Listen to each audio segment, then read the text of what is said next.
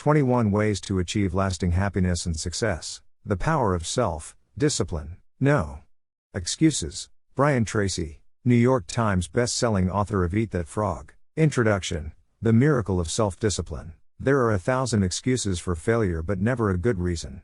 Mark Twain. Why are some people more successful than others? Why do some people make more money, live happier lives, and accomplish much more in the same number of years than the great majority? What is the real secret of success? Often I begin a seminar with a little exercise. I ask the audience, how many people here would like to double their income? Almost everyone smiles and raises their hands. I then ask, how many people here would like to lose weight, get out of debt, achieve financial independence? Again, everyone smiles, some people cheer, and they all raise their hands. Then I say, wonderful. These are great goals that everyone has. We all want to make more money, spend more time with our families, be fit and trim, and achieve financial independence. Not only do we all want the same things, but we all know what we have to do to achieve them. And we all intend to do those things, sometime. But before we get started, we decide that we need to take a little vacation to a wonderful fantasy place called Someday I'll. We say that someday I'll read that book. Someday I'll start that exercise program. Someday I'll upgrade my skills and earn more money. Someday I'll get my finances under control and get out of debt. Someday I'll do all those things that I know I need to do to achieve all my goals. Someday. Probably 80% of the population lives on someday I'll most of the time. They think and dream and fantasize about all the things they're going to do someday. And who are they surrounded by on someday I'll? Other people on someday I'll. And what is the chief topic of conversation on someday I'll? Excuses. They all sit around and swap excuses for being on the island. Why are you here? They ask each other. Not surprising, their excuses are largely the same. I didn't have a happy childhood. I didn't get a good education. I don't have any money. My boss is really critical. My marriage is no good. No one appreciates me, or the economy is terrible. They have come down with the disease of excusitis, which is invariable fatal to success. They all have good intentions, but as everyone knows, the road to hell is paved with good intentions. The first rule of success is simple. Vote yourself off the island. No more excuses. Do it or don't do it, but don't make excuses. Stop using your incredible brain to think up elaborate rationalizations and justifications for not taking action. Do something. Do anything. Get on with it. Repeat to yourself, if it's to be, it's up to me. Losers make excuses, winners make progress. Now, how can you tell if your favorite excuse is valid or not? It's simple. Look around and ask, is there anyone else who has my same excuse who is successful anyway? When you ask this question, if you are honest, you will have to admit that there are thousands and even millions of people who have had it far worse than you have who have gone on to do wonderful things with their lives. And what thousands and millions of others have done, you can do as well, if you try. It has been said that if people put as much energy into achieving their goals as they spend making up excuses for failure, they would actually surprise themselves. But first, you have to vote yourself off the island. Humble beginnings. Very few people start off with many advantages. Personally, I did not graduate from high school. I worked at laboring jobs for several years. I had limited education, limited skills, and a limited future. And then I began asking that question, why are some people more successful than others? This question changed my life. Over the years, I have read thousands of books and articles on the subjects of success and achievement. It seems that the reasons for these accomplishments have been discussed and written about for more than 2,000 years, in every conceivable way. One quality that most philosophers, teachers, and experts agree on is the importance of self-discipline. Discipline is what you must have to resist the lure of excuses. It is self-discipline that enables you to vote yourself off the island. It is the key to a great life and, without it, no lasting success is possible. The development of self-discipline changed my life, and it will change yours as well.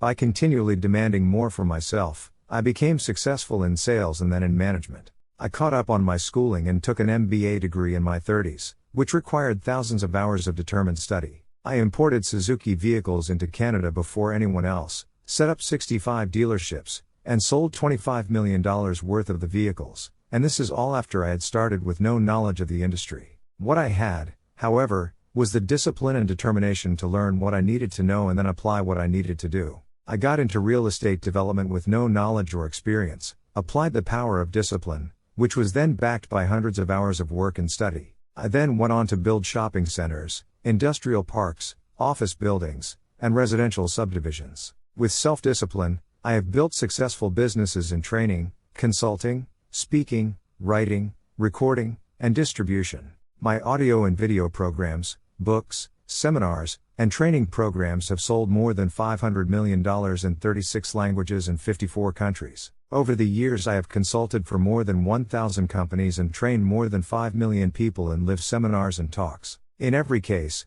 the practice of self-discipline has been essential to my success. I discovered that you can achieve almost any goal you set for yourself if you have the discipline to pay the price, to do what you need to do, and to never give up. Who should read this book? This book is written for ambitious, determined men and women who want to achieve everything that is possible for them in life. It is written for people who are hungry to do more, to have more, and to be more than they ever have been before.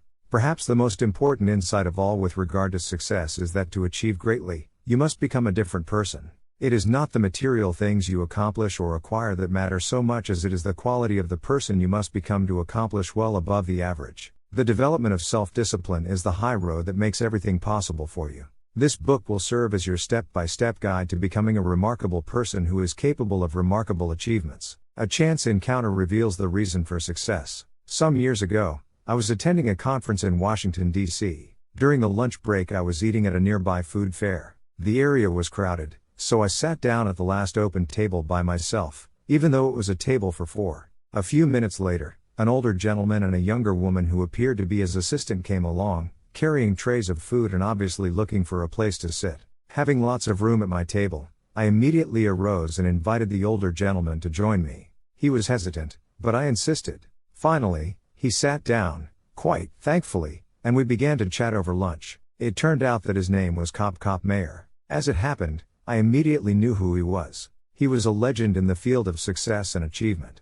Cop Mayer had written 4 best-selling books, each of which contained 250 success principles that he had derived from more than 50 years of research and study. I had read all 4 books from cover to cover, each more than once. After we had chatted for a while, I asked him the question that many people in this situation would ask: of all the 1,000 success principles that you have discovered, which do you think is the most important? He smiled at me with a twinkle in his eye, as if he had been asked this question many times, and he replied without hesitating: the most important success principle of all was stated by Elbert Hubbard, one of the most prolific writers in American history, at the beginning of the 20th century. He said, "Self-discipline is the ability to do what you should do, when you should do it, whether you feel like it or not." He went on to say, "There are 999 other success principles that I have found in my reading and experience, but without self-discipline, none of them work. With self-discipline, they all work." Thus, self-discipline is the key to personal greatness. It is the magic quality that opens all doors for you and makes everything else possible.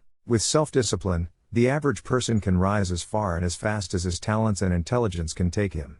But without self-discipline, a person with every blessing of background, education, and opportunity will seldom rise above mediocrity. Your 2 worst enemies. Just as self-discipline is the key to success, the lack of self-discipline is the major cause of failure, frustration, underachievement, and unhappiness in life. It causes us to make excuses and sell ourselves short. Perhaps the 2 biggest enemies of success, happiness and personal fulfillment, are first the path of least resistance and, second, the expediency factor. The path of least resistance is what causes people to take the easy way in almost every situation. They seek shortcuts to everything. They arrive at work at the last minute and leave at the first opportunity. They look for get-rich-quick schemes and easy money. Over time, they develop the habit of always seeking an easier, faster way to get the things they want rather than doing what is hard but necessary to achieve real success. The expediency factor, which is an extension of the law of least resistance, is even worse when leading people to failure and underachievement. This principle says, people invariably seek the fastest and easiest way to get the things they want, right now, with little or no concern for the long-term consequences of their behaviors. In other words, most people do what is expedient, what is fun and easy rather than what is necessary for success. Every day, and every minute of every day, there is a battle going on inside of you between doing what is right, hard, and necessary, like the angel on one shoulder, or doing what is fun, easy, and of little or no value, like the devil on your other shoulder. Every minute of every day, you must fight and win this battle with the expediency factor and resist the pull of the path of least resistance if you truly desire to become everything you are capable of becoming. Take control of yourself. Another definition of self-discipline is self-mastery. Success is possible only when you can master your own emotions, appetites, and inclinations. People who lack the ability to master their appetites become weak and dissolute, as well as unreliable in other things as well. Self-discipline can also be defined as self-control. Your ability to control yourself and your actions, control what you say and do, and ensure that your behaviors are consistent with your long-term goals and objectives is the mark of the superior person. Discipline has been defined as self-denial. This requires that you deny yourself the easy pleasures, the temptations that lead so many people astray, and instead discipline yourself to do only those things that you know are right for the long term and appropriate for the moment. Self-discipline requires delayed gratification, the ability to put off satisfaction in the short term in order to enjoy greater rewards in the long term. Think long term. Sociologist Dr. Edward Banfield of Harvard University conducted a 50-year study into the reasons for upward socioeconomic mobility in America. He concluded that the most important single attribute of people who achieved great success in life was long-time perspective. Banfield defined time perspective as the amount of time an individual takes into consideration when determining his present actions. In other words, the most successful people are long-term thinkers. They look into the future as far as they can to determine the kind of people they want to become and the goals they want to achieve. They then come back to the present and determine the things that they will have to do, or not do, to achieve their desired futures. This practice of long-term thinking applies to work, career, marriage, relationships, money, and personal conduct, each of which is covered in the pages ahead. Successful people make sure that everything they do in the short term is consistent with where they want to end up in the long term. They practice self-discipline at all times. Perhaps the most important word in long-term thinking is sacrifice. Superior people have the ability to throughout their lives make sacrifices in the short term, both large and small, so as to assure greater results and rewards in the long term. You see this willingness to sacrifice in people who spend many hours and even years preparing, studying, and upgrading their skills to make themselves more valuable so that they can have a better life in the future, rather than spending most of their time socializing and having fun in the present. Longfellow once wrote, "Those heights by great men, won and kept, were not achieved by sudden flight, but they, while their companions slept, were toiling upward in the night." Your ability to think, plan, and work hard in the short term and to discipline yourself to do what is right and necessary before you do what is fun and easy is the key to creating a wonderful future for yourself. Your ability to think long term is a developed skill. As you get better at it, you become more able to predict with increasing accuracy what is likely to happen to you in the future as the result of your actions in the present. This is a quality of the superior thinker. Short-term gain can cause long-term pain. There are two laws that you fall victim to when you fail to practice self-discipline. The first is called the law of unintended consequences. This law states that the unintended consequences of an action can be far worse than the intended consequences of that behavior because of a lack of long-term thinking. The second is the law of perverse consequences, which says that a short-term action aimed at immediate gratification can lead to perverse, or the opposite, consequences from those at which it was aimed. For example, you might make an investment of time, money, or emotion with the desire and intent to be better off and happier as a result.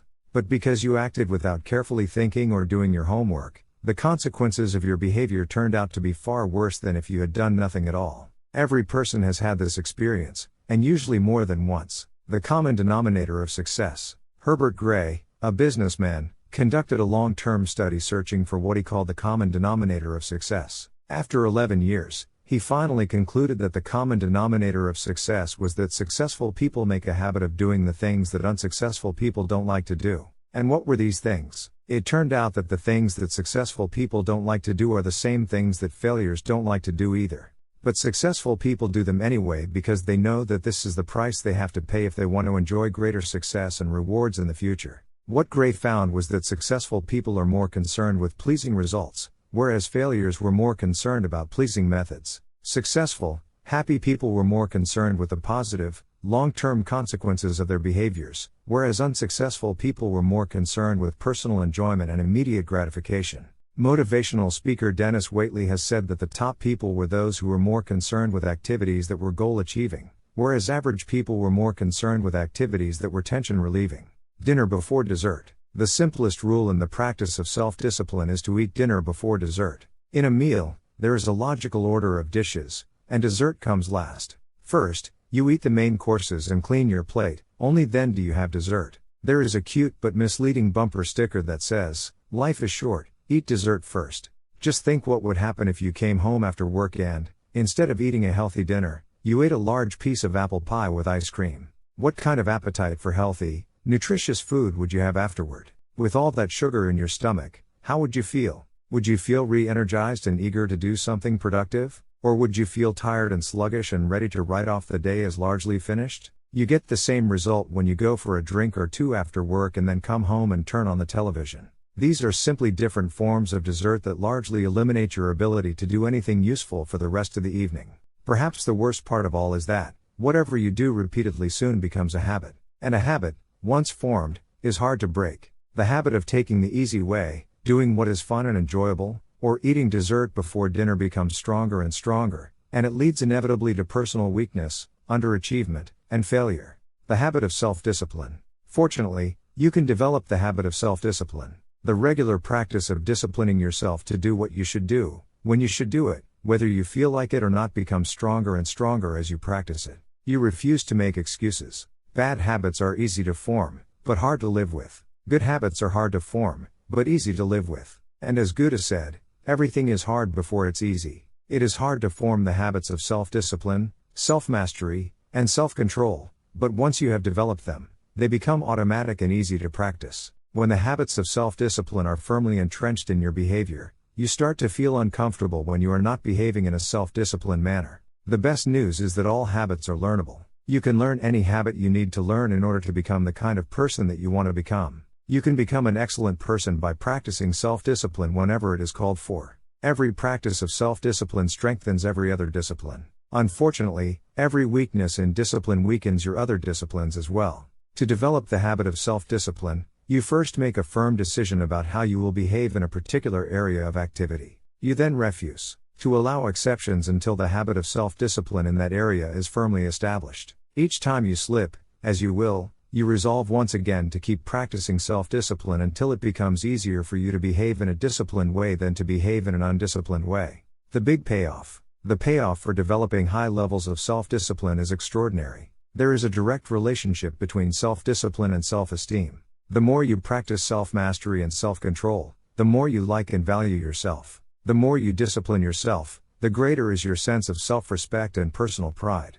The more you practice self-discipline, the better is your self-image. You see yourself and think about yourself in a more positive way. You feel happier and more powerful as a person. The development and maintenance of the habit of self-discipline are a lifelong task, an ongoing battle. It never ends. The temptation to follow the path of least resistance and the expediency factor lurk continually in the back of your mind. They are always waiting for an opportunity to pounce, to lead you astray into doing what is fun, easy, and unimportant rather than what is hard, necessary, and life-enhancing. Napoleon Hill concluded his best-selling book of the same name by saying that self-discipline is the master key to riches. Self-discipline is the key to self-esteem, self-respect, and personal pride. The development of self-discipline is your guarantee that you will eventually overcome all your obstacles and create a wonderful life for yourself. The ability to practice self-discipline is the real reason why some people are more successful and happy than others. How this book is written. In the pages ahead, I will describe the 21 areas of life in which the practice of self-discipline is vital to fulfilling your full potential and achieving everything that is possible for you. This book is divided into 3 sections for greater ease of use. Part 1 is entitled Self-Discipline and Personal Success. In these 7 chapters, you will learn how to release more and more of your personal potential by practicing self-discipline in every area of your personal life, including setting goals, building character, accepting responsibility, developing courage, and backing everything you do with persistence and determination.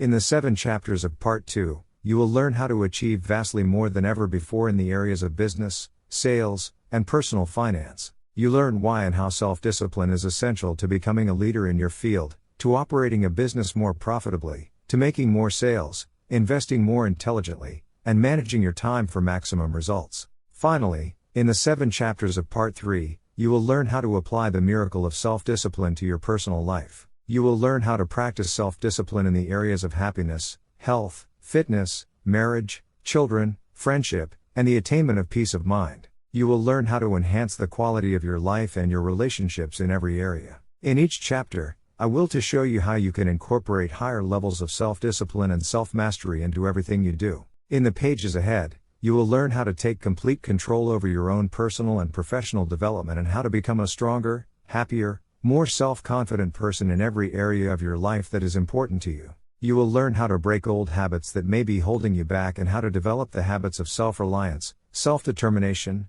and self-discipline that will enable you to set and achieve any goal. You will learn how to take complete control over your mind, your emotions, and your future. When you master the power of self-discipline, you will become unstoppable, like a force of nature. You will never make excuses for not making progress. You will accomplish more in the next few months and years than most people accomplish in a lifetime. Part 1. Self-discipline and personal success. Your success in life depends more on the person you become than on the things you do or acquire. As Aristotle wrote, the ultimate end of life is the development of character. In these chapters, you will learn how to develop and use discipline in order to become an excellent person. You will learn how to develop greater self-esteem, self-respect, and personal pride. You will learn the essential disciplines required for personal greatness and how to build them into your own character and personality. Chapter 1. Self-discipline and success. The first and best victory is to conquer self. Plato. Why do some people accomplish so much more in their personal and professional lives than others? This question has occupied some of the very best minds throughout human history. More than 2,300 years ago, Aristotle wrote that the ultimate aim of human life is to be happy. He said that the great question that each of us must answer is, how shall we live in order to be happy? Your ability to ask and answer that question correctly for yourself, and then to follow where your answer leads you, will largely determine whether you achieve your own happiness, and how soon. Begin with your own personal definition. How do you define success? If you could wave a magic wand and make your life perfect in every way, what would it look like? Describe your ideal life.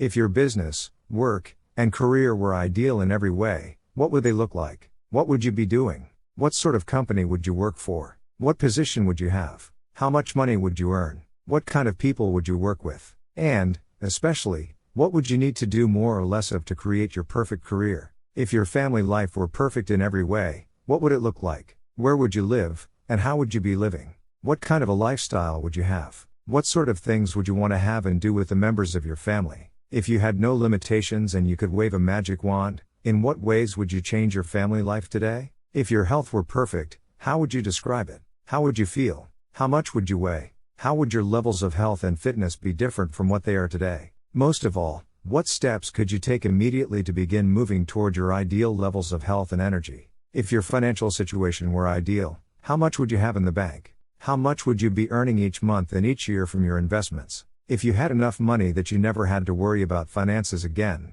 how much would that be? What steps could you take, starting today, to create your ideal financial life? Do your own thing. A popular definition of success is being able to live your life in your own way, doing only those things that you want to do, with the people who you choose, in the situations you desire. In each case, when you begin to define what success means to you, you can immediately see things that you should be doing more of or less of in order to begin creating your ideal life. And the biggest thing that holds you back from moving in the direction of your dreams is usually your favorite excuses and a lack of self-discipline. It's not that you don't know what to do, but rather that you don't have the discipline to make yourself do what you should do, whether you feel like it or not. Join the top 20%. In our society, the top 20% of people earn 80% of the money and enjoy 80% of the riches and rewards. This Pareto principle has been proven over and over again since it was first formulated in 1895 by Vilfredo Pareto. Your first goal in your career should be to get into the top 20% in your chosen field.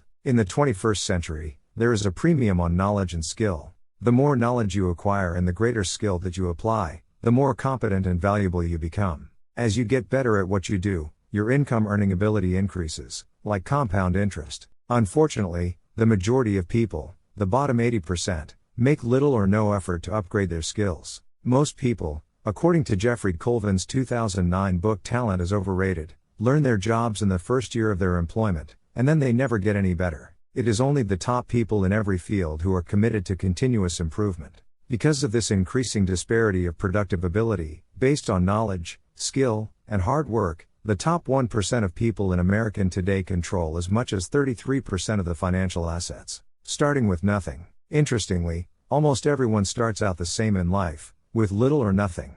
Almost all fortunes in America, and worldwide, are first generation. This means that most individuals started with little or nothing and earned everything they own in their current lifetime. The wealthiest people in America are almost all first-generation multi-billionaires. This is the case with wealthy Americans such as Bill Gates, Warren Buffett, Larry Ellison, Michael Dell, and Paul Allen. Fully 80% of millionaires and multimillionaires started with little money, often penniless, and sometimes deeply in debt and with few advantages, such as Sam Walton, who died worth more than $100 billion.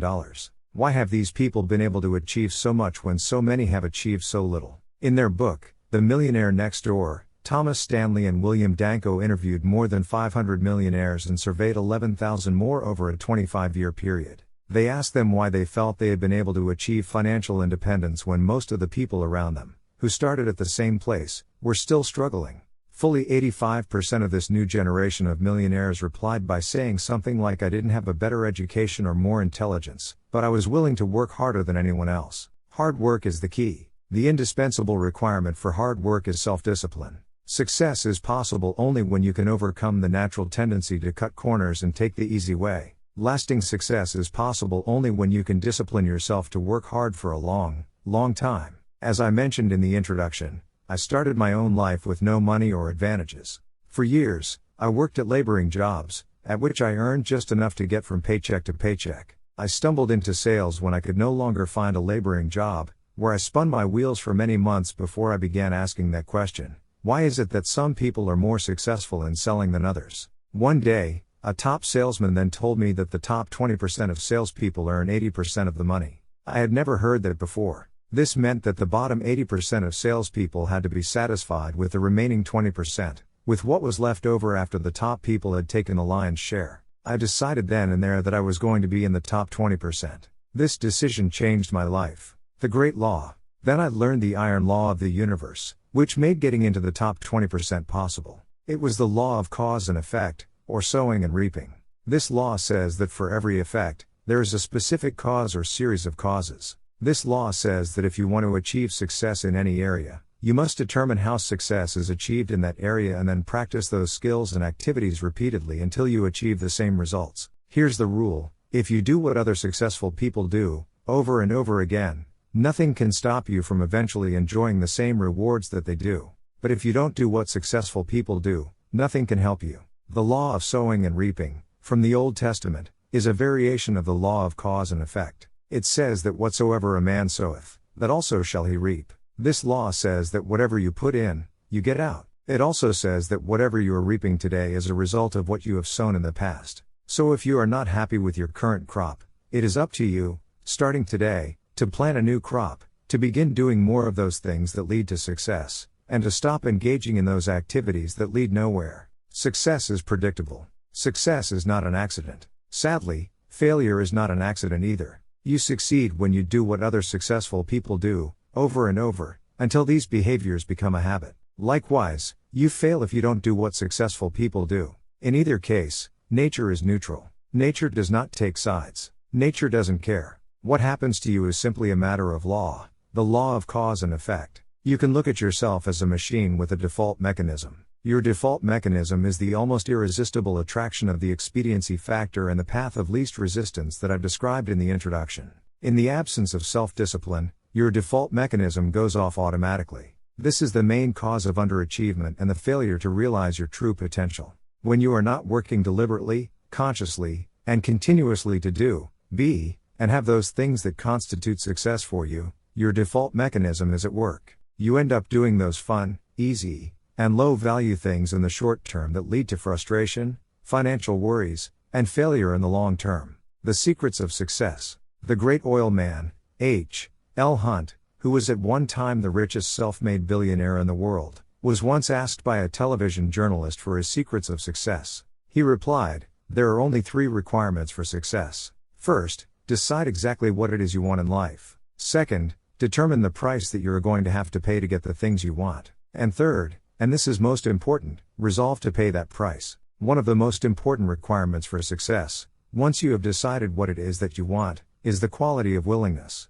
Successful people are willing to pay the price, whatever it is and for as long as it takes, until they achieve the results they desire. Everyone wants to be successful. Everyone wants to be healthy, happy, thin, and rich. But most people are not willing to pay the price. Occasionally, they may be willing to pay part of the price, but they are not willing to pay the whole price. They always hold back. They always have some excuse or rationalization for not disciplining themselves to do everything that they need to do to achieve their goals. Pay the price. How can you tell when you have paid the full price of success? It's simple. Look around you. There it is. You can always tell how much of the price of success you have paid by looking at your current lifestyle and your bank account. By the law of correspondence, your outer world will, like a mirror, always reflect the person you are and the price you have paid on the inside. There is an interesting point about the price of success. It must always be paid in full, and in advance. Success, however you define it, is not like a restaurant where you pay after you have enjoyed your meal.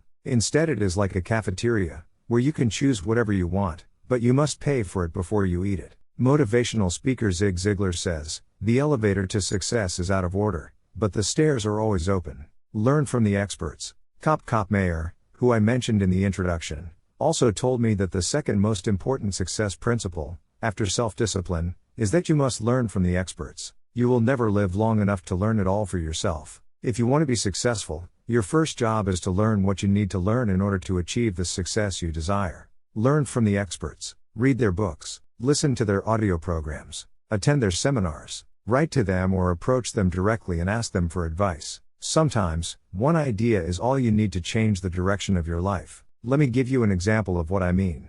Some years ago, I was referred by a friend to an excellent dentist. I learned later that he had a superb reputation. He was called the dentist's dentist. He was the dentist that the other dentists went to when they needed excellent dental work. He told me that he attended every major dental conference that he could. When he was there, he attended every session, listening to dentists from all over the country, and all over the world, discuss the latest breakthroughs in dental technology. One week, at great sacrifice in time and money, he attended an international dental conference in Hong Kong. At that conference, he sat in on a session given by a Japanese dentist who had discovered a new technology in cosmetic surgery that improved the appearance of teeth and enabled people to look handsome or beautiful indefinitely. He returned to San Diego and immediately began using the new technique in his practice. Soon, he became excellent in this area and developed a national reputation. Within a couple of years, people were coming to him from all over southwestern United States for this treatment. Because he had developed this expertise, he could raise his fees again and again. Eventually, he had made so much money that he was able to retire at the age of 55, financially independent and able to spend the rest of his life with his family, traveling and fulfilling his dreams. The point of this story is that, by continually seeking out ideas and advice from other experts in his field, he came across a new technology that helped him become the leader in his field and saved him 10 years of hard work in order to reach the same level of financial success. This could happen to you as well, but only if you become a lifelong student of your craft. Mental and physical fitness need to be ongoing. Achieving success is like achieving physical fitness. It is like bathing, brushing your teeth, and eating. It is something that you need to do continuously, every day. Once you begin, you never stop until your life and career are over and you have achieved all the success you desire. Not long ago, I was giving a seminar in Seattle. Just before the break, I encouraged people to buy and listen to my audio programs on sales, time management, and personal success. At the break, several people came up to me to ask me questions about the seminar content. One salesman pushed his way forward and said, "When you encourage people to buy your programs, you should tell them the whole truth." I asked, "How do you mean?" He went on to say, "You are not telling the whole truth about your programs. You should tell people that they only work for a certain period of time, and then they stop working." Again, I asked, "How do you mean?" He said, "Well, I came to your seminar about 5 years ago, and I was completely convinced by your presentation. I bought all your programs and began listening to them. I read every day in sales. And you were right, over the next 3 years, I tripled my income and became the top seller in my company. But then my income flattened out and has not increased at all over the last 2 years. The fact is that your materials stop working after a certain point." I then asked him, "What happened to you 2 years ago, when your income flattened out and stopped increasing?" He searched his memory, thought for a while and then said, "Well, I was selling so much that I was hired away by another company. Ever since I started my new job, my income has remained flat." I asked him, "What did you do differently in your new job in comparison with your previous job?" He started to answer. He then stopped. A shocked look came over his face. Finally he replied, "Oh my gosh, I stopped doing it. When I changed jobs, I stopped reading in sales. I stopped listening to audio programs. I stopped attending seminars. I stopped doing it. He walked away shaking his head, muttering to himself, I stopped doing it. I stopped doing it. I stopped doing it.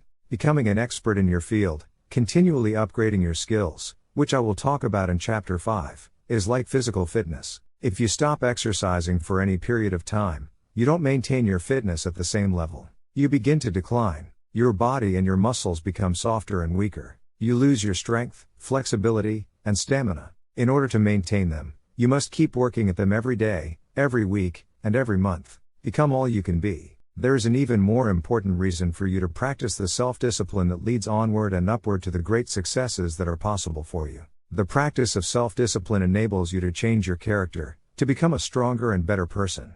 The exercise of self-discipline has a powerful effect on your mind and emotions, developing you into a different person from the one that you would have been without self-discipline. Imagine yourself in a chemistry lab. You mix a series of chemicals in a petri dish and put it over a Bunsen burner. The Bunsen burner heats the chemicals to the point at which they crystallize and become hardened. But once you have crystallized these chemicals using intense heat, they cannot be transformed back into liquid form. In the same way, your personality begins like a liquid, soft, fluid, and formless. But as you apply the heat of self-discipline, as you exert yourself to do what is hard and necessary rather than what is fun and easy, your personality crystallizes and hardens at a higher level as well. The greatest benefit you enjoy from exerting self-discipline in the pursuit of your goals is that you become a different person. You become stronger and more resolute. You develop greater self-control and determination. You actually shape and strengthen your personality and transform yourself into a better person. The rule is that to become someone that you have never been before, you must do something that you have never done before. This means that to develop a superior character, you must exert ever higher levels of self-discipline and self-mastery on yourself. You must do the things that average people don't like to do. Another success principle is that to achieve something that you have never achieved before, you must learn and practice qualities and skills that you have never had before. By practicing self-discipline, you become a new person. You become better, stronger, and more clearly defined. You develop higher levels of self-esteem, self-respect, and personal pride. You move yourself up the ladder of human evolution and become a person of higher character and resolve. Success is its own reward. The wonderful thing about the achievement of success is that every step in that direction is rewarding in itself. Each step you take toward becoming a better person and accomplishing more than you ever have before makes you feel happier, more confident, and more fulfilled. You've heard it said that nothing succeeds like success. What this means is that the greatest reward of success is not the money you make but rather the excellent person you become in the process of striving toward success and exerting self-discipline every time it is required. In the next chapter, I will explain how you can become the truly excellent person you are capable of becoming. Action exercises. Take out a pen right now and write down your answers to the questions below. 1. If your work life and career were ideal, what would they look like? What one discipline could you develop that would help you to achieve it? 2. If your family life were ideal, what would it look like, and what one discipline would help you the most to make it a reality? 3. If your health were perfect in every way, what disciplines would you have that make it possible? 4. If your financial situation were ideal today, what one discipline would you have that would help you the most? 5. Why aren't you already as successful as you would like to be, and what one discipline would help you the most to achieve all your goals? 6. What one skill could you develop that would help you to realize more of your goals? 7. If you could wave a magic wand and be completely disciplined in one area, which one discipline would have the greatest positive impact on your life? Chapter 2.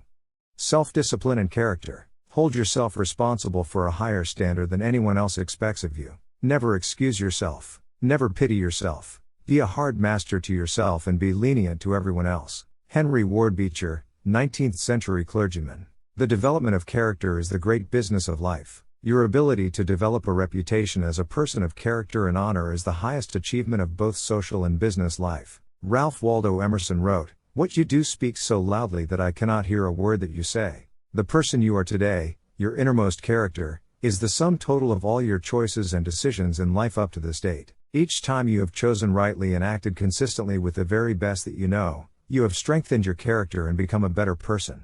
The reverse is also true. Each time you have compromised, taken the easy way, or behaved in a manner inconsistent with what you knew to be right, you have weakened your character and softened your personality. The great virtues. There are a series of virtues or values that are usually possessed by a person of character. These are courage, compassion, generosity, temperance, persistence, and friendliness, among others. We will talk about some of them in part 3 of this book. Coming before all these values, however, is the most important one of all when determining the depth and strength of your character: integrity. It is your level of integrity, living in complete truth with yourself and others, that demonstrates more than anything else the quality of your character. In a way, integrity is actually the value that guarantees all the other values. When your level of integrity is higher, you are more honest with yourself and more likely to live consistently with all the other values that you admire and respect. However, it takes tremendous self-discipline to become a person of character. It takes considerable willpower to always do the right thing in every situation.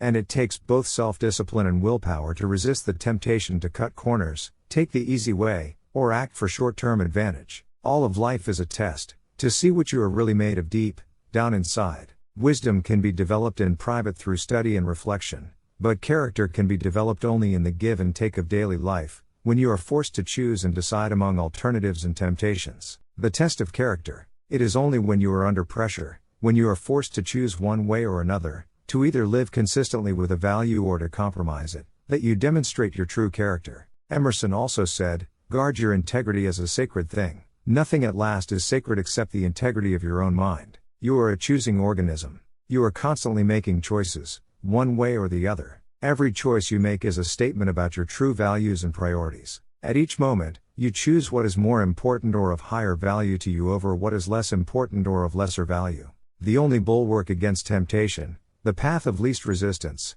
and the expediency factor is character. The only way that you can develop your full character is by exerting your willpower in every situation when you are tempted to do what is easy and expedient rather than what is correct and necessary. The big payoff. The payoff for becoming a person of character, for exerting your willpower and self-discipline to live consistently with the very best that you know, is tremendous. When you choose the higher value over the lower, the more difficult over the easy, the right over the wrong, you feel good about yourself. Your self-esteem increases. You like and respect yourself more. You have a greater sense of personal pride. In addition to feeling excellent about yourself when you behave with character, you also earn the respect and esteem of all the people around you. They will look up to you and admire you. Doors will be open for you. People will help you. You will be paid more, promoted faster, and given even greater responsibilities. As you become a person of honor and character, opportunities will appear all around you. On the other hand, you can have all the intelligence, talent, and ability in the world, but if people do not trust you, you will never get ahead. People will not hire you, and if they do, they will de-hire you as soon as possible. Financial institutions will not lend you money. Because birds of a feather flock together, the only associates, never friends, you will have will be other people of questionable character. Furthermore, since the people you associate with have a major effect on your attitude and personality, you make or break your entire life with the quality of your character, or the lack thereof. The development of character. Aristotle wrote, "All advancement in society begins with the development of the character of the young." This means that advancement in your life begins with the learning and practice of values. You learn values in one or all of 3 ways: instruction, study, and practice. Let's look at each of these more closely. Teach your children values. One of the chief roles of parenting is to teach children values. This requires patient instruction and explaining values to them over and over again as they are growing up. Once is never enough. The value, and the importance of living by that value, must be explained. Parents must not only give illustrations but also contrast the adherence to a value, especially that of telling the truth with its opposite, that of lying or telling half-truths. Children are very susceptible to the lessons they receive from the important people in their lives as they are growing up. They accept what you say as their parent as a fact, as absolute truth. They absorb what you say like a sponge. You write your description of values on their souls, which are like wet clay, so that what you write becomes a permanent part of the way they see the world and relate to life. More than anything else, as we'll see in chapter 19, you demonstrate your values in your behavior. Your children watch you and strive to emulate the values that you not only teach and preach, but also practice, and they are always watching. The Rockefeller family children were famous for being taught financial values at an early age. Even though their father was one of the richest men in America, the children were given tasks and chores to perform before they received their allowances. They were then instructed on how to spend their allowances, how to save, how much to give to charity, and how much to invest. As a result, They grew up to become successful businessmen and statesmen, unlike children who had grown up in wealthy homes who were seldom disciplined in money matters. Study the values you admire. You learn values by studying them closely. The law of concentration says that whatever you dwell upon grows and increases in your life. What this means is that when you study and read stories about men and women who demonstrated the kind of values that you admire and respect, and then think about those stories and that behavior, those values sink ever deeper into your mind. Once these values are programmed into your subconscious, they create a propensity within you to behave consistently with those values when the situation requires them. For example, in military training, soldiers are continually told stories of courage, obedience, discipline, and the importance of supporting their fellow soldiers. The more they hear these stories, discuss them, and think about them, the more likely they are to behave consistently with these values when they are under the pressure of actual combat. The core virtue of character is truth. Whenever you tell the truth, however inconvenient it may be at the time, you feel better about yourself and you earn the respect of the people around you. One of the highest accolades you can pay another person is to say that he or she always tells the truth. Emulate the people you most admire. Much of your character is determined by the people you most admire, both living and dead. Who are they? Looking over your life and history, make a list of the people whom you most admire, and next to their names, write out the virtues or values that they most represent to you. If you could spend an afternoon with anyone, living or dead, what one person would you choose? Why would you choose that person? What would you talk about during your afternoon together? What questions would you ask, or what would you want to learn? Consider this as well. Why would that person want to spend an afternoon with you? What are the virtues and values that you have developed that make you a valuable and interesting person? What makes you special? Practice the values you respect. You develop values by practicing them whenever they are called for. As the Roman Stoic philosopher Epictetus said, circumstances do not make the man, they merely reveal him to himself. When a problem occurs, people tend to react automatically based on the highest values that they have developed up to that moment. We develop values by repetition, by behaving consistently with a particular value over and over again, until it becomes a habit, and locks in so that we come to practice it automatically. Men and women with highly developed characters behave in a manner consistent with their highest values, and they do so without thought or hesitation. There is no question in their minds about whether or not they are doing the right thing. The structure of personality. The psychology of character involves the three parts of your personality: your self-ideal, your self-image, and your self-esteem. Your self-ideal. Your self-ideal is that part of your mind composed of your values, virtues, ideals, goals, aspirations, and your idea of the very best person that you can possibly be. In other words, your self-ideal is composed of those values that you most admire in others and most aspire to possess in yourself. The most important part of your self-ideal is summarized in the word clarity. Superior people are those who are absolutely clear about who they are and what they believe. They have complete clarity about the values they believe in and what they stand for. They are not confused or indecisive. They are firm and resolute when it comes to any decision in which a value is involved. On the other hand, weak and irresolute people are fuzzy and unclear about their values. They have only a vague notion of what is right or wrong in any situation. As a result, they take the path of least resistance and act expediently. They do whatever seems to be the fastest and easiest thing to get what they want in the short term, giving little to no consideration or concern about the consequences of their acts. The evolution of character. In biology, life forms are categorized from the least to the most complex, from single-celled plankton all the way up the increasingly complex spectrum of life to the human being. Similarly, human beings can be organized along a spectrum as well, from the least to the most developed. The lowest forms of humans are those with no values, virtues, or character. These people always act expediently and take the path of least resistance in their search for immediate gratification.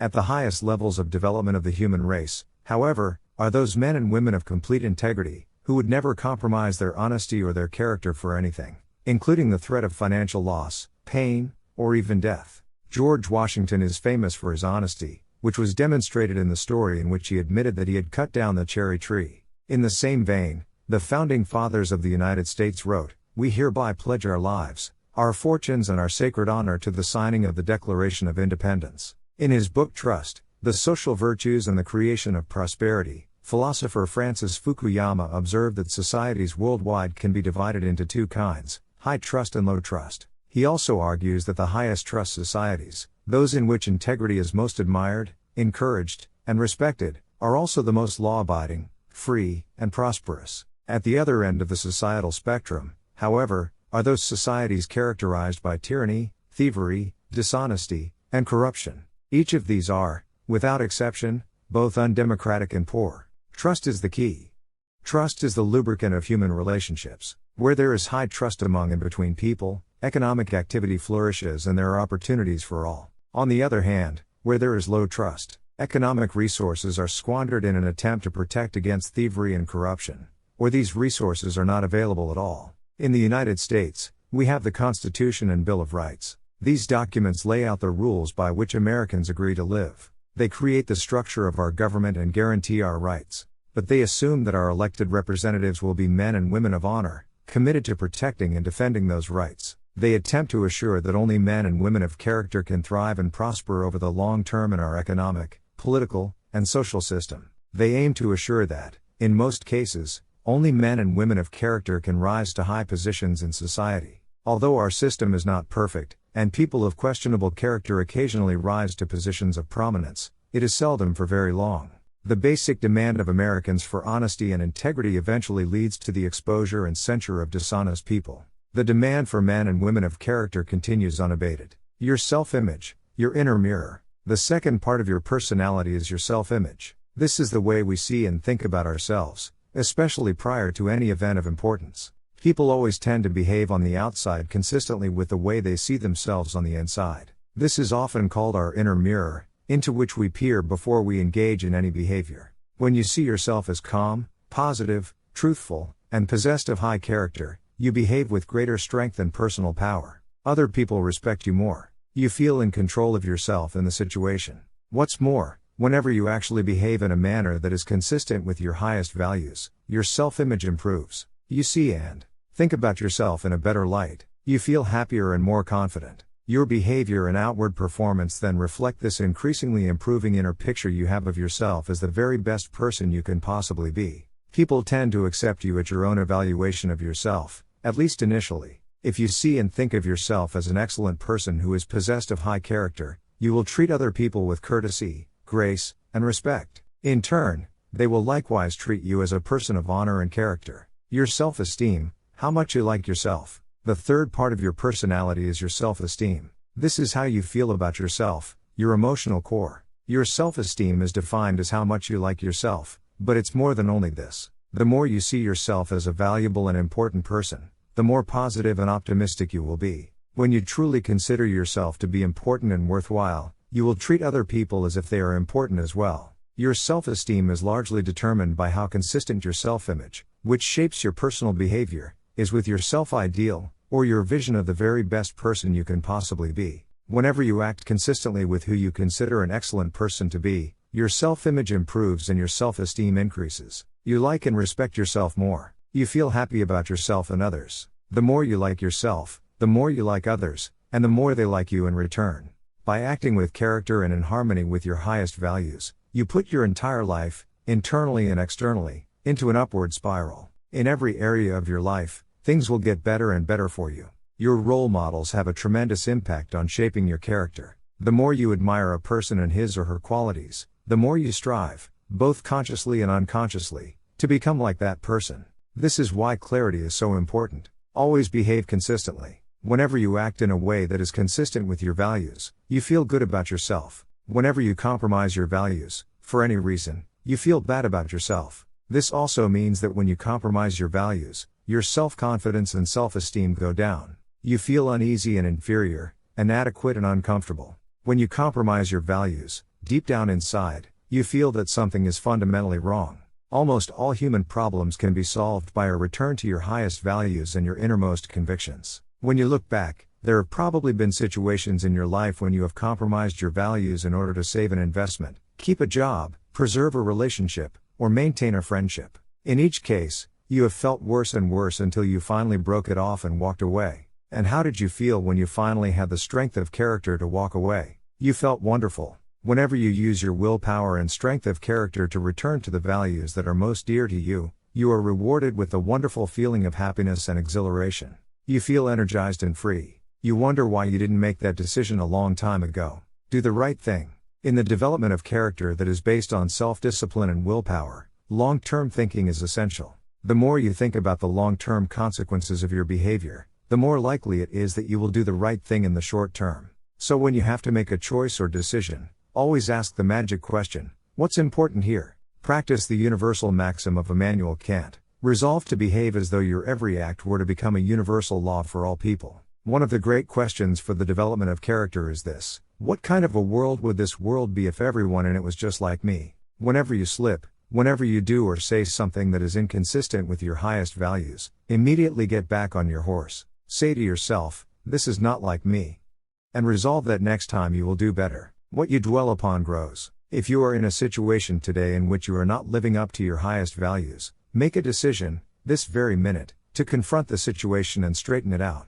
The minute you do, you will once again feel happy and back in control. There is an old Indian story: on my shoulders are two wolves. One is a black wolf, evil, who continually tempts me to do and say the wrong things. On my other shoulder is a white wolf that continually encourages me to live up to my very best. A listener asked the old man, which of these wolves has the greatest power over you? The old man replied, the one I feed. By the law of concentration, whatever you dwell on grows and increases in your life. When you think and talk about the virtues and values that you most admire and respect, you therefore program those values deeper and deeper into your subconscious until they begin to operate automatically in every situation. Whenever you exercise your self-discipline and willpower to live your life consistently with those values that you most aspire to be known for, you begin to move rapidly along the path to becoming an excellent person. Action exercises. Take out a sheet of paper and write out your answers to these questions. 1.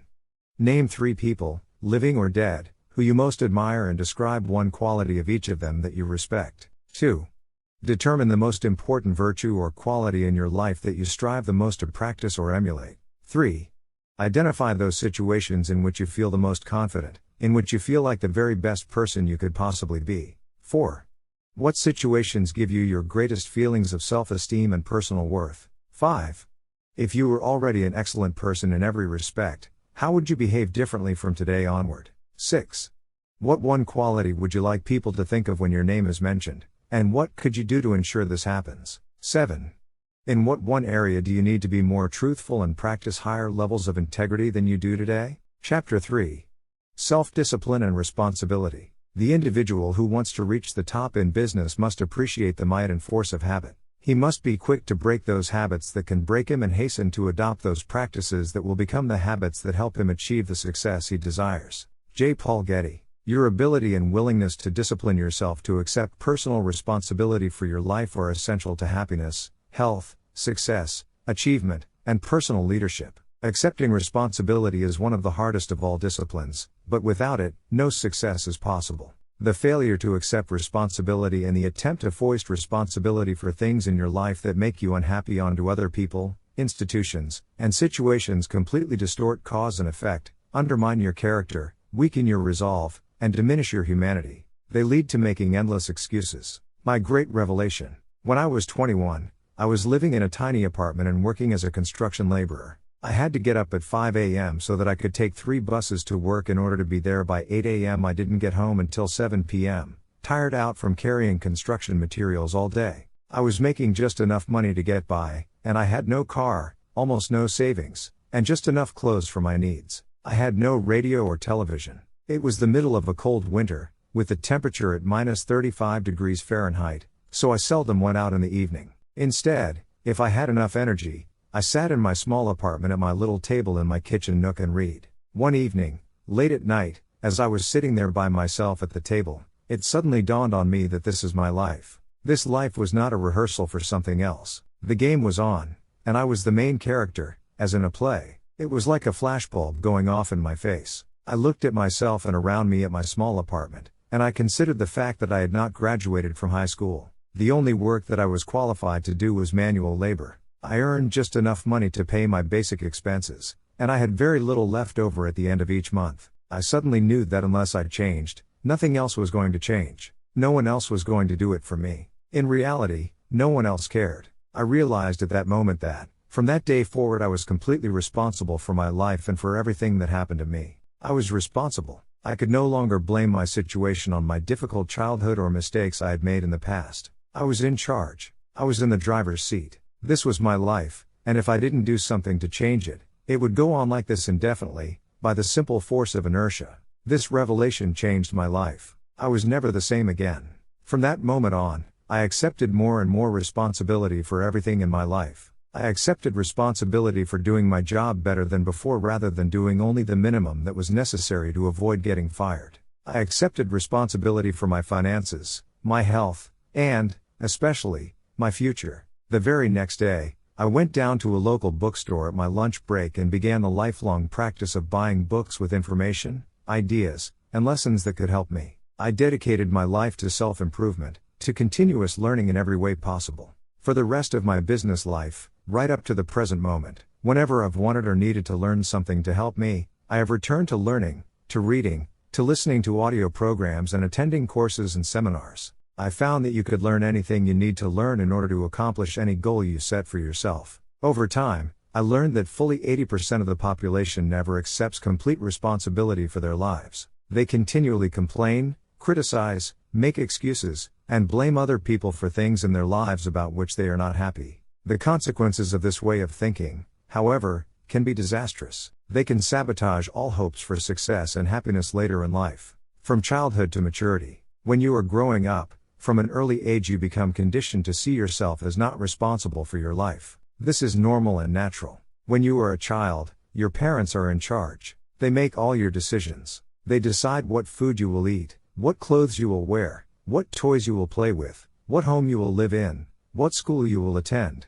and what activities you will engage in during your spare time. Because you are young, innocent, and unknowing, you do what they want you to do. You have little choice or control. As you grow up, however, you begin to make more and more of your own decisions in each of these areas. But because of your early programming, you are conditioned unconsciously to feel that someone else is still responsible for your life, that there is still someone else out there who can or should take care of you. Most people grow up believing that if something goes wrong, someone else is responsible. Someone else is to blame. Someone else is guilty. Someone else is the villain and they are the victim. As a result, most people make more and more excuses for the things in their lives, past and present, that make them unhappy. Get over the mistakes your parents made. If your parents criticized you or got angry with you for mistakes you made when you were growing up, you began to unconsciously assume that somehow you were at fault. If your parents punished you physically or emotionally for doing or not doing something that pleased or displeased them, you felt inferior and inadequate. When your parents withheld their love to punish you for not doing something they demanded, you might have grown up with deep feelings of guilt, unworthiness, and undeservingness. All these negative feelings could then intersect to make you feel like a victim, like you were not responsible for yourself or your life once you became an adult. The most common feeling that we have as adults if we've been raised in a critical home environment is the feeling that I'm not good enough. Because of this feeling, we compare ourselves unfavorably to others. We think that other people who seem to be happier or more confident are better than us. We develop feelings of inferiority. This can become an emotional trap. The fatal fallacy. If we think for any reason that others are better than us, we unconsciously assume that we must be worse than they are. If they are worth more than we are, we assume that we must be worth less. This feeling of inadequacy or worthlessness lies at the root of most personality problems in our lives as well as most political and social problems in our world, both nationally and internationally. To escape from these feelings of guilt and worthlessness that have been instilled in us as the result of destructive criticism in childhood, we lash out at our world, other people, and situations. In any part of our life with which we are unhappy or discontented, our first reaction is to look around and ask, who's to blame? Most religions teach the concept of sin, which states that whenever something goes wrong, someone is to blame. Someone has done something bad. Someone is guilty. Someone must be punished. This whole idea of guilt and punishment leads to ever-increasing feelings of anger, resentment, and irresponsibility. An attitude of irresponsibility. Our courts today are clogged with thousands of people demanding redress and payment for something that went wrong in their lives. Backed up by ambitious plaintiff lawyers, people go to court demanding compensation, even if they themselves are completely at fault for what happened, especially if they are at fault. People don't want to accept responsibility. People spill hot coffee on themselves and sue the fast food restaurant that sold them the coffee in the first place. People get drunk and drive off the road and then turn around and sue the manufacturer of the 15-year-old car they were driving. People climb up on a stepladder and lean over too far, falling to the ground. They then sue the ladder manufacturer for their injury. In each case, people are attempting to escape responsibility for their own behaviors by blaming someone else, making excuses, and then demanding compensation. Eliminating negative emotions. The common denominator of all people is the desire to be happy. In its simplest terms, happiness arises from the absence of negative emotions. Where there are no negative emotions, all that is left is positive emotions. Therefore, the elimination of negative emotions is your great business in life if you truly wish to be happy. There are dozens of negative emotions. Although the most common are guilt, resentment, envy, jealousy, fear, and hostility, they all ultimately boil down to a feeling of anger, directed either inward or outward. Anger is directed inwardly when you bottle it up rather than expressing it constructively to others. Anger is directed outwardly when you criticize or attack other people. Psychosomatic illness. Negative emotions are the major causes of psychosomatic illness. This occurs when the mind, psycho, makes the body, soma, sick. Negative emotions, especially as expressed in the form of anger, weaken your immune system and make you susceptible to colds, flu, and other diseases. Uncontrolled bursts of anger can actually bring about heart attacks, strokes, and nervous breakdowns. Here is the great discovery: all negative emotions, especially anger, depend for their very existence on your ability to blame someone or something else for something in your life that you are not happy about. It takes tremendous self-discipline to refrain from blaming others for our problems. It takes enormous self-control to refuse to make excuses. It takes tremendous self-discipline for you to accept complete responsibility for everything you are, everything you become, and everything that happens to you. Even if you are not directly responsible for something that happens, like Hurricane Katrina, you are responsible for your responses, for what you do and say from that moment forward. It takes tremendous self-mastery for you to take complete control of your conscious mind and deliberately choose to think positive, constructive thoughts that enhance your life and improve the quality of your relationships and results. But the payoff is tremendous. Blaming is easy. By following the path of least resistance, the easiest and most mindless behavior of all is for a person to lash out and blame someone else anytime anything goes wrong, for any reason. People who develop the habit of automatically blaming often become angry at things. Blaming inanimate objects when they do not function as expected is so silly that it almost becomes a mild form of insanity. People become angry at doors that stick. They swear at tools they are using when they themselves make a mistake. They get mad when their car doesn't start. Even if it is an inanimate object, if it doesn't work perfectly, then the thing must be to blame. People will often kick a car that they are mad at or a box that they tripped over. The antidote to negative emotions. The fastest and most dependable way to eliminate negative emotions is to immediately say, I am responsible. Whenever something happens that triggers anger or a negative reaction of any kind, quickly neutralize the feelings of negativity by saying, I am responsible. The law of substitution says that you can substitute a positive thought for a negative one. Since your mind can hold only one thought at a time, when you deliberately choose the positive thought, I am responsible, you cancel out any other thought or emotion at that moment. It is not possible to accept responsibility and remain angry at the same time. It is not possible to accept responsibility and experience negative emotions. It is not possible to accept responsibility without becoming calm, clear, positive, and focused once more. As long as you are blaming someone else for something in your life that you don't like, you will remain a mental child. You continue to see yourself as small and helpless, like a victim. You continue to lash out. However, when you begin to accept responsibility for everything that happens to you, you transform yourself into a mental adult. You will see yourself as being in charge of your own life, and no longer a victim. In Alcoholics Anonymous, people who are having problems with drinking attend meetings with others going through the same situation. What they have found is that until the individual accepts responsibility for his or her problems, both with alcohol and in other areas of life, no progress is possible. But after the person accepts responsibility, everything is possible. This is true with almost every difficult situation in life in which you project your unhappiness onto other people or factors outside yourself. Money and emotions. Many of our biggest problems and concerns in life have to do with money, earning it, spending it, investing it, and, especially, losing it. As a result, many of our negative emotions are associated with money in some way. However, the fact is that you are responsible for your financial life. You choose. You decide. You are in charge. You cannot blame your financial problems or situation on other people. You are in the driver's seat. So it is only when you accept responsibility for your income, who chose to accept the job you are working at. Your bills, who spent the money that put you into debt. And your investments, who made those decisions.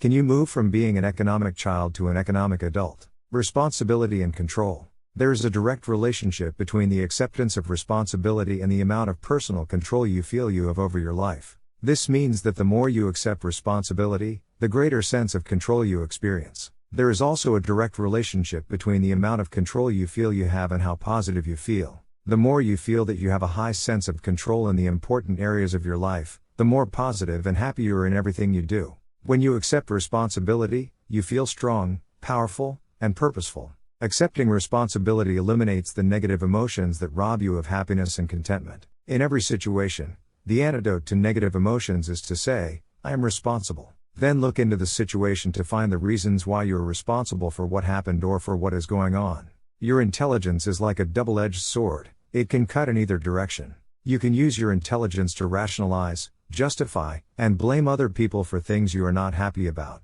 Or you can use your intelligence to find reasons why you are responsible for what happened and then take action to solve the problem or resolve the situation. You can make excuses or you can make progress. You choose. Even if an accident has occurred, such as your car being damaged in the parking lot while you are at work, you may not be legally at fault for the accident. But you are still responsible for your responses, for how you behave as a result of what happened. Never complain, never explain. The mark of the leader, the truly superior person, is that he or she accepts complete responsibility for the situation. It is not possible to imagine a true leader who whines and complains rather than taking action when problems and difficulties arise. This sense of responsibility is the mark of the highly developed personality. You take responsibility for your life by resolving, in advance, that you will not become upset or angry over something that you cannot affect or change. Just as you do not become angry about the weather, you do not become angry over circumstances and situations over which you have no control. Furthermore, you especially do not allow yourself to be angry and unhappy in the present because of unhappy experiences or situations from the past. You say, what cannot be cured must be endured. It is amazing how many people are unhappy today because of a past event, even something that happened many years ago. Each time they think of the negative experience, they become angry or depressed once again. The good news is that at any time, you can stop thinking about, discussing, and rehashing the past. You can let it go and begin thinking instead about your goals and your unlimited future. As Helen Keller said, when you turn toward the sunshine, the shadows fall behind you. Self-mastery and self-control. Any self-discipline, self-mastery, and self-control begin with taking responsibility for your emotions. You take charge of your emotions by accepting 100% responsibility for yourself and for your responses to everything that happens to you. You refuse to make excuses, complain, criticize, or blame other people for anything. Instead, you say, I am responsible, and then take action of some kind. The only antidote is action. The only real antidote for anger or worry is purposeful action in the direction of your goals, which is the subject of the next chapter. Before you turn to that, however, resolve today to first take complete control of your thoughts, feeling, and actions, and then to get so busy working on things that are important to you that you don't have time to think about or express negative emotions to or about anyone, for any reason. When you exert your self-discipline and willpower in the acceptance of personal responsibility for your life, you take complete control of your thoughts and feelings. By doing so, you become a much more effective, happy, and positive person in everything you do. Action exercises. 1. Resolve today to accept 100% responsibility for everything you are and for everything you become. Never complain, never explain. 2. Look into your past and select a person or incident that still makes you unhappy today. Instead of justifying your negative feelings, look for reasons why you were partially responsible for what happened. 3. Select a relationship in your past that made you unhappy, and then give 3 reasons why you were responsible for what occurred. 4. Select one person in your past with whom you are still angry and resolve to forgive that person completely for what happened. This act will liberate you emotionally. 5. Accept complete responsibility for your financial situation and refuse to blame any financial problems on anyone else. Now, what steps are you going to take to resolve that situation? 6. Accept complete responsibility for your family situation, with each person, and then take immediate action to improve your relationships wherever there may be problems. 7. Accept 100% responsibility for your health. Resolve today to do or stop doing whatever is necessary for you to attain excellent all-around health. Chapter 4. Self-discipline and goals. Discipline is the bridge between goals and accomplishment. Jim Rohn. Your ability to discipline yourself to set clear goals for yourself and then to work toward them every day will do more to guarantee your success than any other single factor. You need to have goals to accomplish worthwhile things in life. You have probably heard it said that you can't hit a target that you can't see. If you don't know where you're going, any road will get you there. And as Wayne Gretzky said, you miss every shot you don't take. The very act of taking the time to decide what you really want in each area of your life can change your life completely. The 3% factor. It seems that only 3% of adults have written goals and plans, and this 3% earn more than all of the other 97% put together. Why is this? The simplest answer is that if you have a clear goal and a plan to achieve it, you therefore have a track to run on every single day. Instead of being sidetracked by distractions and diversions, getting lost or going astray, more and more of your time is focused in a straight line, from where you are to where you want to go. This is why people with goals accomplish so much more than people without them. The tragedy is that most people think that they already have goals. But what they really have are hopes and wishes. However, hope is not a strategy for success, and a wish has been defined as a goal with no energy behind it. Goals that are not written down and developed into plans are like bullets without powder in the cartridge. People with unwritten goals go through life shooting blanks. Because they think they already have goals, they never engage in the hard, disciplined effort of goal setting. And this is the master skill of success. Multiply your chances of success. In 2006, USA Today reported a study in which researchers selected a large number of people who had made New Year's resolutions. They then divided these people into two categories: those who had set New Year's resolutions and written them down, and those who had set New Year's resolutions but had not written them down. 12 months later, they followed up on the respondents in this study, and what they found was astonishing. Of the people who had set New Year's resolutions but had not written them down, only 4% had actually followed through on their resolutions. But among the group who had written down their New Year's resolutions, an exercise requiring only a couple of minutes, 44% had followed through on them. This is a difference of more than 1,100% in success, and it was achieved by the simple act of crystallizing the resolutions or goals on paper. The discipline of writing. In my experience of working with several million people over the past 25 years, the disciplined act of writing out goals, making plans for accomplishing them, and then working on those goals daily increases the likelihood of achieving your goals by 10 times, or 1,000%. This does not mean that writing out your goals guarantees success, but rather that it increases the probability of success by 10 times. These are very good odds to have working in your favor, especially when there is no cost or risk involved in putting pen to paper, just a little time. Writing is called a psycho-neuromotor activity. The act of writing forces you to think and concentrate. It forces you to choose what is more important to you in your future. As a result, when you write down a goal, you impress it into your subconscious mind, which then goes to work 24 hours a day to bring your goal to reality. Sometimes I tell my seminar audiences, only 3% of adults have written goals, and everyone else works for those people. In life, you either work to achieve your own goals or you work to achieve the goals of someone else. Which is it going to be? Success versus failure mechanisms. Your brain has both a success mechanism and a failure mechanism. The failure mechanism is the temptation to follow the undisciplined path of least resistance, to do what is fun and easy rather than what is hard and necessary.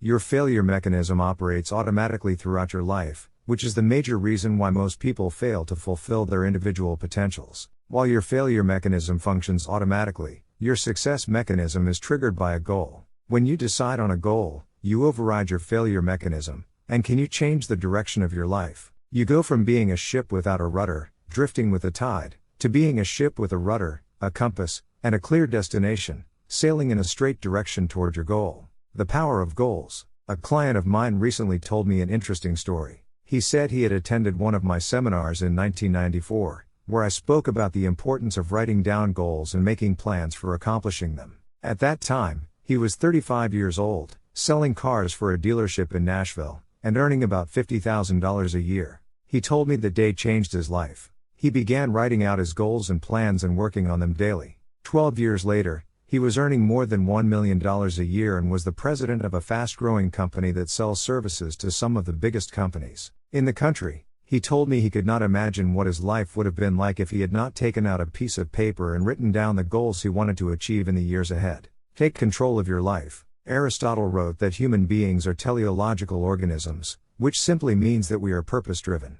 Therefore, you feel happy and in control of your life only when you have a clear goal that you are working toward each day. This also means that this ability to become a lifelong goal setter is one of the most important disciplines you will ever develop. In nature, the homing pigeon is a remarkable bird. It has an uncanny instinct that enables it to fly back to its home roost, no matter how far away it starts or in what direction it must go. You can take a homing pigeon out of its roost, put it in a cage, put the cage in a box, cover the box with a blanket, and put the covered box in the back of a pickup truck. You could then drive 1,000 miles in any direction, open up the truck, take out the box, take off the blanket, open the cage, and throw the homing pigeon up into the air. The homing pigeon will circle 3 times, get its bearings, and then fly straight back to its home roost. This is the only creature on Earth that has this ability, except for human beings, except for you. You also have this remarkable homing ability within your own brain, but with one special difference. The homing pigeon seems to know instinctively exactly where its home roost is located. It then has the ability to fly directly back to that roost. In contrast, when human beings program a goal into their minds, they can then set out without having any idea where they will go or how they will achieve that goal. But by some miracle, they will begin to move unerringly toward the goal, and the goal will begin to move toward them. Still, many people are hesitant to set goals. They say, "I want to be financially independent, but I have no idea how I'm going to get there." As a result, they don't even set financial success as a goal. But the good news is that you don't need to know how to get there. You just need to be clear about what you want to accomplish, and the goal-striving mechanism in your brain will guide you unerringly to your destination.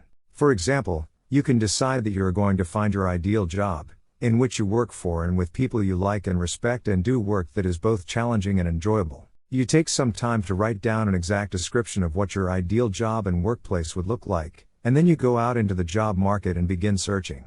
After a series of interviews, you will often walk into the right place at the right time and find yourself in exactly the right job. Almost everyone has had this experience at one time or another. You can have it by design rather than by chance simply by developing absolute clarity about what you really want. The 7-step method to achieving your goals. There are 7 simple steps that you can follow to set and achieve your goals faster. There are more complex and detailed goal-achieving methodologies, but this 7-step method will enable you to accomplish 10 times more than you have ever accomplished before, and you will do so far faster than you can currently imagine. Step 1. Decide exactly what you want. Be specific. If you want to increase your income, decide on a specific amount of money rather than to just make more money. Step 2. Write it down. A goal that is not in writing is like cigarette smoke. It drifts away and disappears. It is vague and insubstantial. It has no force, effect, or power. But a written goal becomes something that you can see, touch, read, and modify if necessary. Step 3. Set a deadline for your goal. Pick a reasonable time period and write down the date when you want to achieve it. If it is a big enough goal, set a final deadline and then set sub-deadlines or interim steps between where you are today and where you want to be in the future. A deadline serves as a forcing system in your brain. Just as you often get more done when you are under the pressure of a specific deadline, your subconscious mind works faster and more efficiently when you have decided that you want to achieve a goal by a specific time. The rule is there are no unrealistic goals, there are only unrealistic deadlines. What do you do if you don't achieve your goal by your deadline? Simple, you set another deadline. A deadline is just a guesstimate. Sometimes you will achieve your goal before the deadline, sometimes at the deadline, and sometimes after the deadline. When you set your goal, it will be within the context of a certain set of external circumstances. But these circumstances may change, causing you to change your deadline as well. Step 4. Make a list of everything you can think of that you could possibly do to achieve your goal. As Henry Ford said, the biggest goal can be accomplished if you just break it down into enough small steps. Make a list of the obstacles and difficulties that you will have to overcome, both external and internal, in order to achieve your goal. Make a list of the additional knowledge and skills that you will need in order to achieve your goal. Make a list of the people whose cooperation and support you will require to achieve your goal. Make a list of everything that you can think of that you will have to do, and then add to this list as new tasks and responsibilities occur to you.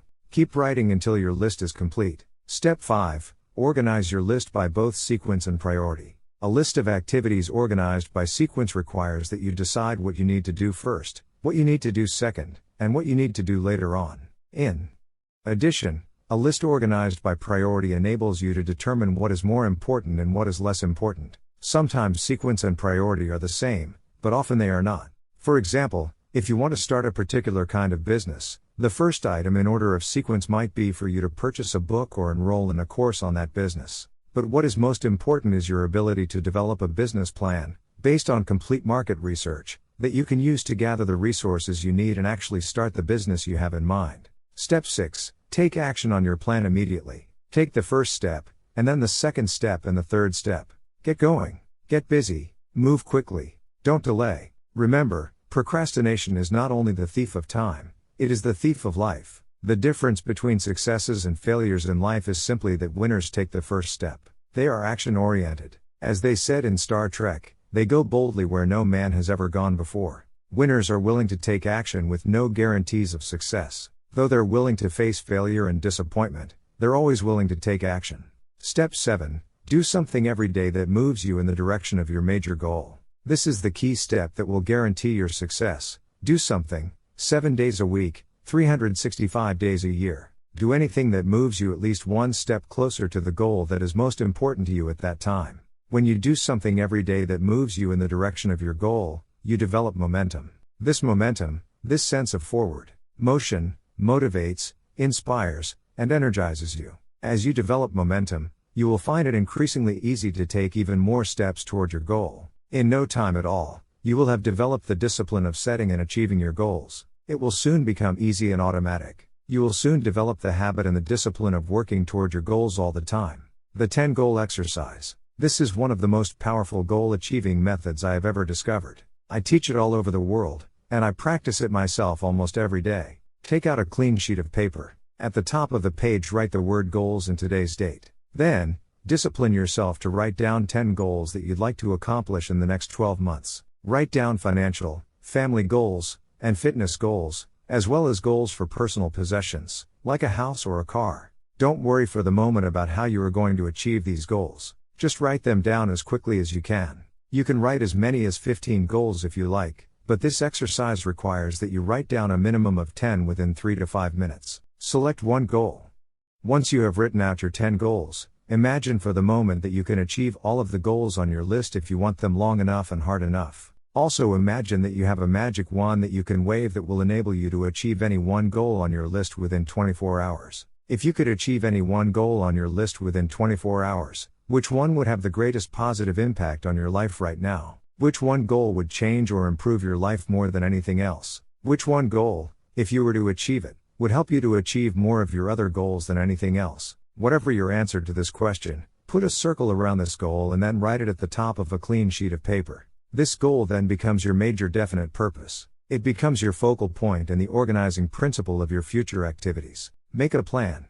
Once you have written out this goal, clearly and specifically, and made it measurable, set a deadline on your goal. Your subconscious mind needs a deadline so that it can focus and concentrate all your mental powers on goal attainment. Make a list of everything that you can think of that you could do to achieve your goal. Organize this list by sequence and priority. Select the most important or logical next step in your plan and take action on it immediately. Take the first step. Do something. Do anything. Resolve to work on this goal every single day until it is achieved. From this moment forward, as far as you are concerned, failure is not an option. Once you have decided that this one goal can have the greatest positive impact on your life and you have set it as your major definite purpose, resolve that you will work toward this goal as hard as you can, as long as you can, and that you will never give up until it is achieved. This decision alone can change your life. Use mindstorming to get started. Here is another technique you can use to dramatically increase the likelihood that you will achieve your most important goal. This is the most powerful creative thinking technique I have ever seen.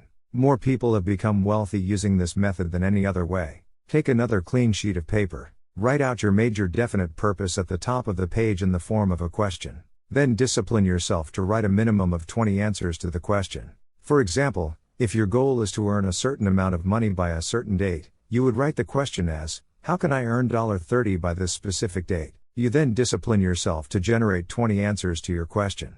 This exercise of mindstorming will activate your mind, unleash your creativity, and give you ideas that you may never have thought of before. The first 3 to 5 answers will be easy, the next 5 will be difficult, and the last 10 answers will be harder than you can imagine, at least the first time you do this exercise. Nonetheless, you must exert your discipline and willpower to persist until you have written down at least 20 answers. Once you have generated 20 answers, Look over your list and select one of those answers to take action on immediately. It seems that when you take action on a single idea on your list, it triggers more ideas and motivates you to take action on even more of these answers. The great law of cause and effect. The most important application of the law of cause and effect is that thoughts are causes, and conditions are effects. Your thoughts create the conditions of your life. When you change your thinking, you change your life. Your outer world becomes a mirror image reflection of your inner world. Perhaps the greatest discovery in the history of thought is that you become what you think about most of the time. Moreover, the teacher John Boyle said, "Whatever you can think about on a continuing basis, you can have." Napoleon Hill, author of the success classic Think and Grow Rich, which was first published in 1939 and is still selling today, said, "Whatever the mind of man can conceive and believe, it can achieve." When you think about your goal continually and work on it every day, more and more of your mental resources will be concentrated on moving you toward that goal, and moving your goal toward you. The discipline of daily goal setting will make you a powerful, purposeful, and irresistible person. You will develop self-esteem, self-confidence, and self-respect. As you feel yourself moving toward your goals faster and faster, you will ultimately become unstoppable. In the next chapter, I will explain how the use of self-discipline to develop personal excellence is the most powerful step you can take to achieve all your material and emotional goals. Action exercises. 1. Resolve today to switch on your success mechanism and unlock your goal-achieving mechanism by deciding exactly what you really want in life. 2. Make a list of 10 goals that you want to achieve in the foreseeable future. Write them down in the present tense, as if you have already achieved them. 3. Select the one goal that could have the greatest positive impact on your life if you were to achieve it, and write it down at the top of another piece of paper. 4. Make a list of everything you could do to achieve this goal, organize it by sequence and priority, and then take action on it immediately. 5. Practice mindstorming by writing out 20 ideas that could help you achieve your most important goal, and then take action on at least one of those ideas. 6.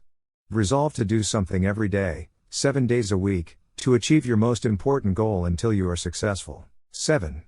Continually remind yourself that failure is not an option. No matter what, resolve to persist until you succeed. Chapter 5. Self-discipline and personal excellence. We are what we repeatedly do. Excellence then is not an act but a habit.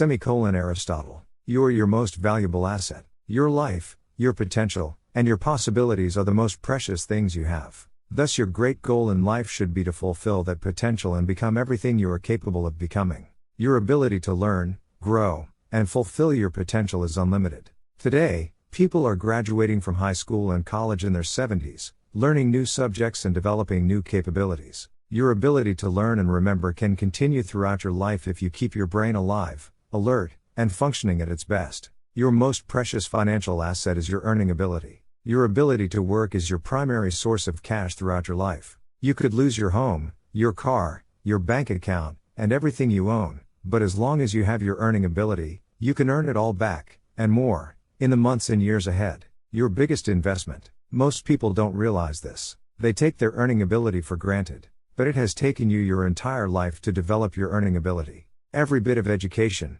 experience, and hard work that you have invested in learning your craft and developing your skills has gone into building this asset. Your earning ability is very much like a muscle. It can increase in strength and power year by year as the result of regular exercise. Likewise, the opposite is true, too. If left alone or ignored, your earning ability, like your muscles, can become weaker or even decline because you have simply failed to upgrade it continually. In other words, your earning ability can be either an appreciating or a depreciating asset. An appreciating asset is something that grows in value and cash flow every year as the result of continual investment and improvement. A depreciating asset, on the other hand, is something that loses value over time and finally reaches the point at which it is written off, being of little or no further value.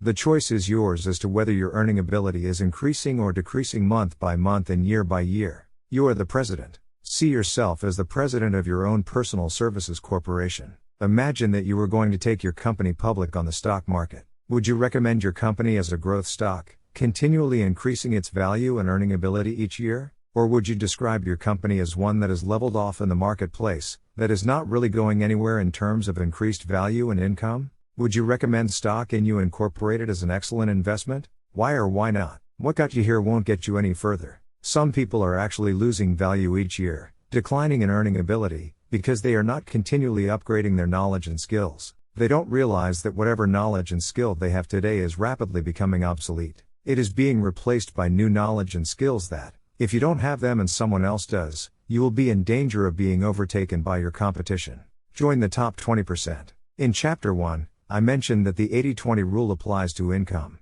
The top 20% of people in our society earn and control 80% of the assets. According to Forbes, Fortune, Business Week, The Wall Street Journal, and the IRS, by many estimates the top 1% of Americans control as much as 33% of the assets. The most interesting discovery in income inequality is that most millionaires, multimillionaires, and billionaires in America are first generation. They started with little or nothing and earned all their money by themselves in one lifetime. In America, there is a high level of income mobility, which means you are able to move from the lower levels of income to the upper levels. Almost everyone who is in the top 20% today started in the bottom 20%. From that point, they began to do something different with their time and their lives, and as a result, they put themselves squarely onto the upward escalator of financial success. No limits on your potential. The average income increase in America is about 3% a year, just about the same as the rate of inflation and cost of living increases. People whose income is increasing at 3% a year seldom get ahead. They have a job, which can also be thought of as an acronym for just over broke. But the fact is that no one is better than you, and no one is smarter than you. If someone is doing better than you are today, it is simply proof that he has learned how the law of cause and effect applies to his work, and he has begun doing the things that other successful people have also done. The application of the law of cause and effect to your personal life is learn and do. The achievement of personal excellence is a decision you make, or that you fail to make. But in the absence of a commitment to excellence in your chosen field, you automatically default to average performance, or even mediocrity. No one becomes excellent accidentally or by just going to work each day. Excellence requires a definite decision and a lifelong commitment. The keys to the 21st century. Knowledge and skill are the keys to the 21st century. Becoming the best person you can possibly be and moving to the top of your field require the application of self-discipline throughout your life. Mental fitness is like physical fitness. If you want to achieve either, you must work at it all your life. You can never let up. You must be continually learning and growing, every day, week, and month, throughout your career,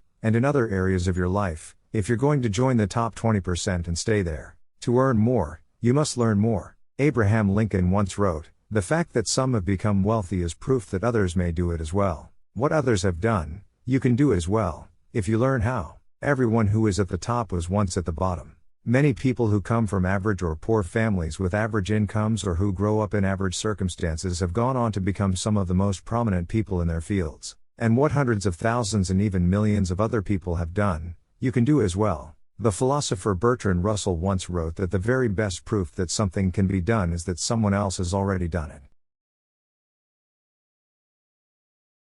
Ordinary into extraordinary. Very often, you see people who don't seem to be as intelligent or as talented as you or who are nonetheless accomplishing remarkable things with their lives. There is nothing that will make you angrier than to see someone who seems to be dumber than you doing better than you.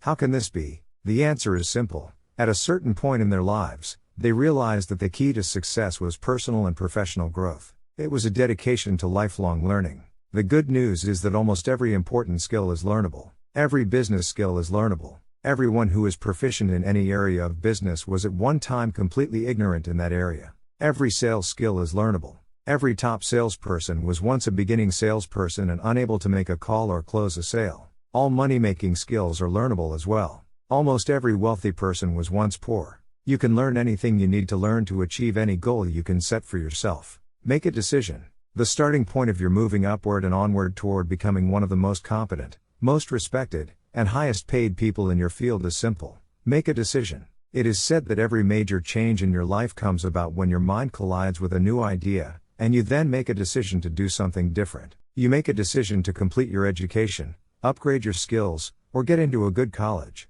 You make a decision to start a new business. You make a decision to take a particular job or start a particular career. You make a decision to invest your money in a particular way. And, especially, you make a decision to be the best in your field. Many people say that they would like to be happy, healthy, thin, and rich. But, as discussed in Chapter 4, wishing and hoping are not enough. You have to make a firm, unequivocal decision that you are going to pay any price and go any distance in order to achieve the goals you have set for yourself. You have to make that decision and then burn your mental bridges behind you. From that minute on, you resolve to continue working on yourself and your craft until you reach the top 20%, or beyond. Follow the leaders, not the followers. When you decide to be one of the best people in your field, look around you and identify the people who are already at the top. What characteristics do they have in common?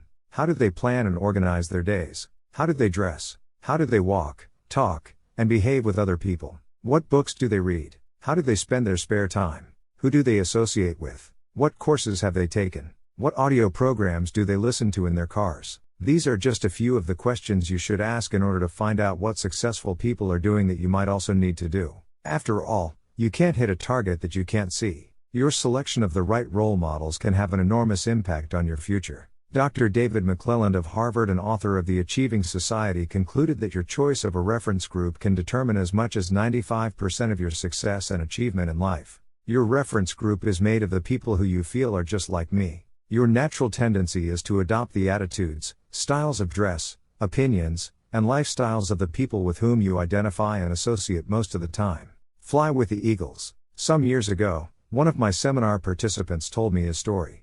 Bob Barton said he had started off in his 20s in a large company with about 32 salespeople in his branch. It was his first real job, and he was starting at the bottom. Because he was new, he hung around with the other junior salespeople. As they say, birds of a feather flock together. After a month or two, Bob noticed that the top salespeople in the office also associated with each other. They did not spend time with the junior salespeople. They also spent their time differently. When Bob got into work in the morning, the top salespeople were already there, planning their days and working on the telephone and making appointments. Bob also noticed that the junior salespeople would come in later, drink coffee, read the newspaper, and make excuses for not making sales calls. Learn from the best. Bob decided he was going to pattern himself after the top salespeople in the office. He looked at the way they dressed and groomed, and he resolved to dress and groom the way they did. Each morning, he would stand in front of his mirror and ask himself, "Do I look like one of the top salespeople in my office?" If the answer was no, he would go back and change his clothes until he felt that he looked as good as the best people. He began to come into the office and organize his day before 8:30 a.m. so that he was ready to make calls as soon as his customers were available to see him. One day, Bob asked one of the top salespeople if he could recommend a book or audio program that would help him. It turns out that top people are always willing to help other people improve. When he got the recommendation, Bob immediately went out and got the book and sent away for the audio program. He read the book and listened to the program and then reported back to the top salesman. The top salesman gave him some more advice on things to read and listen to, all of which Bob followed. Do what the top people do. Bob asked another salesperson how he planned his day, and that salesperson showed him his time management system. So Bob began to plan and organize his day the way the top salespeople did it. By using these top salespeople as his role models and emulating them whenever possible, Bob started to make more appointments, see more prospects, and make more sales. Within 6 months, he was one of the top salespeople in the office as well. By that time, the top salespeople had invited him for coffee and lunch, and he became one of them, rather than one of the junior people. The next year, Bob went to the National Sales Conference, where he met a lot of the top people from around the country. He deliberately sought them out and asked for their advice. What books would they suggest? What audio programs would they recommend? What seminars had they attended? What strategies did they find that were the most effective in building their sales business? Follow the advice you get. Bob did something that few people ever do. When he received advice, he followed it. He immediately took action on the advice and then reported back to the people who had given it to him. Within 4 years, Bob became one of the top salespeople in the country. His friends and associates were the other top salespeople in his branch and in the other branches. His income had increased several times. He wore beautiful clothes, drove a new car, lived in a lovely home, and had a wonderful wife. And he said that it all came about as a result of asking top people for their input and then following that input and applying it to his sales activities. But here's the kicker, over and over, the top people, the ones who had been winning the sales awards year after year, told Bob the same thing. He was the first person who had ever come up to them and asked them for advice. No one else had ever sought them out and asked them why they were so successful. The answers have all been found. Here is a great discovery. All the answers have been found. All the routes to success have been discovered. Everything that you need to learn to move to the top of your field has already been learned by hundreds and even thousands of other people. And if you ask them for advice, they will give it to you. Successful people will have their phone calls held, cancel other appointments, and put their work aside to help other people be successful. But you must ask, and then you must follow their advice once they give it to you. If you can't ask them directly, read their books and attend their talks and seminars. Listen to audio programs created by successful people. Sometimes you can send them emails and ask for advice. Learn from the best. Set high income as a goal. If your goal is to be in the top 20% of moneymakers in your field, the first thing you need to do is find out what the people in the top 20% are earning today. This information is available. Just ask around. Check industry statistics. Go on to Google. You can find this information if you look for it. Once you know the income target at which you are aiming, write it down as your goal. Make a plan to achieve this level of income, and work on it every day. Never stop until you reach it. The secret to high income in business and sales is quite simple. Learn and do. Like jacking up a car, you improve one notch at a time. Each time you learn and practice a new skill, you ratchet up your earning ability, and it locks in. As long as you keep increasing your earning ability, you keep ratcheting up to a higher level, from which you seldom decline. Use the 3% formula to invest in yourself. To guarantee your lifelong success, make a decision today to invest 3% of your income back into yourself. This seems to be the magic number for lifelong learning.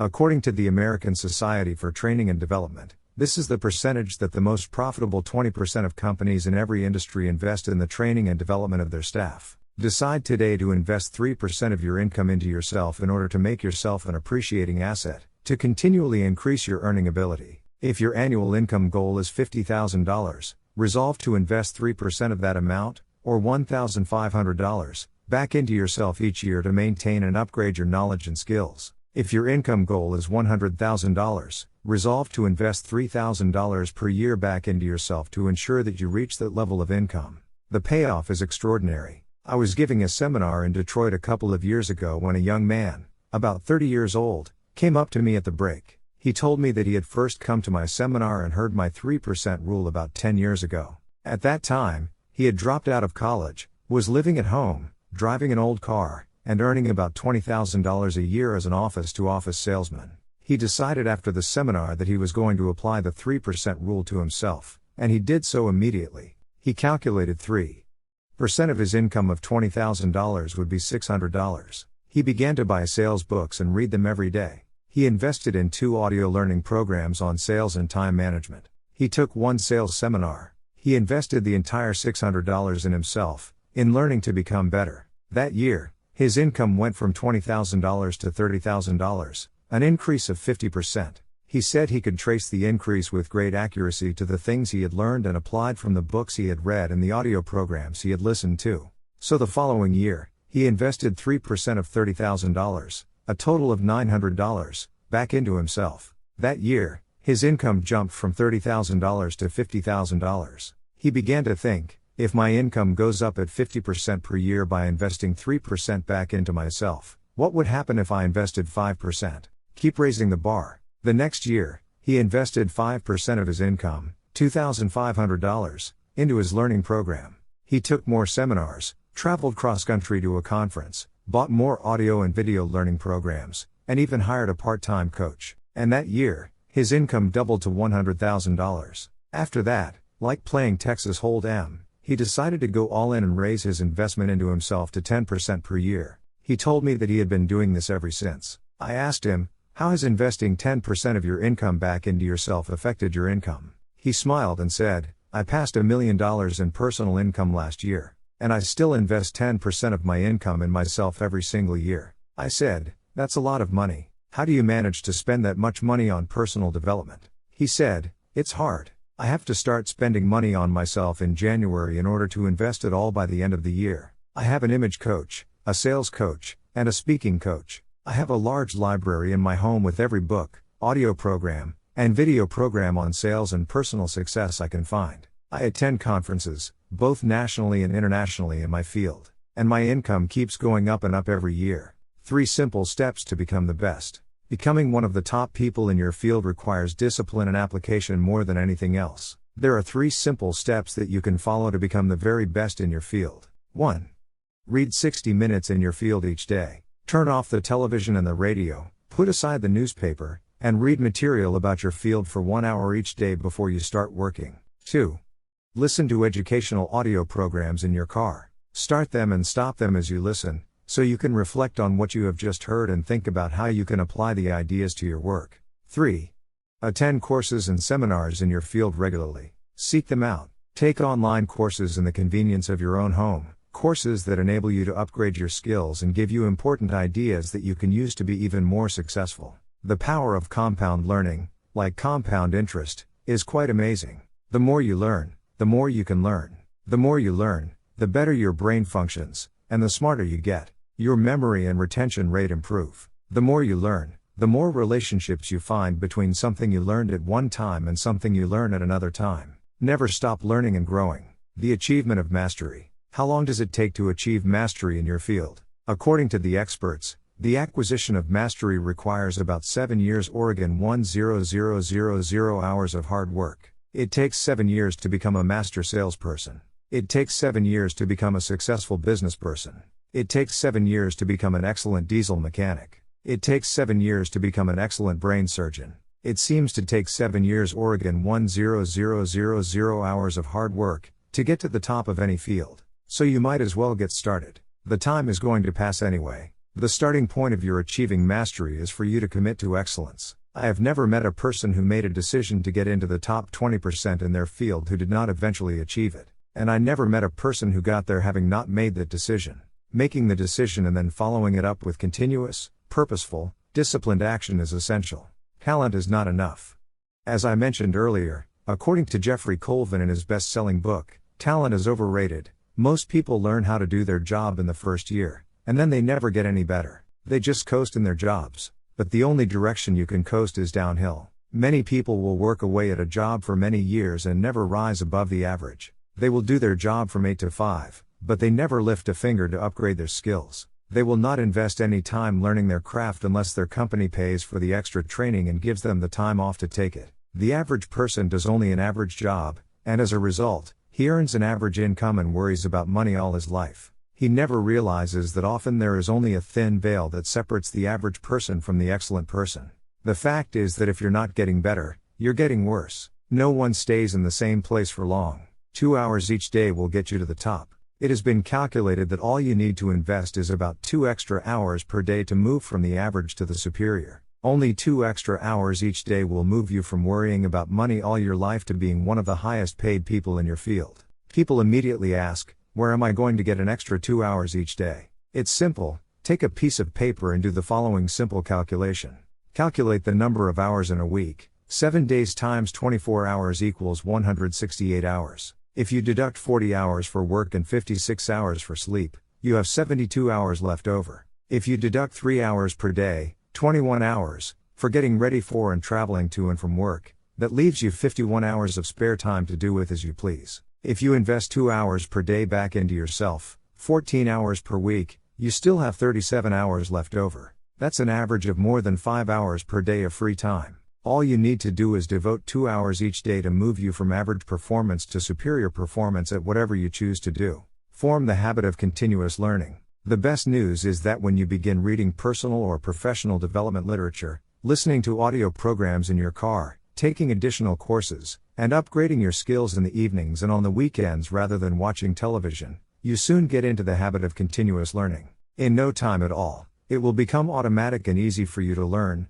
grow, and upgrade your skills every day and every week. The average adult watches about 5 hours of television each day. For some people, it is 7 or 8 hours. They turn on the television first thing in the morning and watch it until they leave for work. They turn it back on as soon as they get home from work. They then watch television until 11 or 12 o'clock at night, going to bed without enough time to get a good night's sleep. They then get up in the morning, drink coffee, and watch television for as long as they can before they go off to work once more. You can be rich or poor, it's your decision. Your television set can make you rich or poor. If you watch it all the time, it will make you poor. Psychologists have shown that the more television you watch, the lower are your levels of energy and self-esteem. At an unconscious level, you don't like or respect yourself as much if you sit there hour after hour watching television.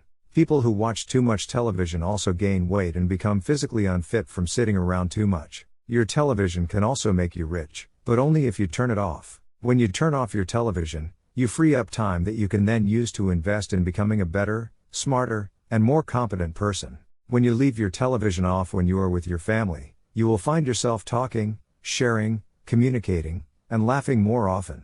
When you leave your television off for extended periods of time, you break the habit of watching television, and you will hardly miss it at all. Your television can be an excellent servant, but it's a terrible master. The choice is yours. Increase your income 1000%. There is a simple 7-step formula you can use in order to increase your productivity, performance, output, and income by 1000% over the next 10 years. It works for everyone who tries it. It is simple. First, answer this question: is it possible for you to increase your overall productivity, performance, and output by 0.1% 1/1000th in an entire working day? Your answer will probably be yes. If you were to manage your time a little better, and work on more valuable tasks, you would quite easily increase your output by 1/1000th in a day. Having done this for the first day, could you increase your output by 0.1% the second day? And the answer, of course, is yes. Having increased your performance by 0.1% on Monday and Tuesday, could you continue to do it for Wednesday, Thursday, and Friday?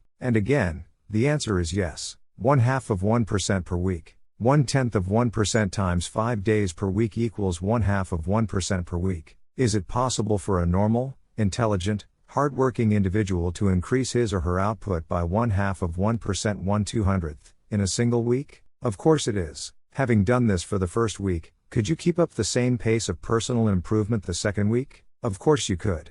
Could you get 1/1000% better 5 days a week for an entire month? If you could, this means that you would be 0.1% better per week multiplied times 4, or 2% more productive in an entire month. There are 13 4-week months in a year. 4 times 13 equals 52. Having become 2% better in a month, could you repeat that in the second month, in the third month, the fourth month, and so on? 26% better each year. Of course you could.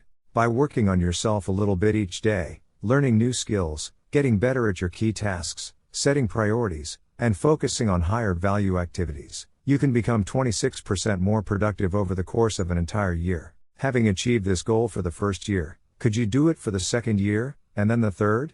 Could you keep it up for 10 years? And the answer, of course, is yes. And the best news is that when you continue to work on yourself, it becomes easier and easier for you to get better and better as the weeks and months go by. By the law of accumulation, or the law of incremental improvement, by the end of 12 months, you would be 26% better. If you continued to improve at 26% per year, by the end of 10 years, with compounding, you would be 1004% more productive. Your income would increase at the same rate. This formula works, if you do. 7 steps to the top. Here are the 7 steps in the 1000% formula. Step 1. Arise 2 hours before your first appointment, or before you have to be at work. Invest the first hour in yourself by reading something educational, motivational, or spiritual. As Henry Ward Beecher once said, the first hour is the rudder of the day. When you get up and invest the first hour in yourself, you set yourself up mentally to have an excellent day. You will be more positive,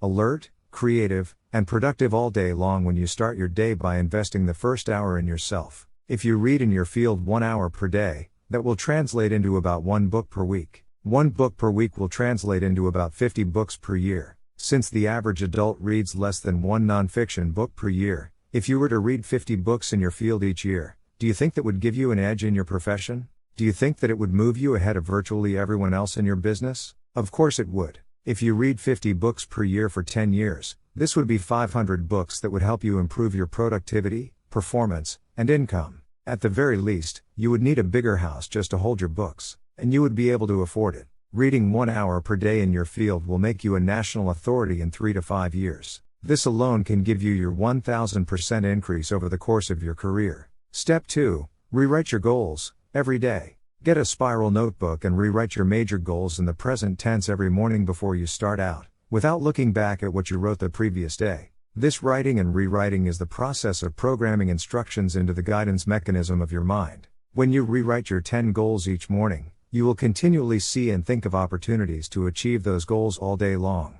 You will become more focused, channeled, and directed. You will be more purposeful and determined. And you will achieve your goals much faster than if they were merely wishes floating around in the back of your mind. Writing and rewriting your goals each day can give you your 1000% increase in income over 10 years. Step 3. Plan every day in advance. Make a list, and set priorities on your work before you start off. Your ability to set priorities and to choose the most important thing that you can be doing at every moment is the key to organizing your life and doubling your productivity. We will talk in detail about time management techniques in Chapter 12. Working on your top priorities can increase your income by 1000% over 10 years, and it is probably impossible to achieve without it. Step 4. Discipline yourself to concentrate single-mindedly on one thing. Choose the most important thing that you can do each day. Then, start on it first thing and then work on it until it is 100% complete. Your ability to focus and concentrate, when you develop and hone it into a habit, all by itself, will enable you to double your productivity, performance, and output in the next month, and it will give you your 1000% increase over 10 years. Step 5. Listen to educational audio programs in your car. The average business person who drives spends 501,000 hours per year behind the wheel of a car. When you turn your car into a university on wheels or a mobile classroom, you get the educational equivalent of 1 to 2 full-time university semesters as you drive around. Many people have gone from rags to riches by simply listening to educational audio programs in their cars as they drive from place to place. You could do the same. This alone could give you your 1000% increase. Step 6. Ask 2 magic questions after every call or event. First, ask yourself, what did I do right? Then, ask yourself, what would I do differently? The first question, what did I do right? Forces you to think through and recall all the correct things that you did in that last meeting, presentation, or event, even if it was not successful. Write them down. The second question, what would I do differently? Forces you to think through all the different ways you could improve your performance in a similar situation. Write these ideas down as well. In both cases, by reviewing your performance, by thinking about what you did right and what you would do differently, you program yourself to perform even better the next time. This is one of the fastest and most powerful exercises in personal growth and development I have ever discovered. This process dramatically speeds up the rate at which you move into the top 20%. Step 7. Treat every person you meet like $1 million customer. Treat each person you meet and work with, both at home and in the office, as though he or she is the most important person in the world. When you treat people as if they are valuable and important, they will return the favor by treating you as if you are valuable and important as well. They will want to be associated with you, work for you, buy from you, and introduce you to their friends. You begin treating people like $1 million customers by starting at home, with the members of your family. Remember, they are the most important people in your life. So when you start your day well, first thing in the morning, by making the members of your family feel important and telling them that you love them, you will be more positive, relaxed, and happier for the rest of the day. Fully 85% of your success will be determined by how much people like and respect you, especially in business and sales. Never miss an opportunity to treat people well. When you practice these 7 steps each day for a month, you will see changes and improvements in your life, work, and income that will astonish you. After a month of regular practice, you will have formed a new habit of continuous personal improvement that can carry you onward and upward for the rest of your life. Be the best. Lifelong personal development and the commitment to personal excellence require tremendous dedication, discipline, and willpower. The greatest payoff is that every time you learn and apply something new, your brain releases endorphins, which make you feel happier and more excited about your future. Every time you learn and apply something new, you will have a greater sense of personal power. Your self-esteem, self-respect, and personal pride will increase. You will feel very much in control of your earning ability, which is one of the most important parts of your life. In the next chapter, we'll talk about the importance of courage, of overcoming the fears and doubts that hold most people back. It is often the case that we know what we need to do, but we lack the courage to take the risks that accompany trying anything new. Instead, we make excuses for inaction. Action exercises. 1.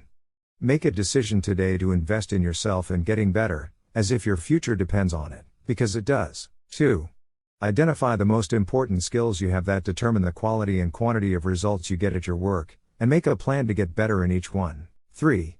If you could wave a magic wand and become absolutely excellent in any one skill, which one skill would have the greatest impact on your earning ability? Whatever your answer, set that skill as a goal, make a plan, and work on it every day. 4.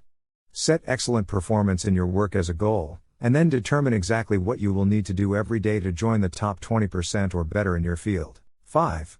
Look ahead 3 to 5 years and determine the new knowledge and skills you will need in order to lead your field in the future. Then start acquiring them today. 6.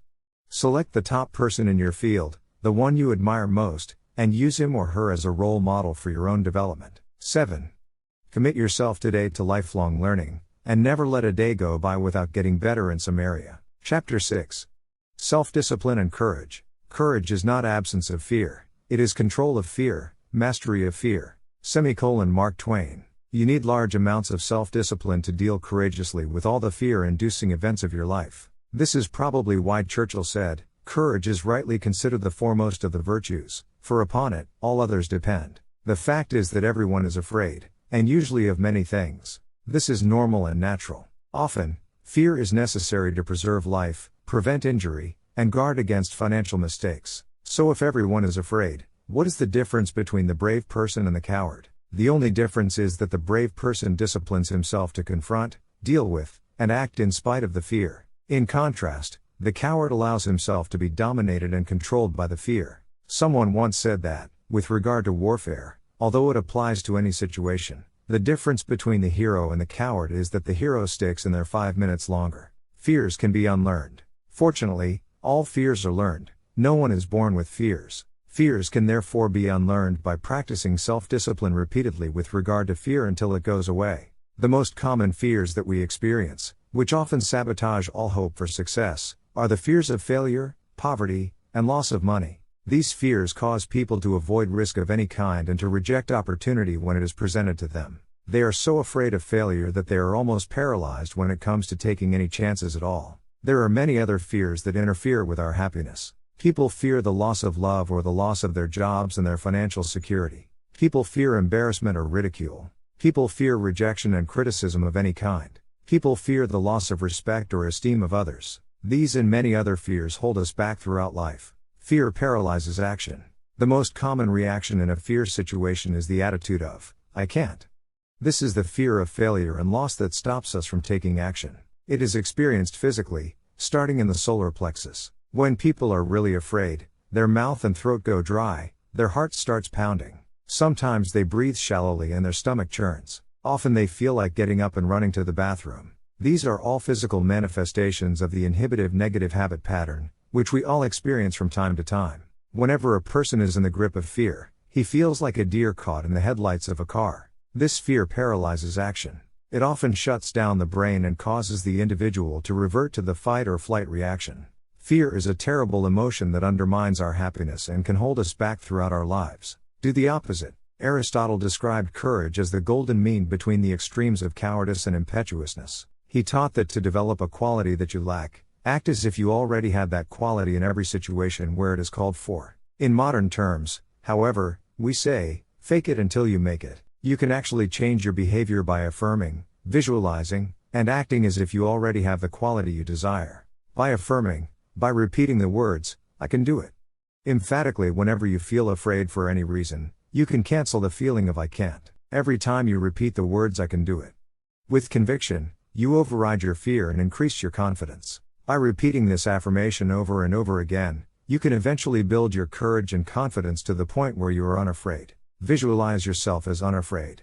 By visualizing yourself performing with confidence and competence in an area where you are fearful, your visual image will eventually be accepted by your subconscious mind as instructions for your performance. Your self-image, the way you see yourself and think about yourself, is eventually altered by feeding your mind these positive mental pictures of yourself performing at your best. By using the act as if method, you walk, talk, and carry yourself exactly as you would if you were completely unafraid in a particular situation. You stand up straight, smile, move quickly and confidently, and in every respect act as if you already had the courage that you desire. The law of reversibility says that if you feel a certain way, you will act in a manner consistent with that feeling.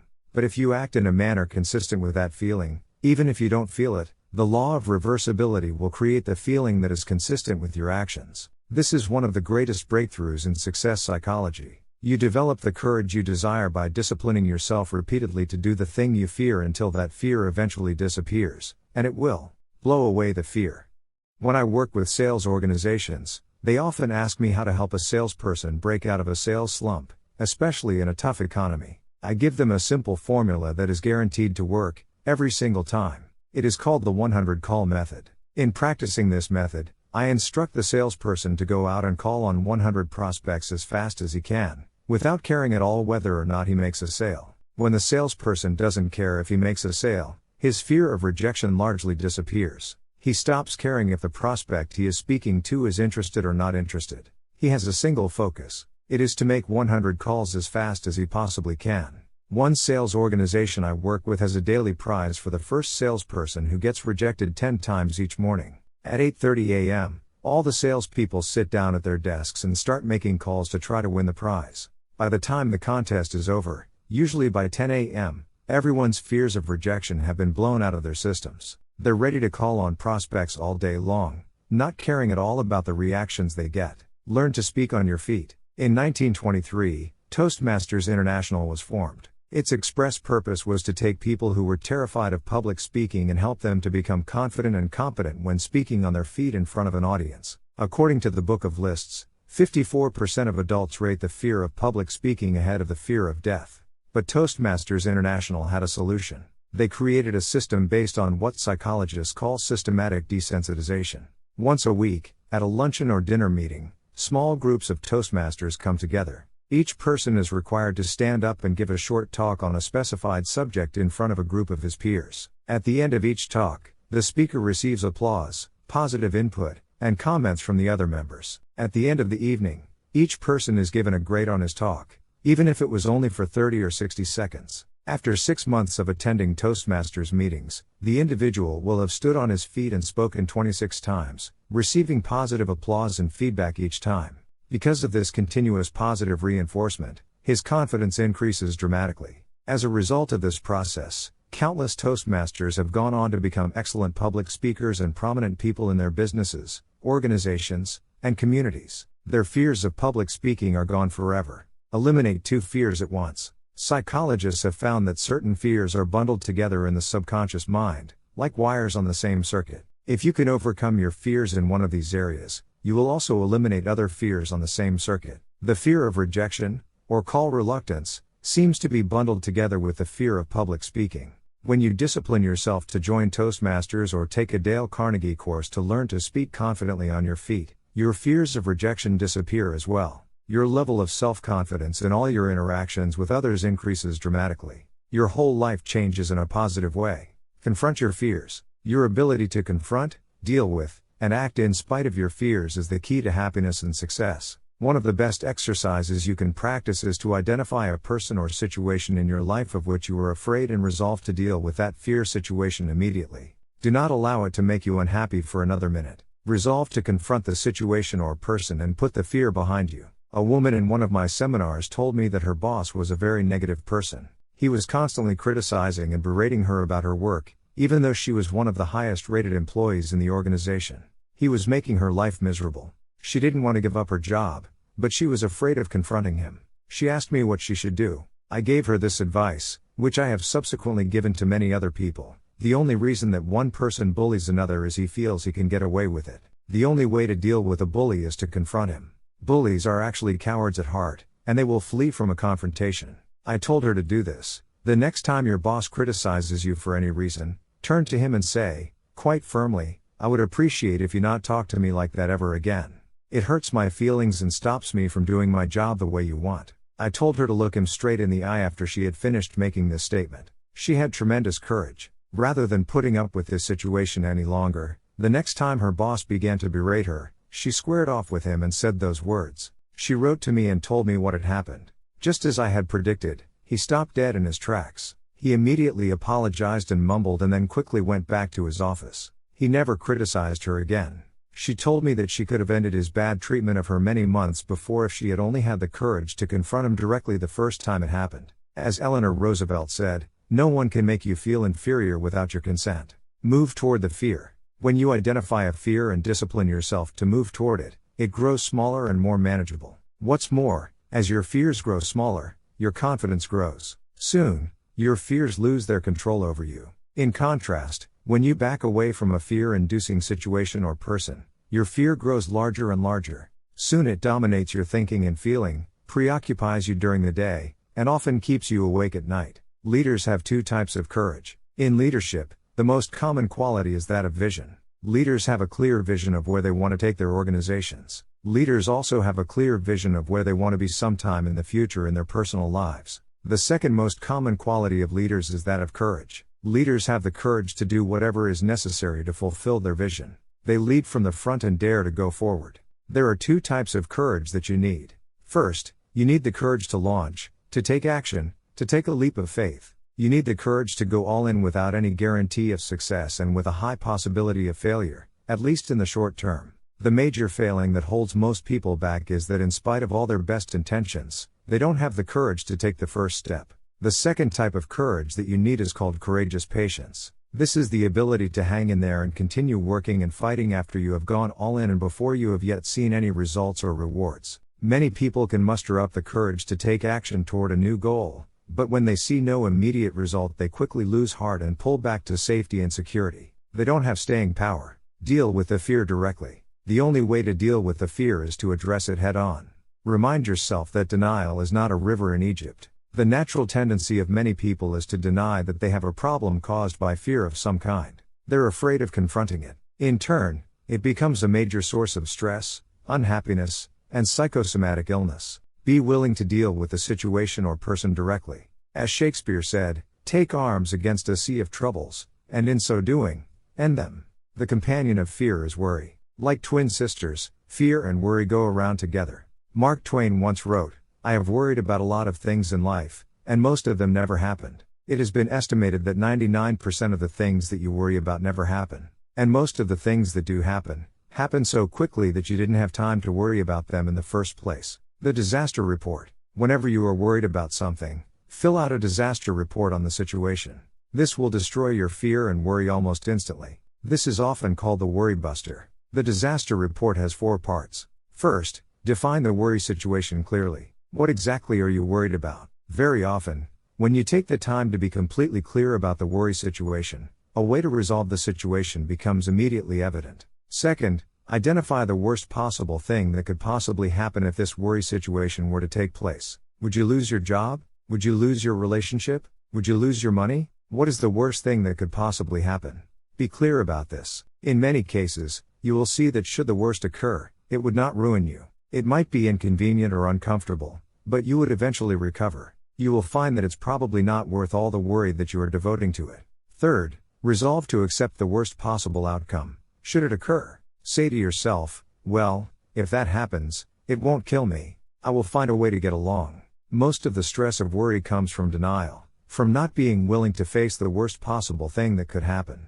But once you have resolved to accept the worst, should it occur, all the worry and stress seem to disappear. Fourth, begin immediately to improve on the worst. Take every step that you possibly can to make sure that the worst possible outcome does not occur. Take action immediately. Do something. Get on with it. Act quickly. Get so busy making sure that the worst thing does not happen that you have no time to worry. The real antidote. In the final analysis, the only real cure for fear or worry is disciplined, purposeful action in the direction of your goals. Get so busy working on your goals or the solutions to your problems that you have no time to be afraid or to worry about anything. When you practice the self-discipline of courage and force yourself to face any fear-inducing situation in your life, your self-esteem goes up, your self-respect increases, and your sense of personal pride grows. You eventually reach the point in life where you are not afraid of anything. Once you have developed the courage to step out in faith, you must then develop the self-discipline of persistence, which we will talk about in the next chapter. Action exercises. 1. Identify your 3 biggest fears in life, right now. What are they? 2. Determine what you would do in each of these situations if you were guaranteed of complete success. What actions would you take? 3. What have you always wanted to do but been afraid to attempt? What would you do differently if you were guaranteed success? 4. In what 3 areas of life and work do you most experience the fears of failure and loss? What steps could you take immediately to confront and eliminate those fears? 5. In what 3 areas of life do you most experience the fears of criticism, rejection, or embarrassment? How could you confront these fears and overcome them? 6. What 1 great goal would you set for yourself if you knew you could not fail? 7. What would you do differently in life if you had $20 million in the bank, but only 10 years left to live? Chapter 7. Self-discipline and persistence. Beware of endeavoring to become a great man in a hurry. One such attempt in 10,000 may succeed. These are fearful odds. Benjamin Disraeli. Persistence is self-discipline in action. Your ability to persist in the face of all setbacks and temporary failures is essential to success in life. Napoleon Hill said, "Persistence is to the character of man as carbon is to steel." The primary reason for success is persistence, and, likewise, the primary reason for failure is lack of persistence, quitting too soon. There is a direct link between self-discipline and self-esteem. Each time you discipline yourself to do what you should do, when you should do it, whether you feel like it or not, your self-esteem increases. This is why there is direct relationship between self-esteem and persistence. Each time you persist and force yourself to continue on, even when you feel like quitting, your self-esteem goes up. Each act of self-discipline strengthens every other act of self-discipline. Every act of persistence strengthens every other act of persistence. When you discipline yourself to persist, over and over, you like and respect yourself more and more. You become stronger and more confident. Eventually, you become unstoppable. The reward of persistence. Persistence is its own reward. Every time you force yourself to persist on a task, whether it is large or small, you feel happier and better about yourself. When you go the extra mile and do more than you are paid for or more than is expected, your self-esteem goes up. You feel more powerful and in greater control of your life. In your career, when you go the extra mile, you put yourself on the side of the angels. The primary difference between winners and losers in life is simple. Winners never quit, and quitters never win. You can increase your ability to persist by talking to yourself positively. Say these words: "I am unstoppable." Before you begin any major undertaking, pre-program yourself by telling yourself, "I never give up."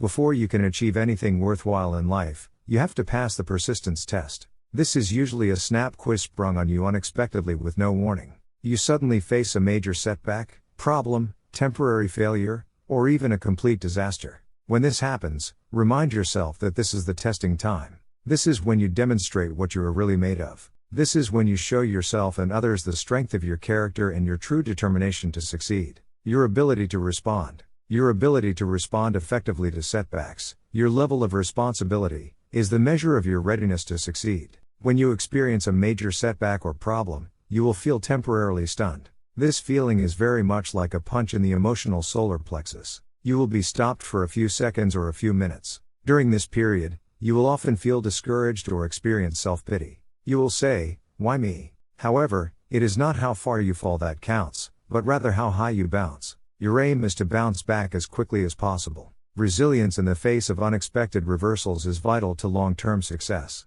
Remember the warrior's creed: "I will lay me down to bleed a while, and then rise and fight again."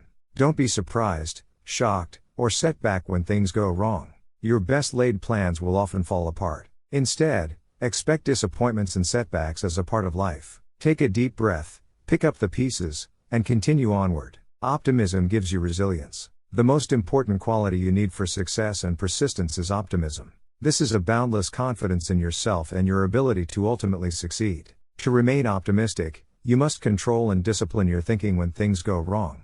Refuse to feel sorry for yourself. Remember, you are not a victim. You are an adult, and you are in charge of your own life. You are doing what you have freely chosen to do. Setbacks come with the territory. They are merely speed bumps on the road to success. Refuse to blame others or make excuses. When you complain or blame other people, it just makes you feel and sound petty and small, and, what's worse, it takes away your personal power. Whenever you criticize or complain, it makes you feel weaker and reduces your ability to deal effectively with the situation. Instead, greet every setback by repeating, "I am responsible." Look for the reasons why you are responsible for what happened rather than trying to pass off the blame onto other people.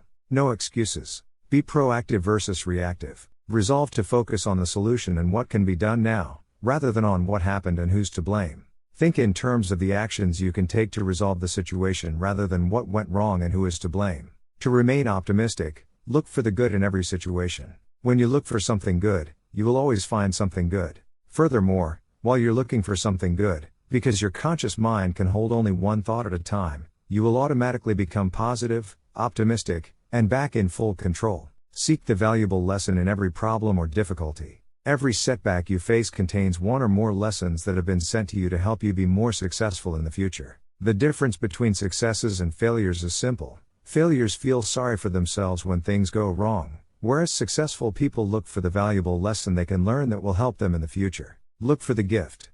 Normal Vincent Peale used to say, when God wants to send you a gift, he wraps it up in a problem. The bigger the gift that God wants to send you, the bigger the problem he wraps it up in.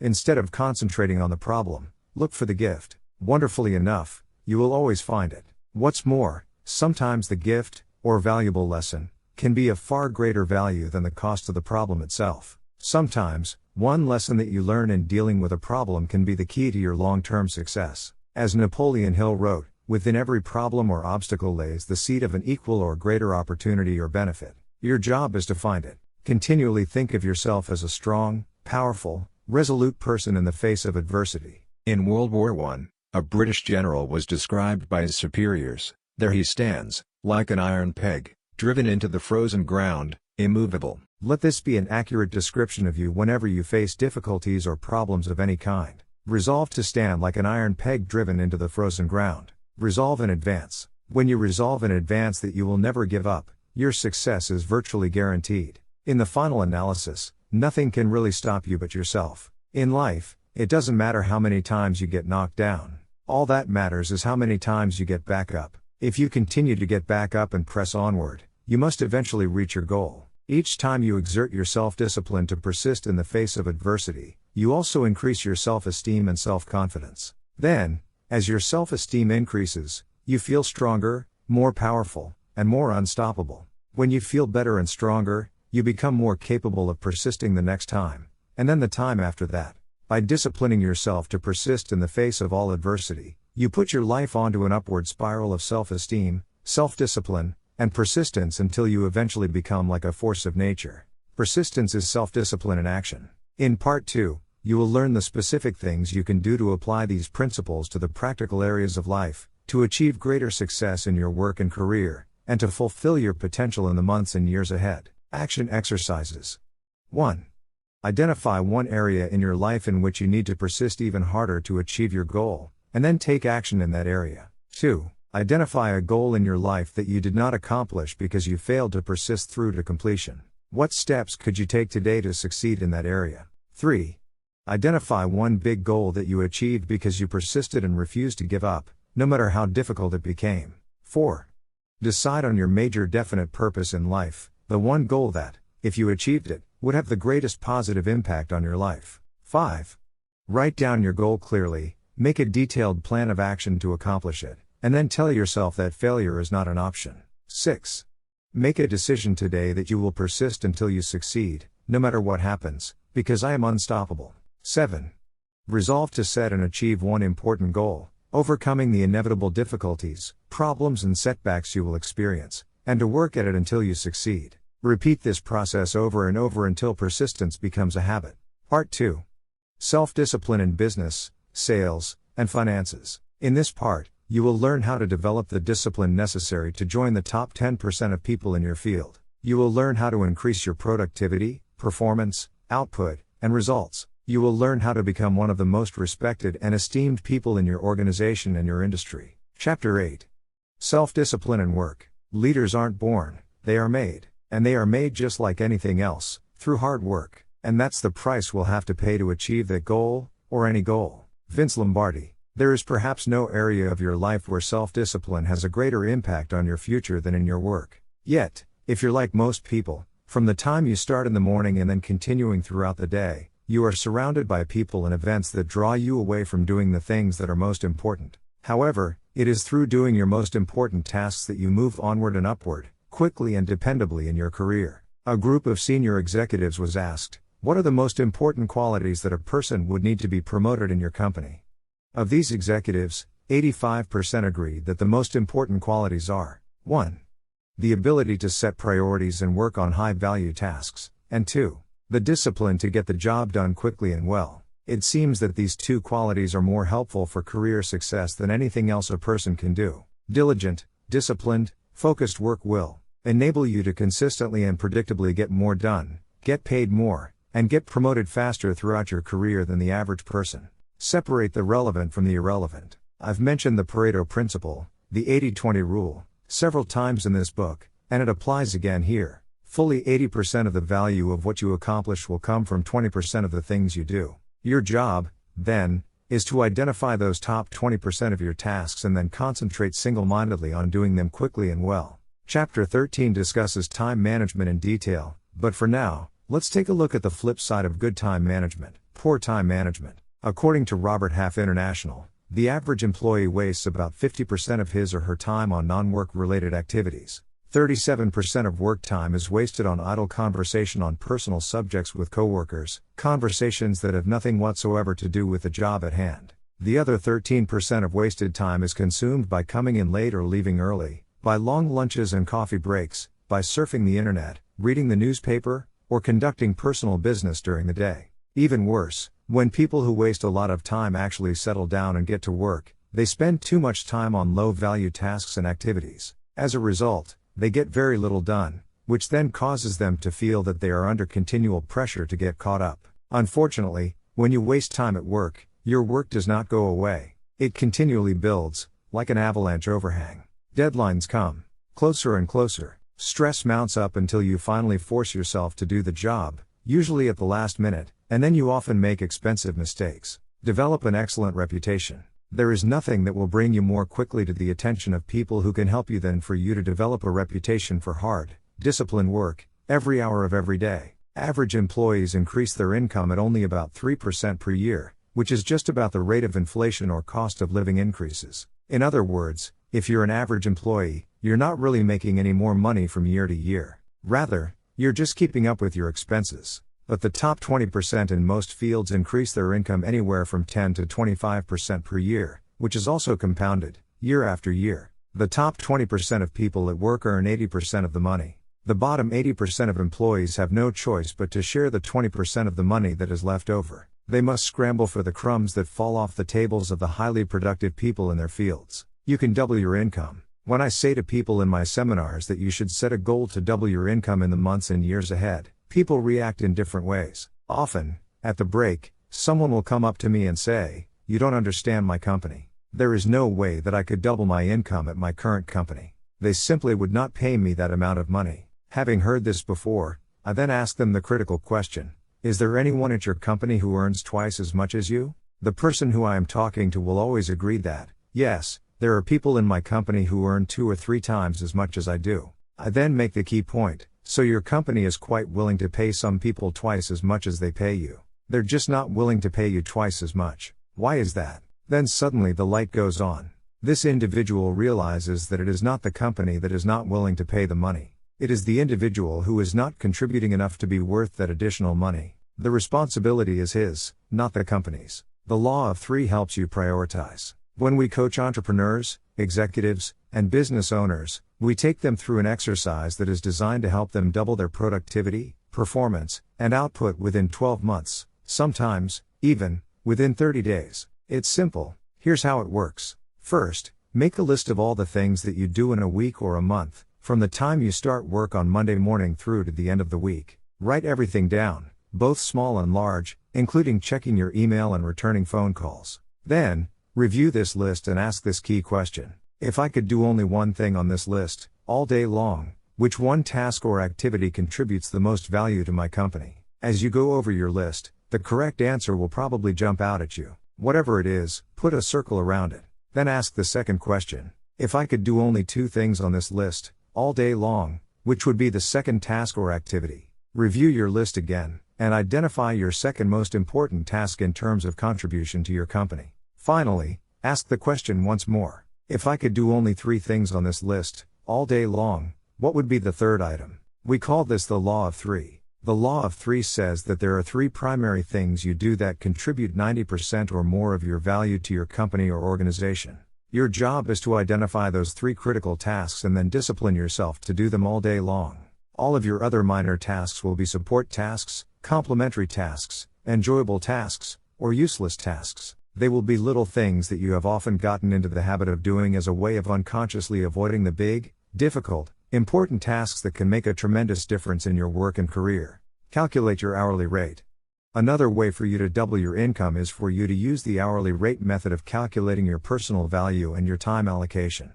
First, determine the amount that you earn each hour. You do this by dividing your annual income by the number 2000, which is roughly the number of hours that an entrepreneur or executive works each year in our society. 40 hours a week times 50 weeks a year. For example, if you earn $50,000 a year, divided by 2,000, your hourly rate would be $25. If you earn $100,000 per year, divided by 2,000, your hourly rate would be $50. Whatever it is, from that moment onward, resolve to do only those things that pay you your hourly rate or better. Refuse to do those things that someone else can do at a lower hourly rate than you. Do not waste your time doing things of low value or no value while your other important tasks are building up. Get on the same page about what work is most important. Once you have made a list of all the results you feel you have been hired to accomplish and you have determined the 3 most important things you do to justify your hourly rate, take your list of key activities to your boss and have your boss organize your job based on his or her priorities. You need to do this because you must be sure.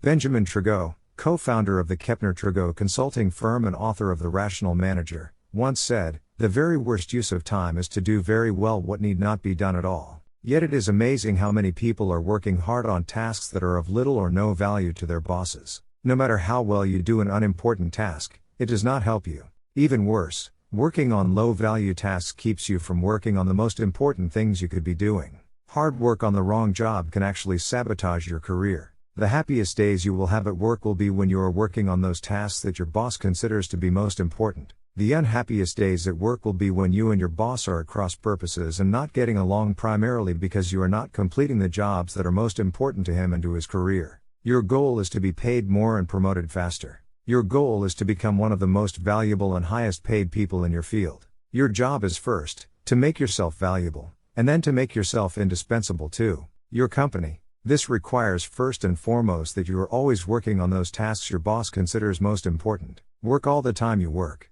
The key to doubling your productivity and output, and eventually your income, is to really work all the time you are at work. Simply put, when you work, work. Don't waste time. Don't delay. Don't chat with coworkers or sit around drinking coffee. Don't read the newspaper or surf the internet. When you come into work in the morning, put your head down, and then work all day long. The biggest time wasters in the world of work are other people who want to talk with you, distract you, delay you, and take up the time that you should be spending on high-value tasks. When a time waster approaches you and says, "Do you have a minute to talk?" you reply by saying, "Yes, but not now. Why don't we talk at lunchtime, or after work? In the meantime, I have to get this job finished. I have to get back to work." When you tell people that you are under the gun, that you have to get a task finished for your boss, they will usually leave you alone. If you do this often enough, they will develop the habit of leaving you alone and, instead, find someone else with whom to waste time. Keep yourself motivated and focused by talking to yourself in a positive way. Your mantra from now on should be, back to work, back to work, back to work. Whenever you find yourself slowing down on a major task, begin repeating to yourself those magic words, back to work. Who works hardest? The Secret Survey. Imagine that an outside company is going to do a study of all the people who work in your organization. They are going to give each person a list of all the employees and ask him to rate his fellow employees in terms of who works the hardest, the second hardest, and so on. They are then going to give this list of people, organized from the hardest worker down to the laziest, to your superiors. This list is going to be used to determine who gets paid more and promoted faster than others. Now, imagine that this survey is already being taken, but in secret. The fact is, in any organization, everyone knows who works harder than anyone else. Everyone knows who works less and who does not pull his weight. Everyone knows, it's not a secret at all. Resolve today that, if a survey like this were to be taken, 1 year from today, you would win the contest. Resolve today that you are going to develop the reputation for being the hardest working person in your business. This will do more to help you than almost anything else. When you are surrounded by time-wasting people and situations, it takes tremendous self-discipline to work all the time you are at work. You must constantly fight against distractions and interruptions so you can get back to work. The Success Formula. When I began my career working for a large company, I was the low man on the totem pole. Everyone had been there longer than me and was ahead of me in the company pecking order. Even though I was in my early 30s, I still had no idea how to play the game or what to do to get ahead in the cutthroat, corporate competition that existed. Somewhat by accident, I stumbled onto the formula that made me successful. It was simple. Whenever my boss gave me something to do, I did it immediately. Like a dog chasing after a thrown stick, I would immediately throw myself at the task, complete it, and hurry back to my boss with the finished job. Initially, he would smile and say something like, "I didn't really need it that quickly, but thank you for getting it done." Ask for more responsibility.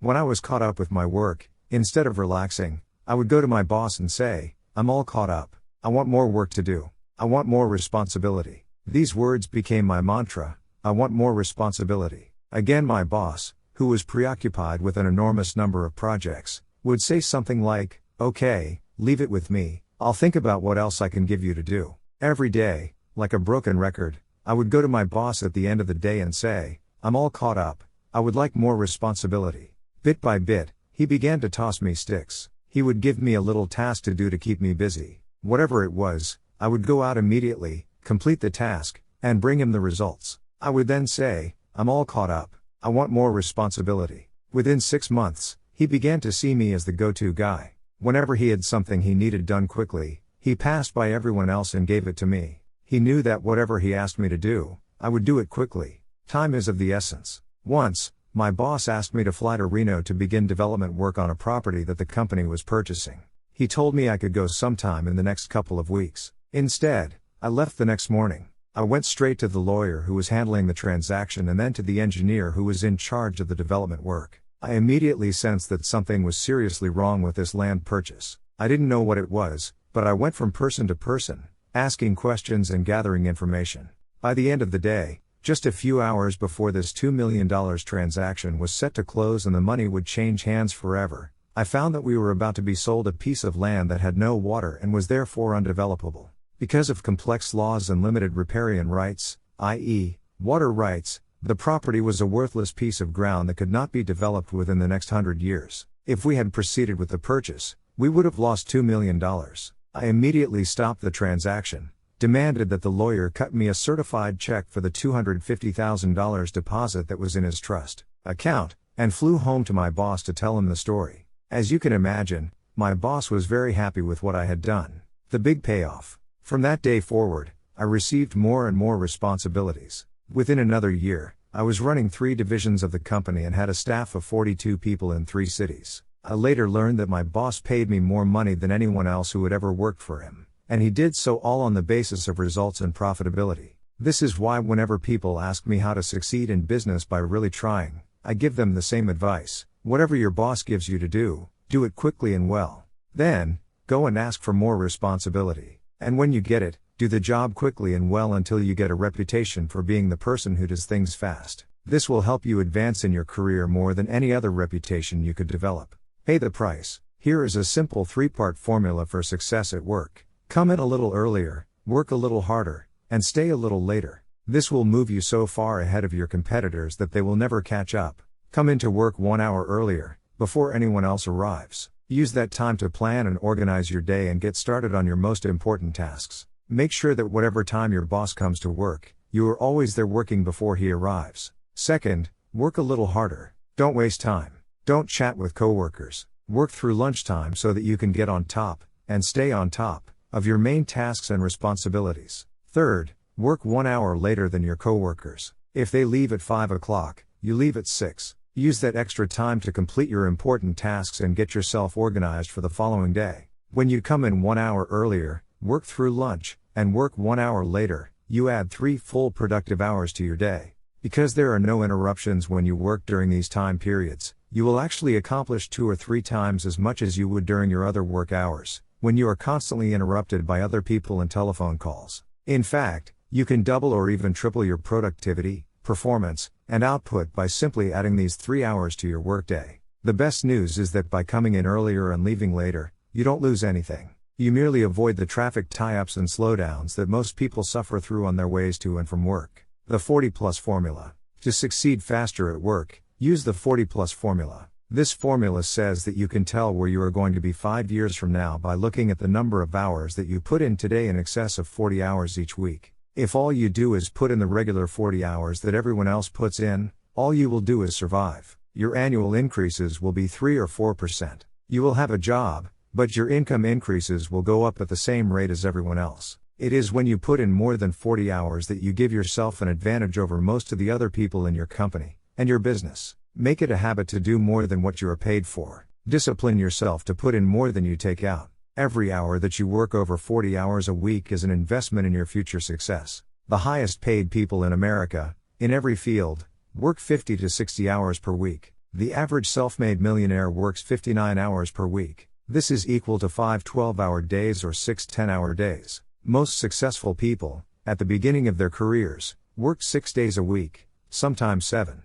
Moreover, they worked all the time they were at work. They didn't waste time. They realized that in order to reap a great harvest later in their career, they had to sow a lot of seeds in the springtime of their career. Look the part, dress for success. Finally, you need to discipline yourself to look the part. Remember, birds of a feather flock together. When it comes to presentation, this means that people like to promote others who look like them. Your bosses are very sensitive to the appearance of their staff. They like to promote people who they are proud to introduce to their friends and colleagues. Be sure that you dress and groom in such a way that your boss would be proud to take you out for lunch and introduce you to others as a representative of his or her company. Each morning before you go to work, look in the mirror and ask yourself, do I look like one of the top people in my field? If you don't, go back and change, and keep changing until you look like one of the top people in your business. Learn how to dress for success. Read books and articles, or ask others for advice. Look at the most successful people in your business and dress the way they do. Dress for the job 2 levels above your current job. Remember that fully 95% of the first impression you make on other people will be determined by your dress and grooming. Make sure that first impression, and then the second and third impressions, are consistent with the message you want to send. Many people work their entire lives without realizing that by putting forward a little extra effort, working a little harder, and focusing on higher value tasks, they could become one of the most valuable people in their organizations. When you discipline yourself to continually increase the value of your contribution to your company, you will put your career on the fast track and virtually guarantee yourself a wonderful future. In the next chapter, you will learn that your work behaviors naturally determine your ascension to leadership, and you will see how self-discipline is essential to fulfilling your potential as a leader. Action exercises. 1. Make a decision today that you are going to become one of the top 20% of people in your company and your industry. What should you or could you do differently? 2. Make a list of everything you do in your job and then identify the 3 tasks that contribute the greatest value to your work and company. 3. Set a new work schedule for yourself and begin to start earlier, work harder, and stay later until it becomes a habit. 4. Identify the most important results you are expected to achieve in your job, and then work on those results all day long. 5. Determine the person who is the best dressed and groomed in your company, and then resolve to use him/her as a role model for your own appearance. 6.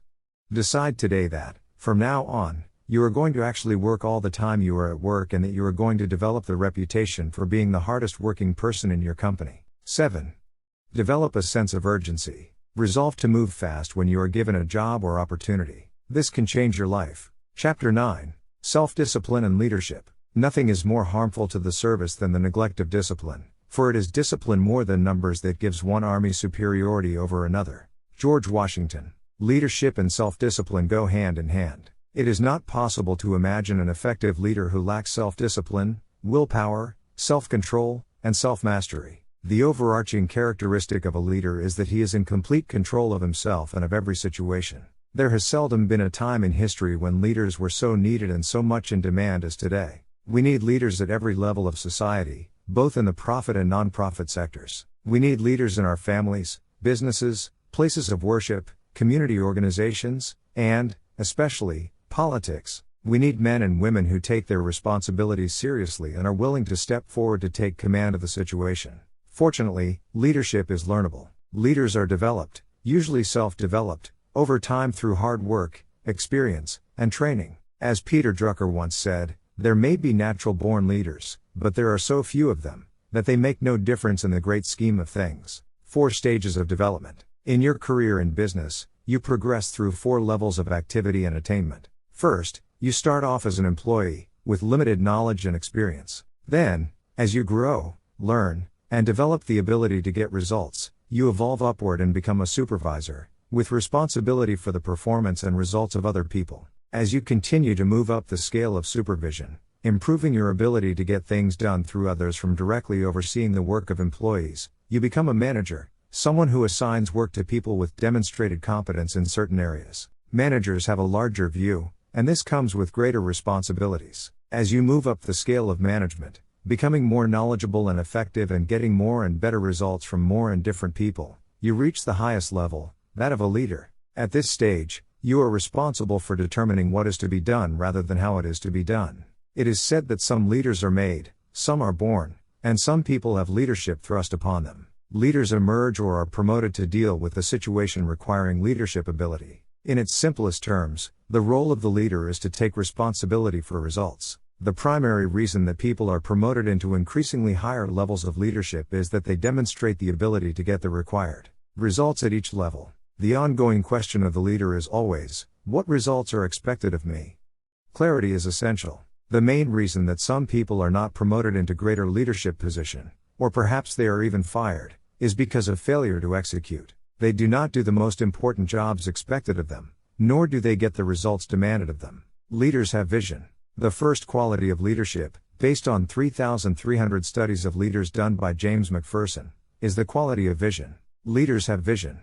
They have the ability to project forward into the future and develop a clear picture of where they want their organizations to go. They then have the ability to share this vision with others and gain others' commitment to make this vision a reality. You become a leader when you accept responsibility for results. You become a leader when you begin to think, act, and talk like a leader. You become a leader when you develop a vision for yourself and for your company, your life, or your area of responsibility. There are hundreds of books written about leadership and the importance of vision. Yet they can be boiled down to a single principle. A military leader has a vision of victory, from which he never deviates. A business leader has a vision of success for the business based on excellent performance, to which he or she is completely committed. A leader is a standard bearer. The leader sets the standard for the organization. It is not possible for anyone in the organization to have a clearer vision or to aspire to a higher standard of excellence than the leader. For this reason, the leader is the role model, the one who sets the tone and the morale for everyone in the organization.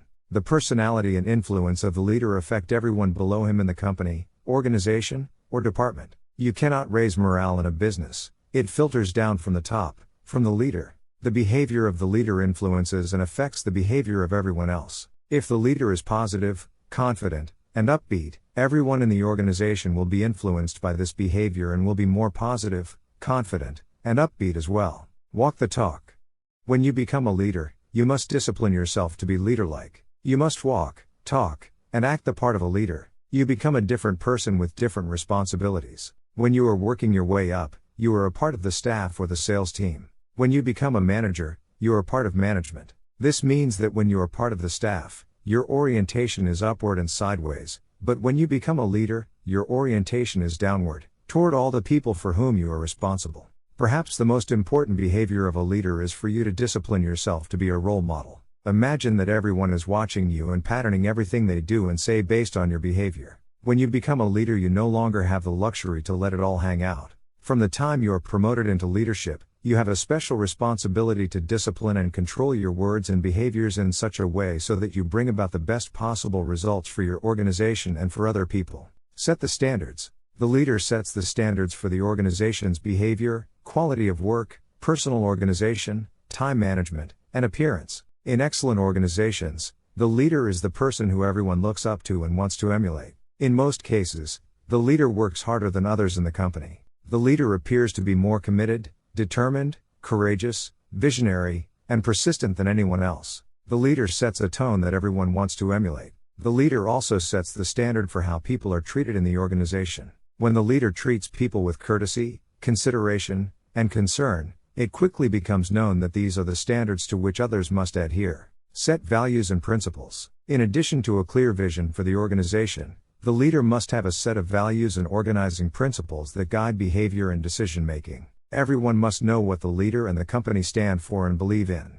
The job of the leader, then, is to articulate this vision of excellent performance within the constraints of high ethical standards at all times. He or she must walk the talk and live the values and behaviors he or she teaches. The very best standard for a leader is the golden rule: do unto others as you would have them do unto you. For example, when Jack Welch was the president of General Electric, he encouraged managers to treat each employee as if that employee might be promoted over his head sometime in the future and he might find himself working under the person who is now working below him. This way of thinking ensured that managers treated their staff with a high degree of respect and courtesy. 7 Principles of Leadership. To be an effective leader, There are 7 principles you must incorporate into your leadership behavior and activities. 1. Clarity. This is perhaps your most important responsibility. You must be absolutely clear about who you are and what you stand for. You must be absolutely clear about your vision and where you want to lead your people. You must be absolutely clear about the goals and objectives of the organization and how they are to be obtained. Especially, you must be absolutely clear about the values, mission, and purpose of the organization and what it stands for. Everyone around you and below you must know exactly why they are doing what they do and what their company has been formed to accomplish. 2. Competence. As the leader, you must set a standard of excellent performance for the organization as well as for every person and function in the company. Your goal must be for your company to be as good as, or better than, your very best competitor. You must be continually seeking ways to improve the quality of your products and services to your customers. 3. Commitment. The leader is absolutely committed to the success of the organization and believes completely that this organization is the best in the business or will be the best in the future. This passionate commitment to the organization, and to success and achievement, motivates and inspires people to do their best work and put their whole hearts into their jobs. 4. Constraints. The job of the leader is to identify the constraints or limiting factors that set the speed at which the company achieves its most important goals of revenue and profitability. The leader then allocates people and resources to alleviate those constraints and remove the obstacles so it can perform as one of the best in the industry. 5. Creativity. The leader is open to new ideas of all kinds and from all sources. The leader is continually encouraging people to find faster, better, cheaper, and easier ways to produce excellent products and services and to take better care of customers. 6. Continuous learning. The leader is personally committed to reading, listening, and upgrading his or her personal knowledge and skills as an executive. The leader should attend additional seminars and courses to improve his or her skills and abilities. At the same time, the leader encourages everyone in the organization to learn and grow as a normal and natural part of business life. The leader provides time and resources for training and development. The leader knows that the best companies have the best trained people. The second best companies have the second best trained people. And the third best companies have the least trained people, and are on their way out of business. 7. Consistency. The leader has the self-discipline to be consistent, dependable, reliable, calm, and predictable in all situations. One of the great comforts of business life is for an employee to know that the leader is completely consistent and reliable. An effective leader does not change from day to day. The leader is not blown in the wind by each new situation, problem, or emergency that arises. Instead, the leader is calm, positive, and confident, especially under pressure. The inevitable crisis. The only thing that is inevitable in the life of the leader is the crisis. When you rise to a position of leadership, you will experience crises repeatedly, crises that are unpredictable, unbidden, and often capable of seriously damaging the organization. It is in the crisis that the leader demonstrates his competence. In times of crisis, the leader becomes calm, cool, objective, and completely in control. The leader asks questions and gathers information. The leader assesses the situation accurately and makes whatever decisions are necessary to minimize the damage or cut the losses. Great leaders discipline themselves to keep their fears and misgivings private. They do not share their concerns with their staffs, knowing that this can cause confusion and loss of morale. Instead, the leader asks a lot of questions, probes deeply into situations so that he or she understands them thoroughly, and keeps his or her feelings private. As far as the members of the organization are concerned, the leader is always calm, positive, relaxed, and in complete control, no matter what is happening. Self-control and leadership. There is a direct relationship between your ability to discipline yourself and your behaviors and your readiness to lead. It is only when you prove to others that you are in complete control of yourself that they develop the confidence to put you in a leadership position, and keep you there. The leader realizes that everything he says to or about another person is magnified. The leader therefore praises and encourages people, both in their presence and when they are not around.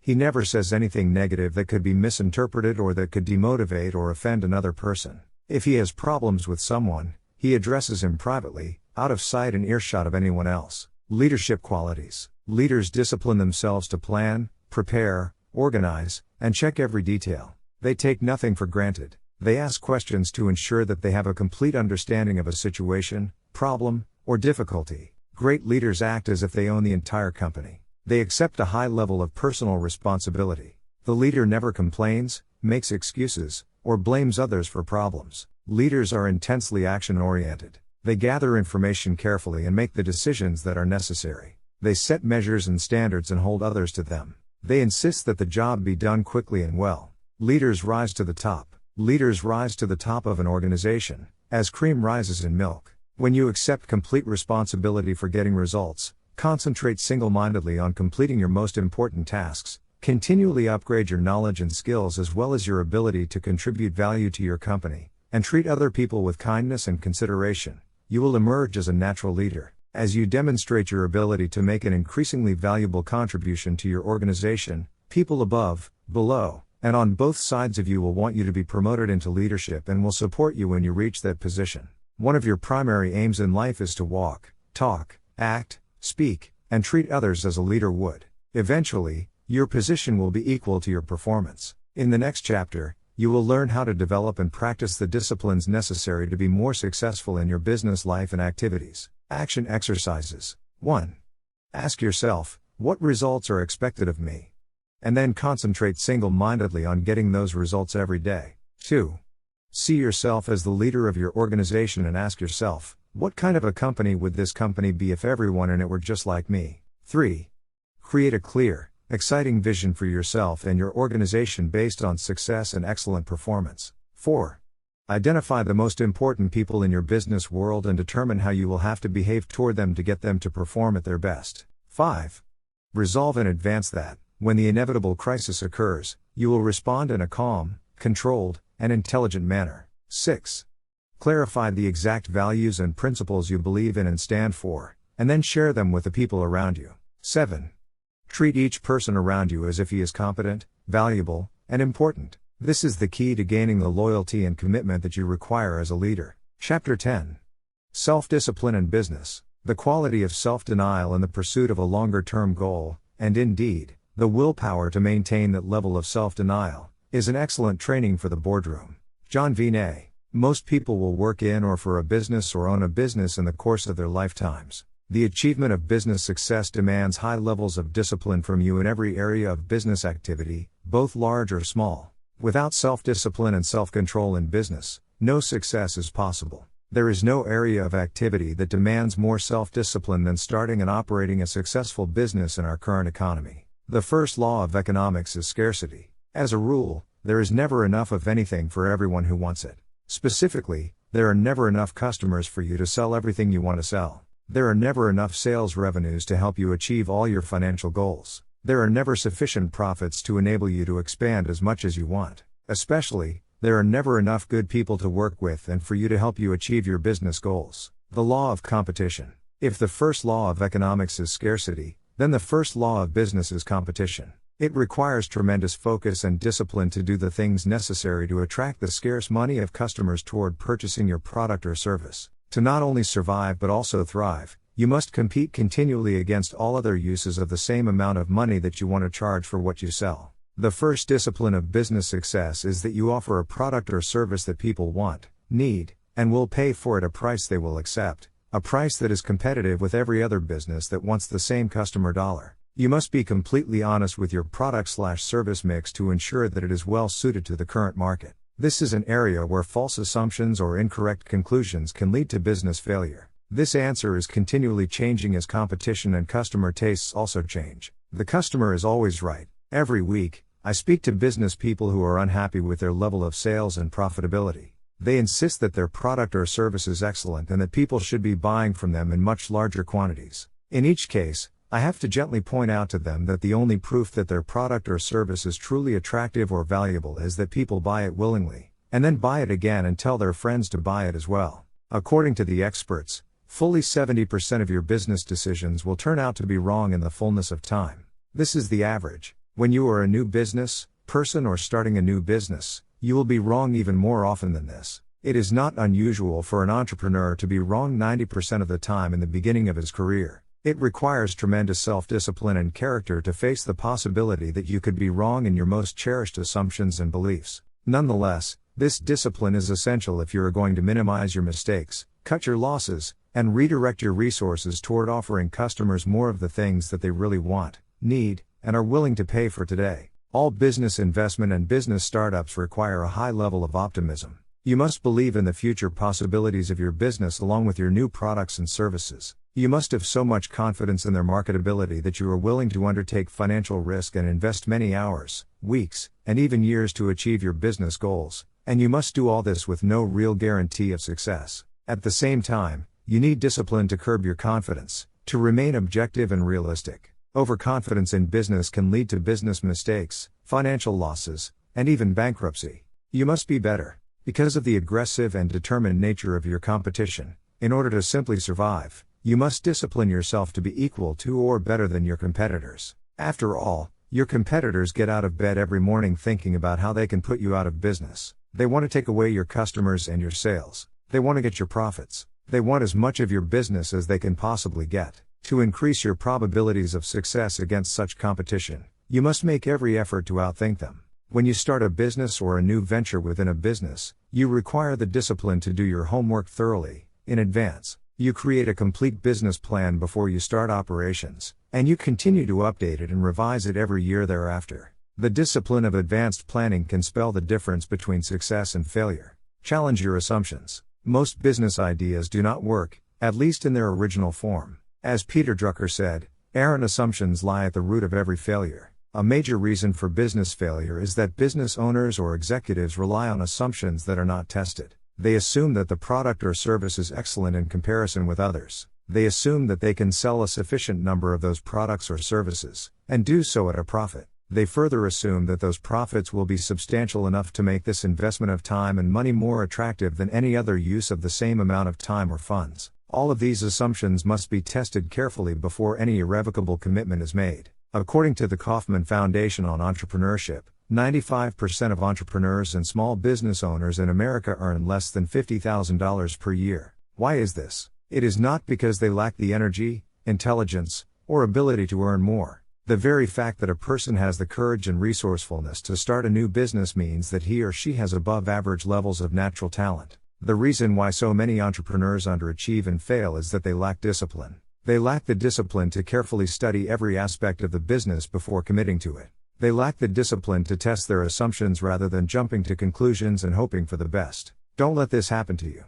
Identify your ideal customer. You need discipline to identify and determine your ideal customer, the exact person who can and will buy your product or service in sufficient quantities and at the price you need to charge in order to justify going into this area of business in the first place. You need the discipline, based on trial, error, and persistence, to develop a marketing plan that generates a steady and predictable stream of new leads for your business. To market effectively, you must be clear about your competitive advantage and your unique selling proposition. What is it about your product or service that makes it superior and more valuable for a customer than any other similar product or service being offered today? You need the discipline to develop a complete sales system, from beginning to end, that converts qualified leads into solid customers. It is amazing how many businesses just assume that the product or service will sell itself, whether they have a superior sales system or not. Know your true costs. You need the discipline to determine accurate costs and the proper pricing of your products and services. Walmart has become the biggest retailer in history largely because of its expertise in this area.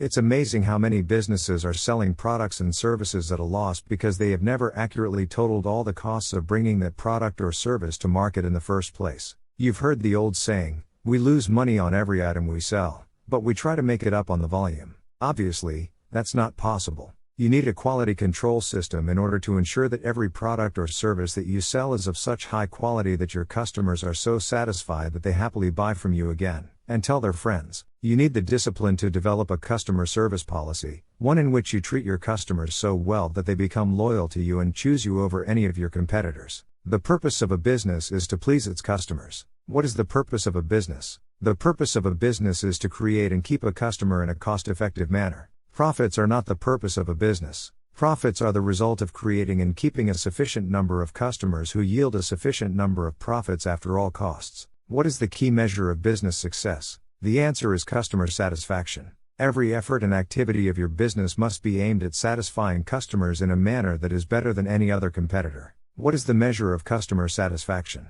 The answer is repeat business. It is only when customers buy from you again that you demonstrate that you have fulfilled the promise you made to them when you got them to purchase the first time. A resale to a satisfied customer requires 1/10 of the time and expense as a sale to a brand new customer. All successful businesses rely on repeat business, which is possible only with high levels of customer satisfaction. This is a real discipline. What is the key to long-term profitability? The answer is recommendations and referrals. The ultimate question that determines the long-term success or failure of your business is, based on your experience with us, would you recommend us to others? You can survive and thrive only when the majority of your customers are so happy with your products and services that they will encourage their friends and associates to buy from you as well. Since a referral from a satisfied customer is 15 times easier to sell to than a cold call, which means it costs only 1/15 as much, referral business is the key to your future. You require tremendous focus and discipline to develop and maintain customer service policies that cause people to buy from you,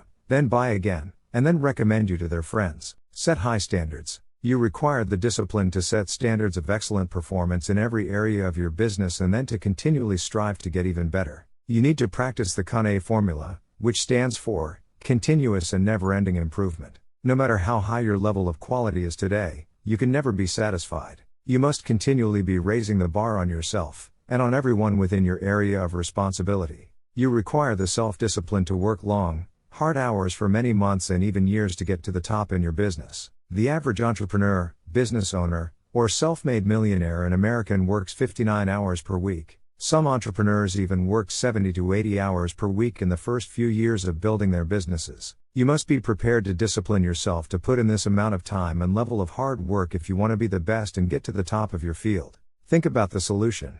To succeed in business, you need the self-discipline to be proactive rather than reactive. You need to focus on solutions rather than problems. You need to concentrate on the most important thing you could possibly be doing every hour of every day rather than getting sidetracked by low-value or no-value tasks and activities. Above all, you need the self-discipline to settle in for the long term, to develop a long-time perspective in your business life. Because of the intensity of competition, it takes many years of disciplined effort for you to become a business success, whether this is in your own business or working for someone else. There are no shortcuts. There are no easy ways to get to the top. There is only one way, and that is through hard work, discipline, and willpower. On average, it takes about 2 years to break even in a new business venture. It takes another 2 years of positive cash flow to pay back the money you borrowed in the first 2 years. It then takes another 3 years before you become truly successful. In addition, everything costs twice as much and takes 3 times as long. Based on these statistics, why should you start your own business or embark on a new business venture? Because the time is going to pass anyway. After all, 5 years from now you will be 5 years older, and 10 years from now, you will be 10 years older. At the end of that time, you will either be at the top of your field or still down among the 80%, struggling for every dollar and worrying about money every day. The choice is yours. Discipline is the key. In the next chapter, you learn the discipline that controls the lifeblood of your business, sales. In the final analysis, as Peter Drucker said, the purpose of a business is to create and keep a customer. Action exercises. 1. Stand back and look at every area of your business, as if you were an outside consultant. What changes would you recommend? 2. Imagine you were starting your business over again today. Are there any products or services that you would not bring to the current market? 3. Identify the 20% of your products and services that account for 80% of your sales and profits. How could you sell more of them? 4. Project forward 1, 2, and 5 years in your business. What are the trends? What will your customers be buying in the future? 5. List 3 ways you could improve your customer service to ensure that customers buy from you again and tell their friends. 6. List 3 ways that you could attract more and better qualified leads from your marketing and advertising activities. 7. List 3 ways that you could make more sales to the prospects you attract or that you could attract more and better prospects. Chapter 11. Self-discipline and sales. Nothing happens until a sale takes place. Red Motley. The most important element in business success is selling. Nothing happens until a sale takes place. All the factories, businesses, offices, and producers of goods and services leap into action only when someone, somewhere makes a sale to someone. Selling is one of the hardest professions in America. It is also the only profession in which a person can start with limited skills to achieve one of the highest incomes in our economy. Moving onward and upward in sales is like driving on the Autobahn in Germany. There are no speed limits. You can go as far and as fast as you want by stepping on the accelerator of your own ambition and determination to excel in the profession of sales. Business success or failure. Thousands of bankrupt or insolvent companies have been analyzed over the years to determine why they failed. After all the data was sorted and studied, virtually every business failure came down to one reason: low sales. In contrast, whenever a business was succeeding, growing, yielding profitability, increasing its share prices, and offering opportunity for more and more people, the reason boiled down to one factor: high sales. Everything else was secondary. Almost everything you do in a business either increases or decreases sales. Everything either helps or hurts. Everything either attracts and keeps more customers, or drives them away. Everything counts when it comes to sales. The discipline of generating sales. Whether you are a salesperson or a business owner, you require the self-discipline to focus and concentrate on generating sales every hour of every business day. A group of researchers interviewed several hundred senior executives and business owners and asked them, "How important are sales and marketing to your business?" Without exception, they all replied, "Sales and marketing are absolutely essential to our survival and growth." The researchers then conducted a time and motion study of these same business owners and executives, following them around and tracking their time usage over the course of a month. At the end of that time, they completed their calculations and determined that the average business owner or executive, who professed that sales were absolutely essential to survival and growth, was spending only 11% of his time on sales and marketing. The remaining time was spent on meetings, discussions, paperwork, administrative work, luncheons, and a variety of other activities that contributed nothing to sales generation. If you are a sales manager or business owner, you must discipline yourself to focus most of your time and attention on getting your salespeople to generate the sales on which your company depends. You must spend 75% of your time working with your salespeople and accompanying them when they visit your customers to make presentations and sales. Do your paperwork before or after work, but during working hours, when customers are available to be seen, you should dedicate yourself entirely to sales generation. How to go broke. Some years ago, I started a new business. I developed the product and then began advertising via direct mail, radio, television, and newspaper. I allowed myself to become completely overwhelmed with planning, paperwork, and advertising activities. By the end of the year, I was out of money, and my business was almost broke. At that time, I realized that I had taken my eye off the ball of sales. I then sat down over Christmas and designed a complete sales process. On January 2nd, I picked up the telephone and began making appointments. Over the next 2 months of aggressive and focused sales activity, I did more business than I had done over the entire previous year. I saved my business, and my home, and I never lost sight of that focus again. One of the most important questions you can ask as a salesperson, entrepreneur, or business owner is whether what you're doing right now is leading to a sale. Ask this question of yourself repeatedly throughout the day. Every time the answer comes up no, you must immediately stop whatever you are doing of lower value and turn your attention to sales generation. In addition, make sure that all the people who are responsible for sales in your company ask and answer this question in the affirmative all day long. Overcome your fear of rejection.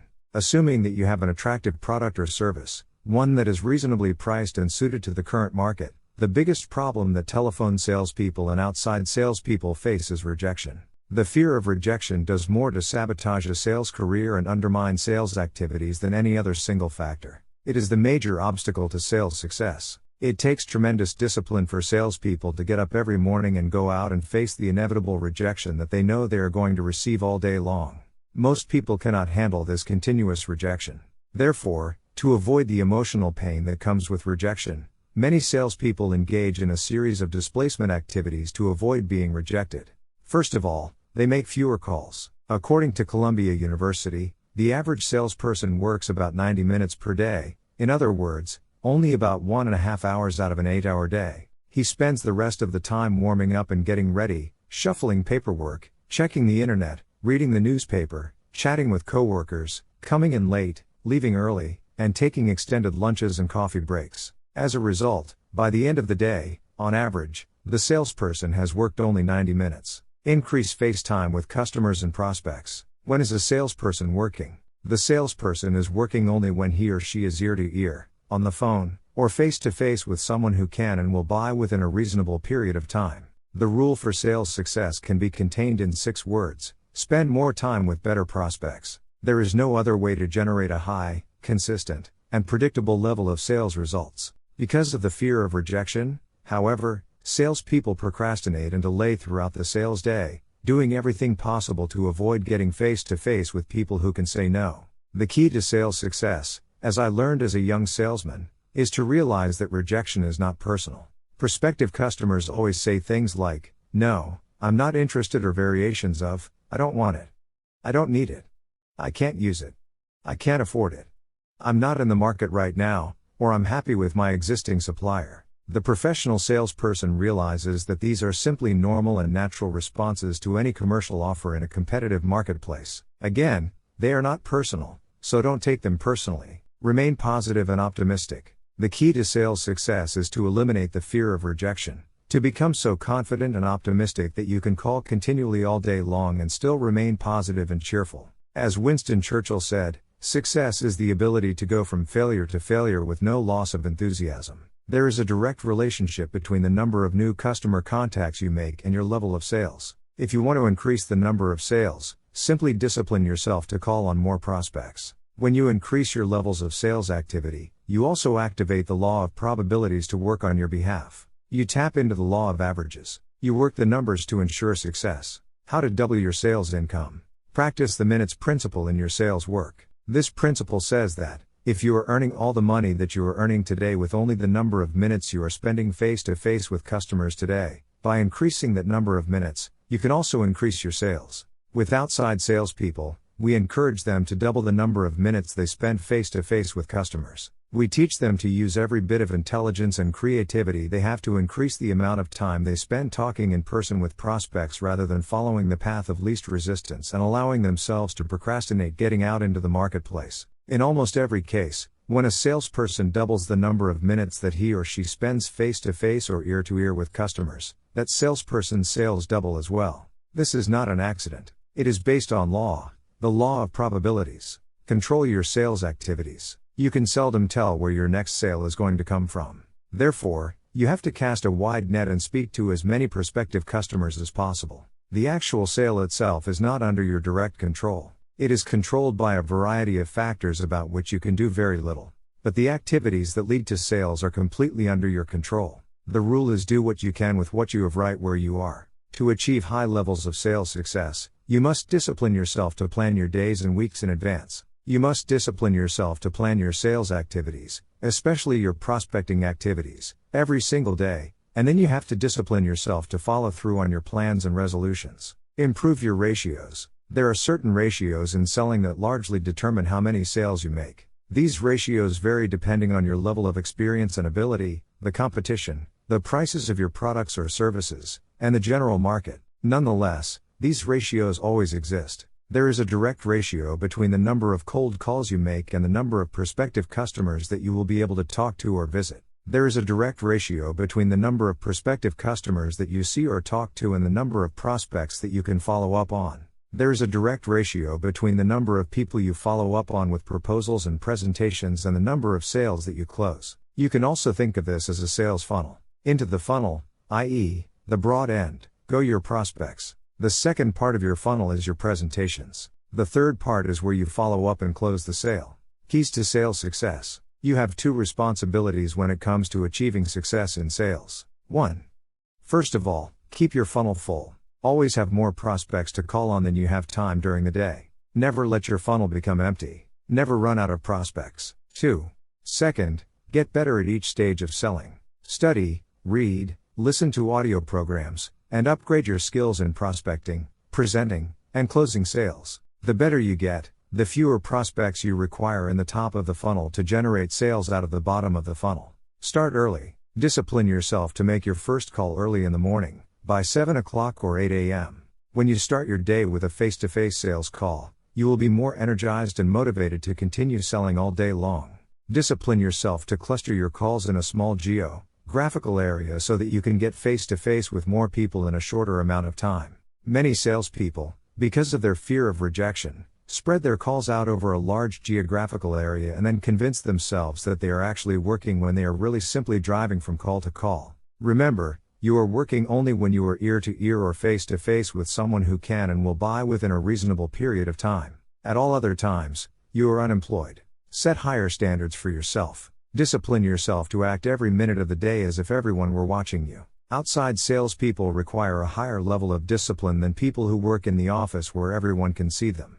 Because salespeople are on their own, Like guerrilla fighters in the sales jungle, the temptation is never ending to slack off, to take it easy, or to go for coffee or lunch rather than to make sales calls. To perform at your best, you must discipline yourself to work throughout the day, as though your sales manager was doing a ride-along. Imagine that your sales manager is sitting next to you all day long. How would you work differently if someone were accompanying you and observing everything you did throughout the day? Whatever your answer, that is how you should work, even when no one else is around. All sales skills are learnable. To become one of the highest paid salespeople in your industry, you must discipline yourself to practice continuous personal and professional development. Read in your field every day. Listen to educational audio programs in your car as you drive along. Attend every sales seminar you can, whether sponsored by your company or not. Dedicate yourself to continuous learning as if your future depends on it, because it does. The turning point in my life when I was a young salesman, frustrated and unhappy, going in circles, and barely making a living, was when I learned the law of cause and effect. I learned that if you do what the most successful salespeople do, over and over, there is nothing that can stop you from eventually achieving the same results and rewards that they do. I learned that every salesperson in the top 10% started in the bottom 10%. Everyone who is doing well today was at one time doing poorly. Every person at the top of your field was at one time not in your field at all and did not know that it existed. I learned that all sales skills are learnable. You can learn any sales skill you need to learn to achieve any sales goal you can set for yourself. There are no limits except the limits you place on yourself with your own thinking. When you discipline yourself to become one of the top salespeople in your field, you will find that you will have turned an important corner in your career. Most salespeople do only what they have to do to keep their jobs. But those people who resolve to become the best in their fields accomplish far more than anyone else. Your job is to be one of them. In the next chapter, we will talk about money and how the practice of self-discipline in this area can dramatically increase your likelihood of achieving all your financial goals. Action exercises. 1. See yourself as the president of your own personal sales corporation, completely responsible for sales results. This is the attitude of the highest paid salespeople. 2. Set clear, written income goals for yourself for the next 12 months as well as goals for each month of the year. 3. Determine exactly how much of your product or service you will have to sell in order to earn that desired income. 4. Determine how many individual sales you will have to make, based on your average size of sale and amount of commission earned. 5. Determine how many prospects you will have to call on, based on your current experience, to make this number of sales. 6. Dedicate yourself to continuous improvement in sales by reading each day, listening to audios in your car, and attending sales seminars. 7. Spend every minute of every sales day getting face-to-face with people who can and will buy from you in the near future. Chapter 12. Self-discipline and money. In reading the lives of great men, I found that the first victory they won was over themselves. Self-discipline with all of them came first. Harry S. Truman. According to insurance industry statistics, of 100 people who start work at age 21, by age 65, 1 will be rich, 4 will be financially independent, 15 will have some money put aside, and the other 80 will be still working, broke, dependent on pensions, or dead. Most baby boomers today are planning to work into their 70s. Why is this? It is because they don't have enough money put aside so they can stop working. The primary reason for financial problems in life is lack of self-discipline, self-mastery, and self-control. It is the inability to delay gratification in the short term. It is the tendency for people to spend everything they earn and a little more besides, usually supplemented by loans and credit card debt.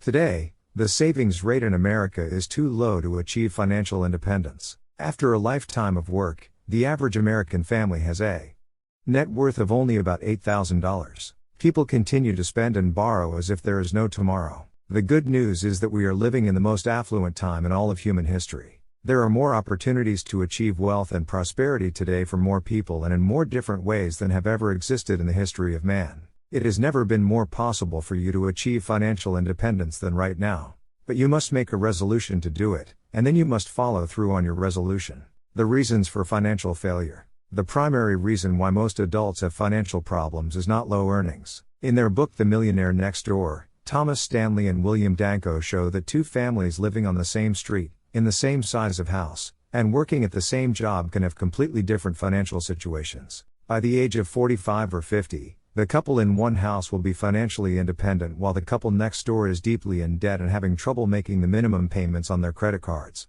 The reason for this is not the amount of money that they earn. The reason is lack of self-discipline and the inability to delay gratification. Why is this weakness of character so prevalent among the majority of adults in society today? It goes back to early childhood. When you were a child and you received money, whether it was your allowance or a gift from a friend or relative, the first thing you thought of doing was to spend that money on candy. Candy is sweet. Candy is delicious. Candy fills your mouth with a wonderful, sugary flavor. You liked candy when you were a child, and you probably could seldom get enough of it. Many children will eat candy until they become physically ill because it tastes so good. As you grew older, you developed what psychologists call a conditioned response to receiving money from any source. Like Pavlov's dog, when you receive money, you mentally salivate at the thought of spending this money on something that makes you happy, at least temporarily. Spending makes you happy. Spending makes you happy. When you become an adult and you earn or receive money, this automatic reaction continues. Your first thought is, how can I spend this money to achieve immediate pleasure? When you get your first job, the very first thing you think about is how you can spend not only the money you earn, but also every penny you can borrow on a credit card on clothes, cars, cosmetics, socializing, entertainment, travel, and everything else. Your mental equation is money equals enjoyment. When you go on vacation to a resort of any kind, you find that the hotels and streets are lined with shops selling useless trinkets, baubles, and trash, plus clothes, artwork, and other items that you would never think of buying at home. Why is this? Simple. When you are on vacation, you feel happy. You have a conditioned response to associate happiness with spending money. The happier you are, the more unconsciously compelled you are to go out and spend money on something, or, rather, on anything. It is quite common for many people, when they are unhappy or frustrated for any reason, to go shopping. They unconsciously associate buying something with being happy. When it doesn't work as they expected, they buy something else. Sometimes, unhappy people go on shopping sprees. They buy lots of things they don't particularly need because they unconsciously associate spending with happiness. As an adult, whenever you receive your paycheck, a bonus, a commission, an IRS refund, a prize, or an inheritance, the very first thing you think about is how you can spend this money as quickly as possible and on as many pleasures as possible. Rewire your responses about money. The starting point of achieving financial independence is to discipline yourself to rewire your attitude toward money. You need to reach into your subconscious mind and disconnect the wire linking spending and happiness. You need to then reconnect that happiness wire to the saving and investing wire. From that moment on, instead of saying, I feel happy when I spend money, you will say, I feel happy when I save money. To reinforce this shift in thinking, open up a financial freedom account at your local bank. This is the account in which you deposit money for the long term. Once your money goes into this account, you resolve that you will never spend it on anything except the achievement of financial freedom. If you want to save money to buy a boat or a car, you open up a separate account solely for that purpose. But your financial freedom account is inviolable. You never touch it except to invest those funds so that they can yield a higher rate of return. Associate happiness with saving. When you begin saving in this way, something miraculous happens within you. You start to feel happy about the idea of having money in the bank. Even if you open your account with only $10, this action gives you a feeling of greater self-control and personal power. You feel happier about yourself. The very act of disciplining yourself to save money makes you feel stronger and more in control of your destiny. Each time you get some extra money, you put it into your financial freedom account. Eventually, your financial freedom account will begin to grow. Then, as it grows, you activate two laws, the law of attraction and the law of accumulation.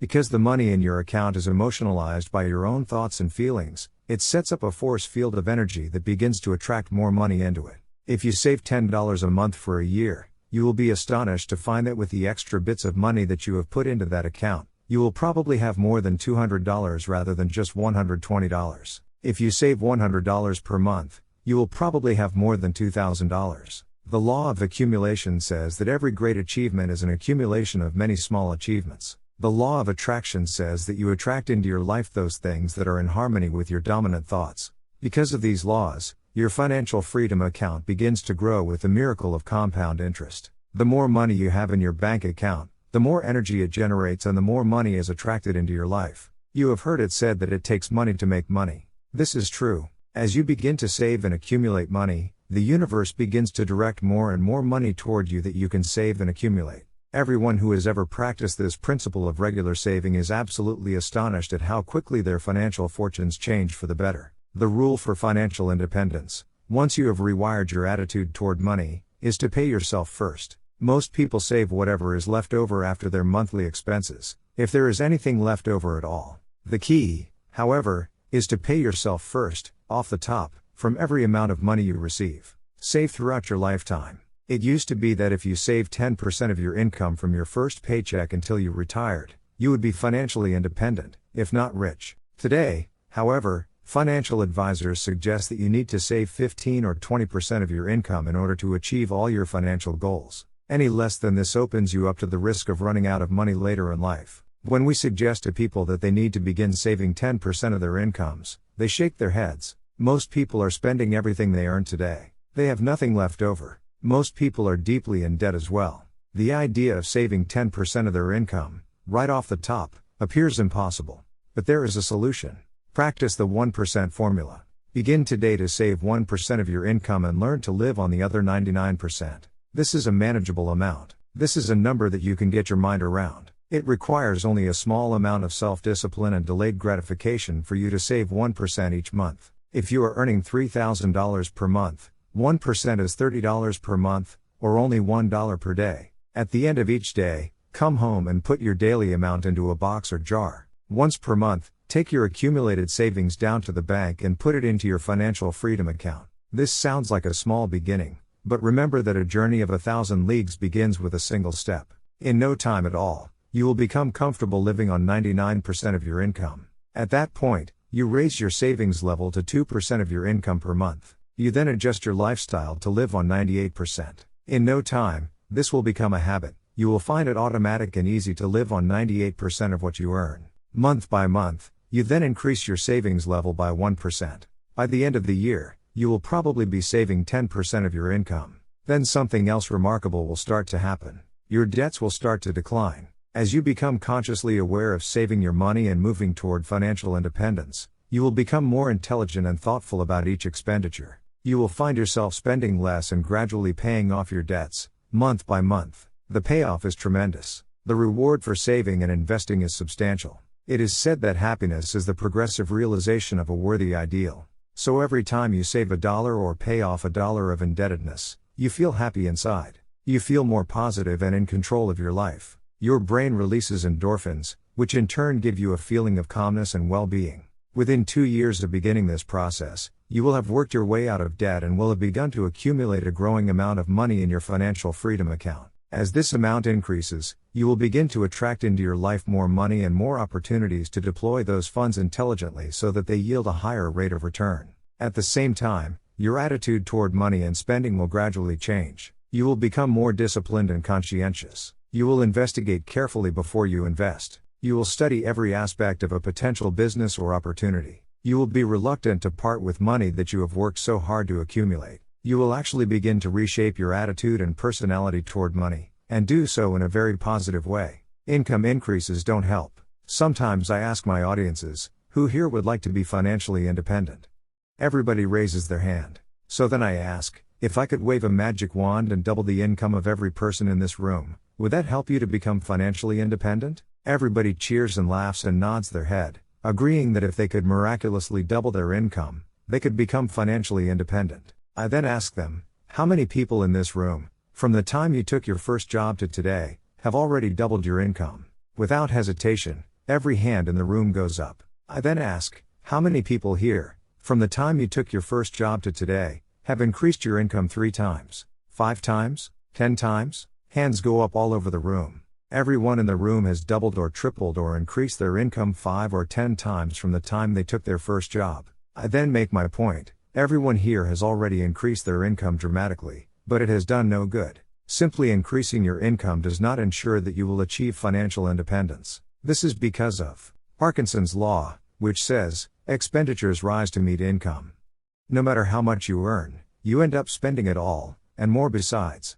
Practice the wedge principle. The way to achieve financial independence is for you to break Parkinson's law. You do this by practicing the wedge principle for the rest of your life. Here is how you do it. As your income increases in the months and years ahead, drive a wedge between your increasing income and your increasing expenses. Instead of spending it all, resolve that you will save 50% of your increase. If your income increases by $100 per month, Resolve to save $50 per month, off the top, and put it into your financial freedom account. You can spend the other $50 on your family and on improving your lifestyle. But you must resolve to save half of your increase for the rest of your financial life. When you pay yourself first, saving 10 or 15% of your income off the top and then saving 50% of your increase for the rest of your career, you will soon achieve financial independence. You will join the top 5% of wealthy people in our society. You will never have to worry about money again.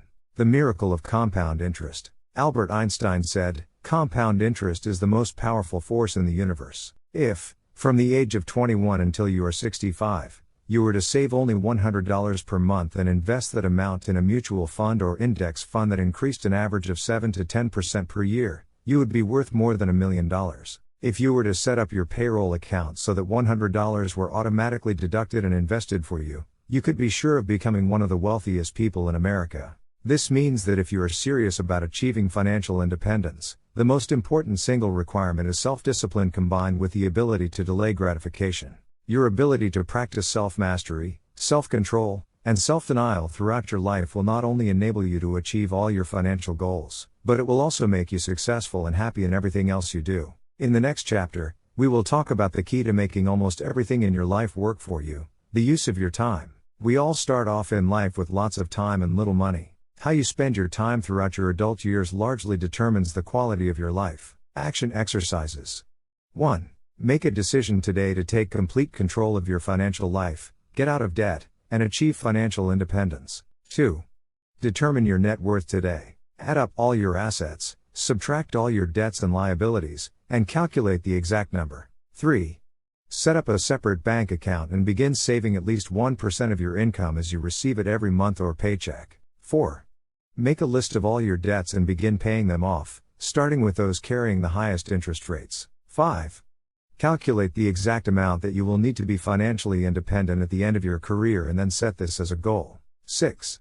Set specific financial accumulation goals for yourself for each month, quarter, and year for the rest of your life. 7. Practice frugality and spending by putting off and delaying every expenditure you possibly can until you achieve your long-term financial goals. Chapter 13. Self-discipline and time management. If you do not conquer self, you will be conquered by self. Napoleon Hill. There is perhaps no area of your life in which self-discipline is more important than in the way you manage your time. Time management is a core discipline that largely determines the quality of your life. As Peter Drucker said, you cannot manage time, you can only manage yourself. Time management is really life management, personal management, management of yourself rather than of time or circumstances. Time is perishable, it cannot be saved. Time is irreplaceable, nothing else will do. Time is irretrievable, once it is gone or wasted, you can never get it back. Finally, time is indispensable, especially for accomplishments of any kind. All achievement, all results, all success requires time. You can't save time. The fact is that you cannot save time, you can only spend it differently. You can only reallocate your time usage from areas of low value to areas of high value. Herein lies the key to success, and the requirement for self-discipline.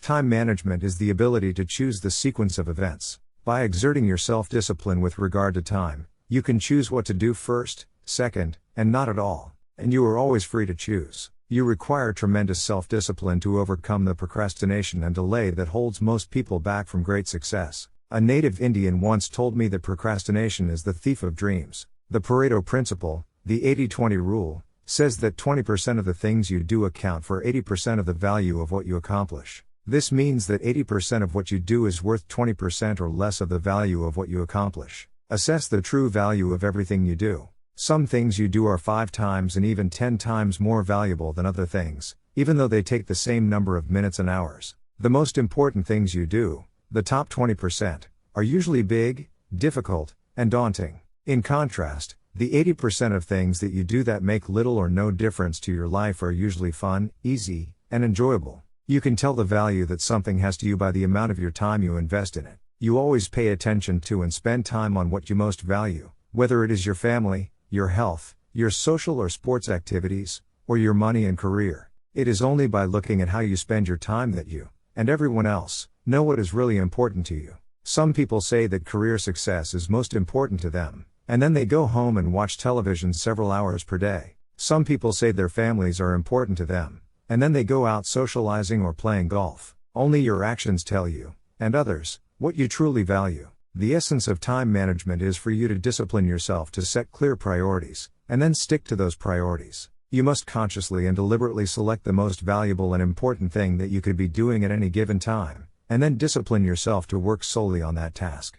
Personal strategic planning. In corporate strategic planning, the main focus is on increasing the return on equity. Equity in a business is defined as the amount of money invested in the business by the owners, aside from debt and money borrowed. The purpose of strategic planning is to find ways to organize and reorganize the business in such a way that the company is achieving a higher rate of return on this equity than it would be in the absence of the planning process. Companies invest financial capital, but individuals invest human capital. Companies deploy financial assets, but your most vital assets are your mental, emotional, and physical energies. How you invest them determines your entire quality of life. In personal strategic planning, your goal is to get the highest return on energy from your activities. Ken Blanchard refers to this as getting the highest return on life. Just as you would be careful about investing your money so as to ensure that you get the highest rate of return, you must be equally careful when you invest your time. You must be sure that you earn the highest level of results, rewards, and satisfaction from the limited amount of time you have.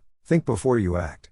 Before you commit to any time-consuming activity, you must always ask, is this the very best use of my time? Lack of self-discipline in time management leads people to procrastinate their top tasks continually, causing them to spend more and more time on tasks of low or no value. And whatever you do repeatedly eventually becomes a habit. Many people have developed the habit of procrastination, of putting off their major tasks and instead spending most of their time on activities that make very little difference in the long run. Priorities versus posteriorities. Setting priorities requires setting posteriorities as well. A priority is something that you do more of and sooner, whereas a posteriority is something you do less of or later. You are probably already overwhelmed with too much to do and too little time. Because of this, for you to embark on a new task, you must discontinue an old task. Getting into something new requires getting out of another activity. Before you commit to a new undertaking, ask yourself, what am I going to stop doing so that I have enough time to work on this new task? Go through your life regularly and practice creative abandonment. Consciously determine the activities that you are going to discontinue so that you have more time to spend on those tasks that can really make a difference to your future. Identify the consequences. One of the most important words in developing the discipline of time management is consequences. Something is important to the degree that it has serious potential consequences for completion or non-completion. A task or activity is unimportant to the degree that it does not matter if it is done or not. For example, completing a course of study at the university can have enormous consequences that can impact your life for the next 50 years. Completing a major task or project at work or making an important sale can have significant consequences for your job and your income. On the other hand, drinking coffee, chatting with coworkers, reading the newspaper, surfing the internet, or checking emails may be enjoyable, but these activities have few or no consequences. In other words, whether you do them or not makes little to no difference to your work or your life. However, it is precisely on these activities that most people spend most of their time. Managing your time. There is a simple time management system that you can use to overcome procrastination. It requires self-discipline, willpower, and personal organization, but the payoff is huge. When you use this system, you can double or even triple your productivity, performance, output, and income. Before you begin each day, start by making a list of everything you have to do that day. The best time to make this list is the evening before, at the end of the workday, so that your subconscious mind can work on your list of activities while you sleep. You will often wake up with ideas and insights for how to more effectively complete the tasks of the day. Then apply the ABCDE method to your list. A equals must do, serious consequences for non-completion.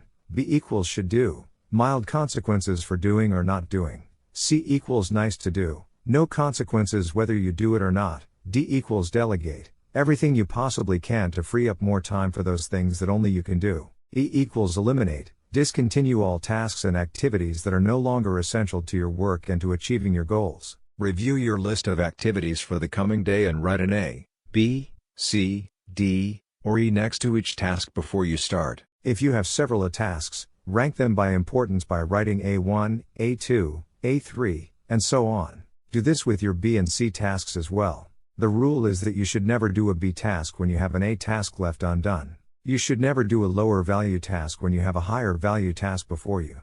Once you have organized your list using this system, discipline yourself to start on your A1 task first thing in the morning, before you do anything else. Practice single handling. Once you have begun work on your most important task, you must discipline yourself to concentrate single-mindedly, with 100% of your time and attention, until that task is complete. It takes tremendous self-discipline to select your most important task and then to start on that task rather than doing anything else. But once you begin to work on it, you will start to feel a flow of energy that motivates and propels you into the task. You will feel more positive and confident. You will feel happier and more determined. The very act of starting on an important task raises your self-esteem and motivates you to continue. Deep within each person is an intense desire to feel strong, effective, powerful, and in control of his or her life. You automatically trigger these feelings of self-confidence and self-esteem when you discipline yourself to start work on the task that is most important to you at the moment. 1000% return on investment. This ABCDE method seldom takes more than about 10 minutes to organize your entire day. But you will save 10 minutes in execution for every minute that you invest in this way of planning before you begin. This means that you will get a 1000% return on energy from the act of planning thoroughly and setting clear priorities before you start on your first task. As you feel yourself moving forward, making progress on your most important task, your brain releases a steady flow of endorphins, nature's happy drug. These endorphins will make you feel more positive, focused, alert, aware, and in control. When you discipline yourself to push against your natural resistance to get started on your most important task, you get an endorphin rush. You experience this as a sense of elation, exhilaration, happiness, and high self-esteem. By completing a major task, you feel exactly like an athlete who has crossed the finish line first. You feel like a winner. Your payoff from excellent time management is never ending. As soon as you begin to plan and organize your time, set priorities, and begin on your A1 task, you will feel happy and more in control of yourself and your life. The better you plan and execute, the better you feel. Keep yourself focused. The law of forced efficiency says, there is never enough time to do everything, but there is always enough time to do the most important things. Here are some questions that you should ask yourself, to help keep you focused and working on your top tasks, activities, and responsibilities. 1. Why am I on the payroll? Exactly what have I been hired to do? What results are expected of me? You must be clear about your answer to this question. Discuss it with others. Ask your boss. 2. What are my key result areas? Of all the things I do, what are the most important results that I am expected to achieve in my position? There are seldom more than 5 to 7 key result areas in any job. It is essential that you identify yours and then work in those areas all day long. 3. What are my highest value activities? Of all the things I do, which activities contribute the greatest value to my company and to myself? You have core competencies that enable you to make a valuable contribution. What are they? 4. What can I, and only I, do, that if done well, will make a real difference? There is only one answer to this question at any given time. This is something that you and only you can do. If you don't do it, no one else will do it instead. But if you do it, and you do it well, it can make a tremendous difference in your life and work. 5. What is the most valuable use of my time right now? This is the most important of all questions for setting priorities and overcoming procrastination. At every minute of every day, there is an answer to this question. Your ability to organize your life and to select your highest priority is a key measure of your intelligence and your effectiveness. Start today. Starting today, you should apply these key time management principles to every area of your life. Apply them to your work, family, health, exercise routine, and financial decisions and activities. No excuses. You require tremendous discipline to set priorities and then stick to those priorities. You require the continuous exertion of discipline and willpower to overcome the procrastination that holds most people back. However, the more you discipline yourself to use your time well, the happier you will feel and the better will be the quality of your life in every area. What stands between you and your goals are almost always problems and difficulties of some kind. Your ability to effectively solve the problems of daily life can have an enormous impact on your results and rewards. We will talk about this in the next chapter. Action exercises. 1. Make a decision today to become absolutely excellent at time management. Work at it until it becomes a habit. 2. Before you begin each day, make a list of everything you have to do that day. As new tasks arise, write them down before you act on them. 3. Organize your work list by priority by using the ABCDE method over and over until it becomes a habit. 4. Identify your A1 task each day and resolve to work single-mindedly on that task until it is totally complete. 5. Identify the one task that only you can do and that, if you do it well, can make a real difference. 6. Determine the 20% of your tasks that can account for 80% of your results, and then discipline yourself to work on them most of the time. 7. Every minute of every day, ask yourself, what is the most valuable use of my time, right now? And then discipline yourself to work on only that task until it is complete. Chapter 14. Self-discipline and problem solving. Experience is not what happens to a man, it is what a man does with what happens to him. Aldous Huxley. Thoughts are causes and conditions are effects. Therefore, the quality of your thinking largely determines the quality of your life. The greatest mental principle is that you become what you think about most of the time. Top people in every field are intensively solution-oriented. They think about solutions most of the time. Instead of getting bogged down in who did or didn't do something or other, the most successful people in every field concentrate on the solutions and what can be done to solve the problem. The Sufi philosopher Israhit Khan once said, "Life is a continuous succession of problems, like waves from the ocean. They never stop." This means that your ability to practice self-discipline, self-mastery, and self-control when faced with the never-ending flow of problems, difficulties, setbacks, and temporary failures you will experience is essential to your success in business and in life. The inevitable and unavoidable crisis. Throughout your life, you will face a river of problems, physical, financial, family, business, and political. The only break in this never-ending chain of problems will be the occasional crisis. If you are living a normal life, you will probably experience a crisis every 2 or 3 months. And it is in these crises that you truly demonstrate the quality of your personality and the strength of your character. It is only when you face unexpected reversals and setbacks that you show the world what you are truly made of. All of life is a test. The only question for you is, do you pass or fail? By their very nature, crises come unbidden. You have no warning or ability to anticipate them in advance. If you did, it wouldn't be a crisis in the first place, obviously, or you would already be prepared. When the inevitable crisis occurs, more than at any other time, self-discipline is required so you can remain calm and clear-headed in order to deal with the crisis effectively. Perform at your best. When something goes wrong, the natural tendency of most people is to become angry and look around for someone to blame. But this is a waste of energy. It solves nothing. Instead, you must discipline yourself to remain calm, objective, and unemotional. When you face an unexpected problem or crisis, discipline yourself to stay calm, to focus on the solution rather than the problem. Think in terms of what can be done now, rather than thinking about how it occurred and who is to blame. Like an accident where someone is hurt, you focus on caring for the injured person, stopping the bleeding, and minimizing the damage before you start analyzing what and how it happened. Practice self-discipline when dealing with a problem or crisis by immediately saying, "I am responsible," even if, at that moment, you are responsible only for controlling your responses. Keep your mind clear. Top people have developed the ability to respond effectively to a crisis, to remain calm, relaxed, and clear-eyed. They discipline themselves to stay cool and unemotional. This enables them to think more clearly, to analyze the situation objectively, and to make better decisions. But the moment you become angry and upset, your neocortex, or your thinking brain, shuts down. All you have left then is your paleocortex, your emotional brain, which thinks in terms of fight or flight. When your emotional brain is in charge, you think in terms of black and white, yes or no, or doing something or doing nothing. You lose the ability to think in shades of gray and to look at all the different possible ways to deal with this particular situation. Top people realize that every problem is an opportunity to grow in self-control and personal confidence. In fact, you will rise in life to the height of the problems that you are capable of solving.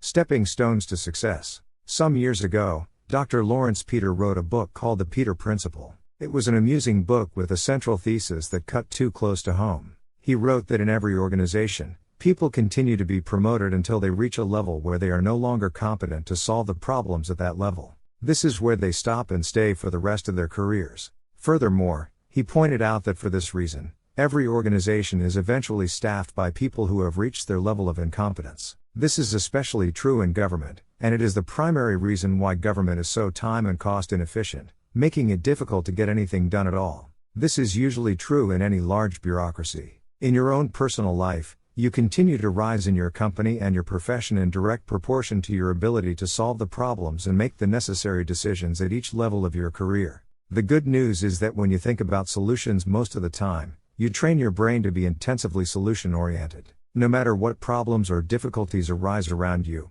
your brain will be continually seeking creative ways to solve the problem. As a result, you actually become smarter and quicker, with more of your thinking brain available to you faster. If you want to learn a physical sport, you begin by learning the basic moves and then the more advanced moves. You practice these skills over and over again until you can perform them and go through the motions naturally and easily every time. To master the discipline of problem solving, you need to develop a formula or method that enables you to deal effectively with almost any problem you face in the course of your career or personal life. Fortunately, there is a proven formula for problem solving and decision making that you can use in almost any situation. Let's take a look. A 9-step method for solving problems effectively. Step 1. Take the time to define the problem clearly. In medicine, they say that accurate diagnosis is half the cure. Therefore, you need to ask, what exactly is the problem? It is absolutely amazing how several people can become upset about a problem in an organization, but every one of them has a different idea or definition of the exact nature of the problem they're facing. Your job is to achieve clarity and to get everyone to agree on the definition of the problem before you move on to the business of solving it. Step 2. Ask, is it really a problem? Remember, there are some things that you can do nothing about. They're not problems, they are merely facts of life. If interest rates rise or the subprime mortgage market collapses, this is not a problem. It is not something that is amenable to a solution.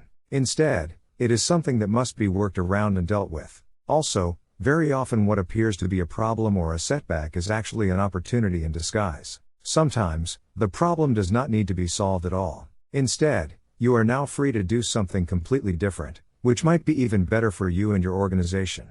Step 3. Ask, what else is the problem? Beware of any problem for which there is only one definition.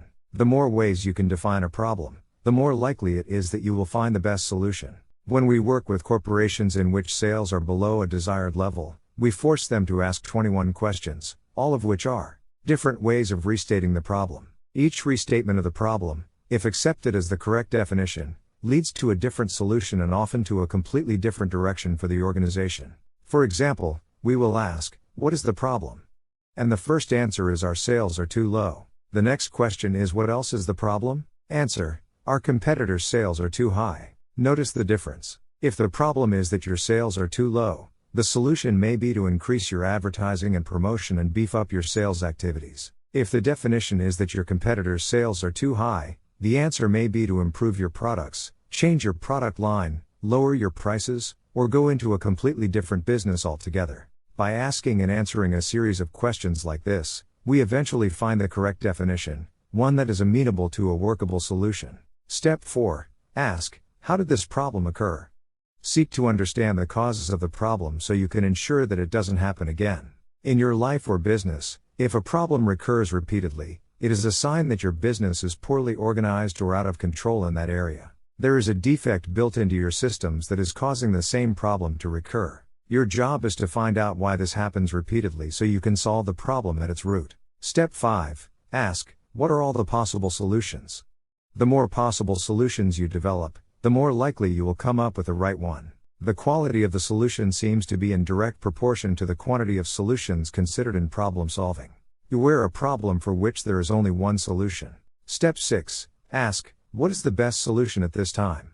Sometimes, any solution is better than no solution. An average solution vigorously executed is often superior to an excellent solution that cannot be implemented because of its complexity or because no one has the ability to execute it. The rule is that fully 80% of all problems should be dealt with immediately. Only 20% of problems need to be put off to a later time. If you must put off a problem, set a specific deadline for making a decision on that problem, and then make your decision at that deadline with whatever information you have at that time. There is a rule that says that every large problem was once a small problem that could have been solved easily and inexpensively at that time. Sometimes, the best strategy is to nip it in the bud. When it is clear that there is a problem and a solution, do what has to be done, and do it quickly. Step 7. Make a decision. Select a solution, any solution, and then decide on a course of action.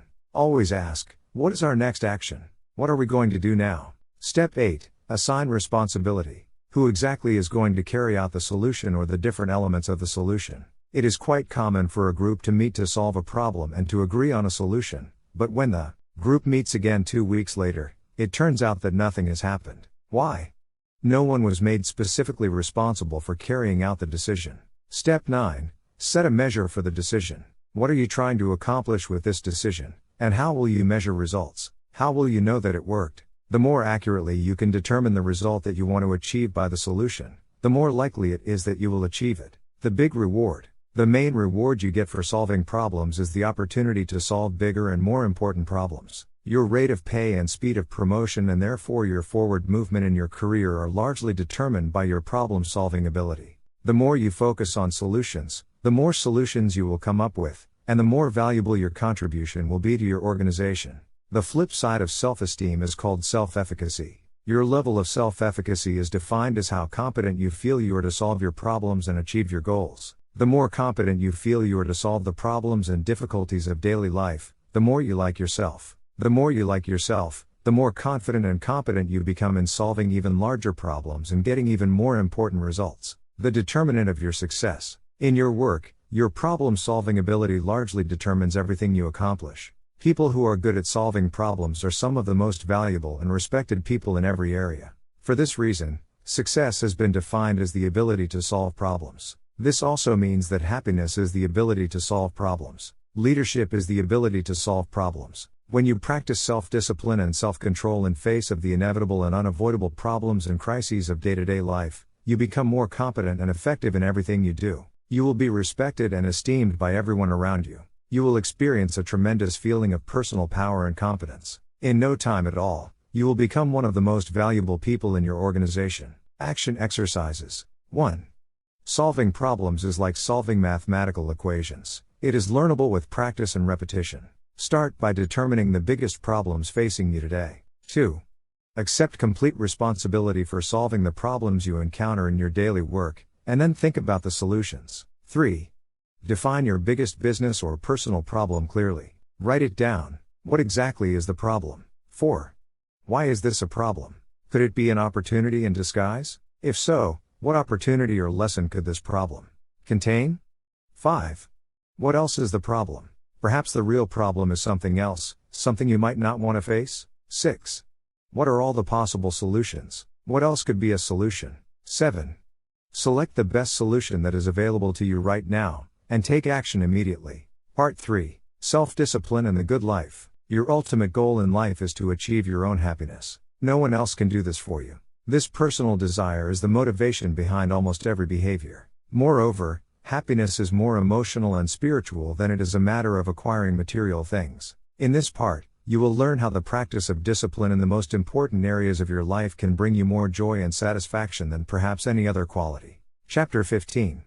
Self-discipline and happiness. No horse gets anywhere until he is harnessed. No stream or gas drives anything until it is confined. No Niagara is ever turned into light and power until it is tunneled. No life ever grows great until it is focused, dedicated, disciplined. Harry Emerson Fosdick. Your ability to achieve your own happiness is the true measure of your success in life. Nothing is more important. Nothing can replace it. If you accomplish everything of a material nature, but you are not happy, you have actually failed at fulfilling your potential as a human being. In Chapter 4, I described how human beings are purposeful, striving toward achieving goals and end results. However, behind each goal lies another goal, and then still another goal, until you finally arrive at the primum movum, or first moving force, in human life. This always turns out to be the desire to be happy. You can only truly be happy when you practice self-discipline, self-mastery, and self-control. It is only when you feel that you are in complete control of your life that you are truly content.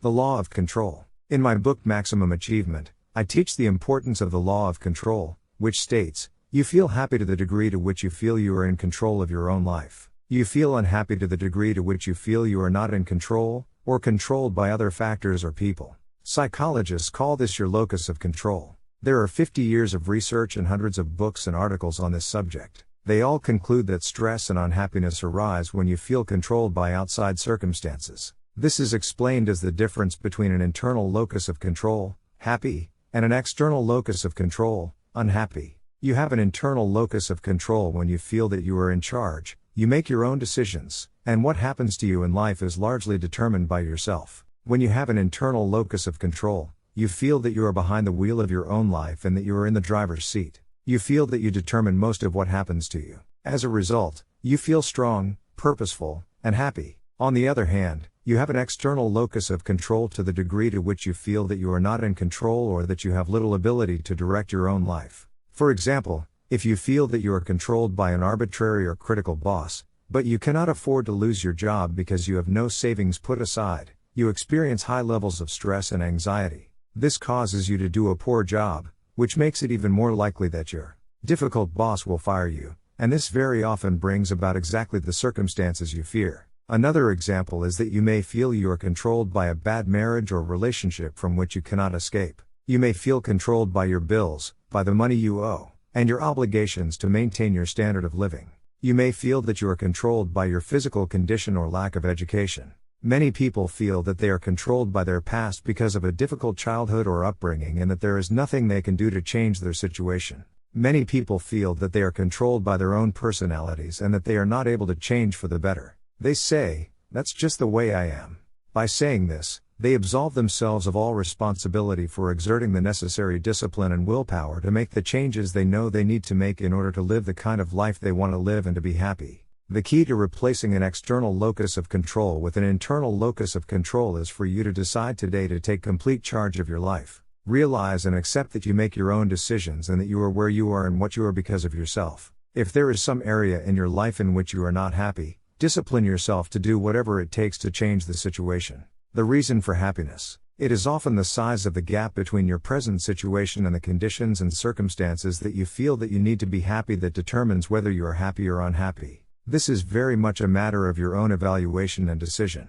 There is an old saying that success is getting what you want, happiness is wanting what you get. When your income and your life are consistent with your goals and expectations and you are content with your situation, you feel happy. If, on the other hand, for any reason your current situation is different from what you really want and expect, you will be discontented and unhappy. This state of contentment can be constantly changing. When you start off in your career, an income of $50,000 per year can seem like a huge achievement. But once you reach this goal, you start to be unhappy because you are not earning $100,000 or more. Some people are unhappy earning $1 million a year. Happiness is a byproduct. The interesting thing about happiness is that it is not a goal that you can aim at and achieve in and of itself. Happiness is a byproduct that comes to you when you are engaged in doing something that you really enjoy while in the company of people who you like and respect. Earl Nightingale, perhaps the most famous and respected radio commentator on success in history, said that happiness is the progressive realization of a worthy ideal.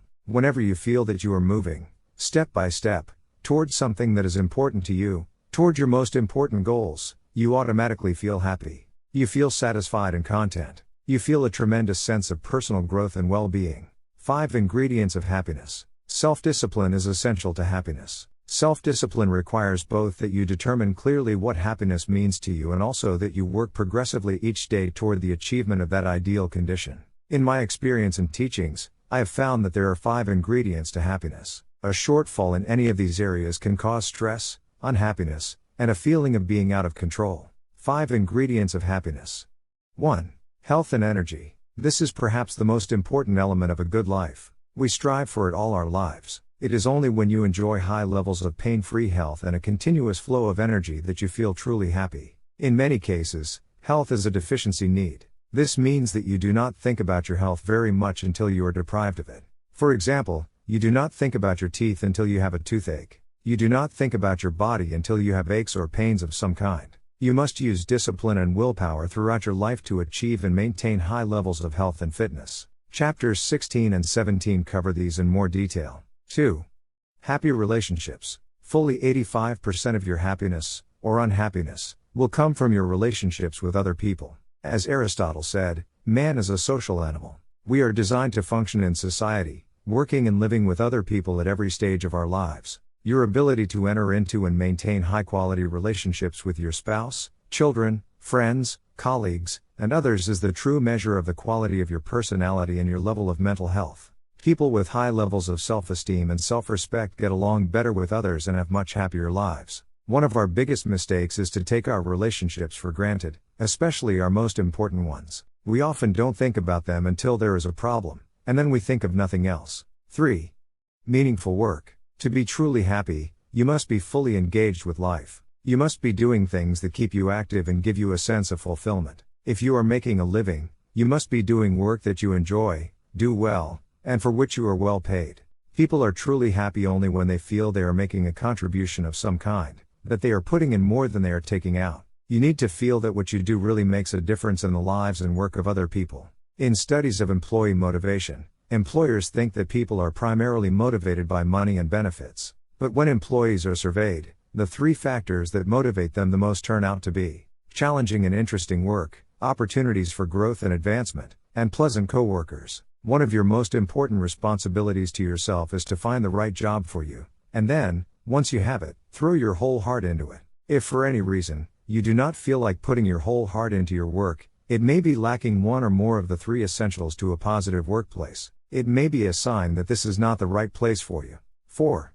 Financial independence. Some of the greatest fears we experience are those of loss, failure, and poverty. We fear being destitute, without funds, and dependent on others. One of your chief responsibilities to yourself is to work toward financial independence and financial freedom throughout your life. The happiest of all people are those who have reached the point at which they no longer worry about money. This is not something you can leave to chance, but rather something that requires deliberate, purposeful action and tremendous self-discipline to achieve. Whenever you feel that there is a big gap between where you are today financially and where you would ideally like to be, you experience stress, worry, and unhappiness. 5. Self-actualization. This is the feeling that you are becoming everything you are capable of becoming. This occurs when you feel that you are realizing more and more of your true potential. Abraham Maslow is best known for his hierarchy of needs. He determined that people have both deficiency needs and being needs. People strive either to compensate for their deficiencies or to realize their potentials. He concluded that you begin to evolve and develop to the highest levels possible for you only when your deficiency needs are first satisfied. Deficiency needs. Your first deficiency need is for safety and survival. Satisfying this need requires that you have sufficient food, water, clothing, and accommodation to preserve your life and well-being. If for any reason your safety or survival is threatened, you will become totally preoccupied with satisfying this need. You will experience tremendous stress, and you will be completely unhappy until you are safe once more. For example, think about being in a life-threatening situation. The second deficiency need that Maslow identified is the need for security. This need embraces financial, emotional, and physical security. You need to have enough money to provide for yourself, security in your relationships at work and at home, and physical security to assure that you are not in danger of any kind. If your security needs are threatened, you become completely preoccupied with them. For example, think about losing your job suddenly. How would you feel? The third deficiency need that Maslow identified is belongingness. Each person has a need to be in social relationships with others, both at home and at work. You need to be recognized and accepted by other people in your world. Each person needs to be comfortable in his or her relationships with others and seen and accepted as part of a team or group. Self-esteem needs. Once you have achieved a sufficient level of each of these basic needs, safety, security, and belongingness, you then turn to satisfy the higher needs for self-esteem and self-worth, your being needs. Your self-esteem is the core of your personality and largely determines how you feel about everything that happens to you. Everything you do in life is either to increase your self-esteem or to protect it from being diminished. Your self-esteem, how you feel about yourself and how much you like and value yourself, determines your happiness more than any other single factor. Your self-esteem comes from many factors. When you are liked and accepted by others, living consistently with your highest values, doing a good job and being recognized for it, and moving progressively toward the achievement of your goals and ideals, then you naturally feel happy and satisfied. You feel valuable and very much in control. The highest human need. The highest need that Maslow identified was for self-actualization. He concluded that less than 2% of the population ever reaches this height of personal fulfillment. Most people remain so preoccupied with their deficiency needs and protecting or enhancing their self-esteem and their ego needs that they give little thought or effort to self-actualization. But it is only when you realize that you have tremendous personal potential and begin striving to do, be, and have more than ever before in some area that you begin to experience self-actualization and true happiness. The happiest of all people are those who feel that they are doing something worthwhile and important with their lives. They feel they are stretching and moving beyond anything they've ever done before. People devoted to self-actualization may be writing books or creating works of art. They may be climbing mountains or competing in sports. They may be building businesses or scaling the heights of their professions. The wonderful thing about self-actualization needs is that they can never be completely satisfied. As you continually strive throughout your life to be and have and do more than ever before, you experience a steady flow of happiness and contentment. You feel that you are becoming more and more of what you were truly meant to become. Never be satisfied. In each of these areas, whenever you exert self-discipline and willpower to overcome the tendency to take the easy way, you feel happier about yourself. When you take a leap of faith in the direction of your dreams and then discipline yourself to keep going in spite of all obstacles and hardships, you feel powerful. Your self-esteem and self-confidence increase, and then as you move, step by step, toward your ideals, you feel genuinely happy. In the next chapter, you will learn how to incorporate self-discipline into your daily health habits to ensure that you live a long, happy, healthy life. Action exercises. 1. Identify the areas of your life in which you feel the happiest and the most in control. How could you expand them? 2. Identify the areas of your life in which you feel controlled by other people or factors. What could you do to resolve these situations? 3. Identify those areas in your life in which there is a gap between your current levels of accomplishment and what you would really like to achieve. What could you do to bridge these gaps? 4. Identify the most pressing needs you have today that are not being fulfilled. How could you begin to satisfy these deficiency needs? 5. Identify those activities that give you the greatest feeling of personal happiness, your peak experiences in life. What could you do to increase these moments of happiness? 6. Identify those areas in life in which you feel the most discontented. What steps could you take immediately to resolve these feelings of discontent? 7. Define happiness for yourself. What does it mean? What would have to happen for you to feel truly happy? What could you do immediately to create this situation? Chapter 16. Self-discipline and personal health. Self-respect is the root of discipline. The sense of dignity grows with the ability to say no to oneself. Abraham Joshua Heschel. More people are living longer and better today than ever before in human history, and your goal should be to be one of those people. There is no area in which self-discipline is more important than in your practices regarding your health. Your number one goal for yourself should be to live as long and as well as you possibly can.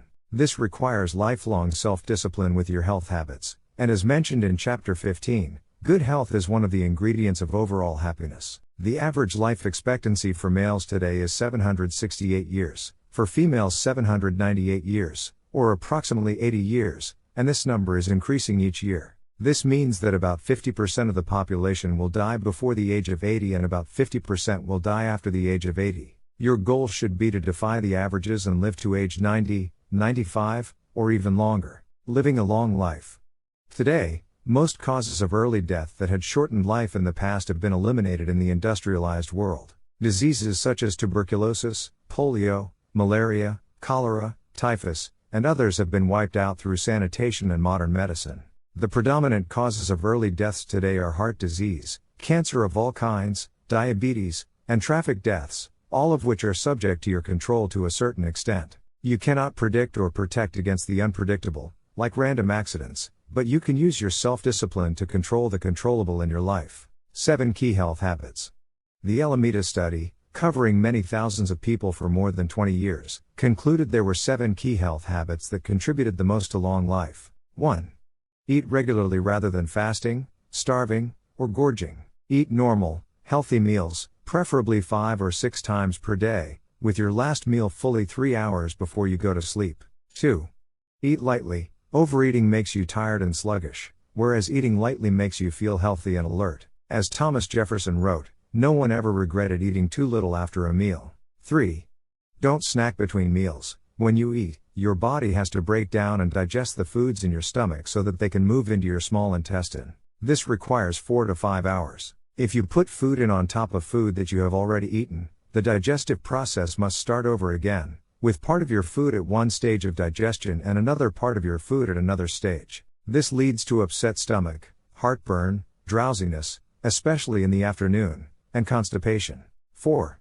Exercise regularly. The ideal is about 30 minutes a day, or 200 minutes per week. You can achieve this by walking, running, swimming, and/or using exercise equipment. You should fully articulate every joint every day. 5.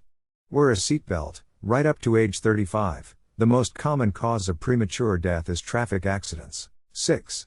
Don't smoke. Smoking is correlated with 32 different illnesses including lung cancer, ESO, phageal cancer, throat cancer, stomach cancer, heart disease, and a variety of other ailments. 7. Drink alcohol in moderation. Studies show that 1 to 2 glasses of wine per day aid digestion and seem to be beneficial to your overall health. Anything in excess of that can lead to all kinds of problems, including overeating, traffic accidents, personality problems, and antisocial behavior. Each of these 7 factors that contribute to long life are completely a matter of self-discipline. These 7 factors are a matter of choice. They are actions that you can choose to take or not take deliberately. They are completely under your control. The 5 P's of excellent health. In my personal development seminars, we teach the 5 P's of excellent health. 1. Proper weight. This requires the regular exercise of discipline and willpower in order to achieve your proper weight and then to maintain it throughout your life, but the payoff is tremendous. You look good, feel good, and generally feel more positive and in control of your life. 2. Proper diet. As Benjamin Franklin said, eat to live, rather than live to eat. According to studies of Olympic athletes from more than 120 countries, the 3 factors their diets have in common are: 1. Lean source protein. 2. A wide variety of fruits and vegetables, and 3. Lots of water, about 8 glasses per day. When you begin this Olympic diet, you will feel more alert, awake, and aware all day long. 3. Proper exercise. The most important exercise for long life is aerobic exercise. This requires that you get your heart rate up to a high level for 30 to 60 minutes 3 times per week. You can achieve this through brisk walking, running, cycling, swimming, or cross-country skiing. Exercise physiologists have determined that the exercise effect clicks in at about 25 minutes of vigorous exercise. At this point, your brain releases endorphins that give you a feeling of elation, or what is called a runner's high. This natural drug produced by your body can become addictive in a very positive way. People who develop the habit of regular, vigorous exercise find that it becomes easier and easier to do. They begin to look forward to the feeling of happiness they enjoy as the result of exercising aerobically. 4. Proper rest. This is very important. More than 60% of adults do not get enough sleep. They are suffering from what is called a sleep deficit. They go to bed a little bit too late, sleep poorly, arise a little bit too early, and go through the day in a form of fog. This phenomenon of not being sufficiently rested leads to poor performance, more mistakes, industrial accidents, car crashes, short tempers, personality problems, and many other difficulties. If you are living and working a normal life, you require about 8 hours of sleep each night. If you get only 6 or 7 hours of sleep when you actually require 8, you begin to build up this sleep deficit. By Thursday or Friday, when you get up in the morning, the first thing you think of is how soon you can go back to sleep again that night. When you start thinking about going to sleep again at the moment that you arise, you know that you are not getting enough sleep. In addition to 8 hours of sleep per night, you need regular breaks from work, both weekends and vacations. When you take time off from work, you allow your mental and emotional batteries to recharge. After a 2 or 3 day weekend, when you go back to work, you will be fully rested and ready to perform at your best. 5. Proper attitude. This is perhaps the most important of all. The quality that is most predictive of health, happiness, and long life is optimism. As you become more optimistic about yourself and your life, your health will also be better in every area. People who are positive and optimistic usually have stronger immune systems, and as a result, they are seldom sick. They seldom get colds or flu. They bounce back quickly from hard work or fatigue. An optimistic person has a built-in Teflon shield against many of the diseases and ailments that affect the average person. Get your weight under control. The biggest single problem with self-discipline that people have today is overeating and becoming overweight. More than 60% of Americans are officially overweight, and more than 30% are obese, which is defined as being more than 30% above their normal weight. There is no area in which self-discipline is more necessary than in getting your weight under control and then keeping it under control for the rest of your life. You have heard it said that diets don't work. What this really means is that when you starve yourself to lose weight, you will tend to put the weight back on almost as quickly as you lost it. There are many reasons for this. Each person has a certain metabolic rate. This is the rate at which you burn energy. This metabolic rate is set over the course of your lifetime by the amount of food you eat relative to the amount of exercise you do to work it off. In addition to your metabolic rate, you have what is called a set point. This is where your weight is set, like a thermostat, and to which it returns no matter how much you take off as the result of crash dieting. Change your set point. To lose weight permanently, you must change your set point to a lower number.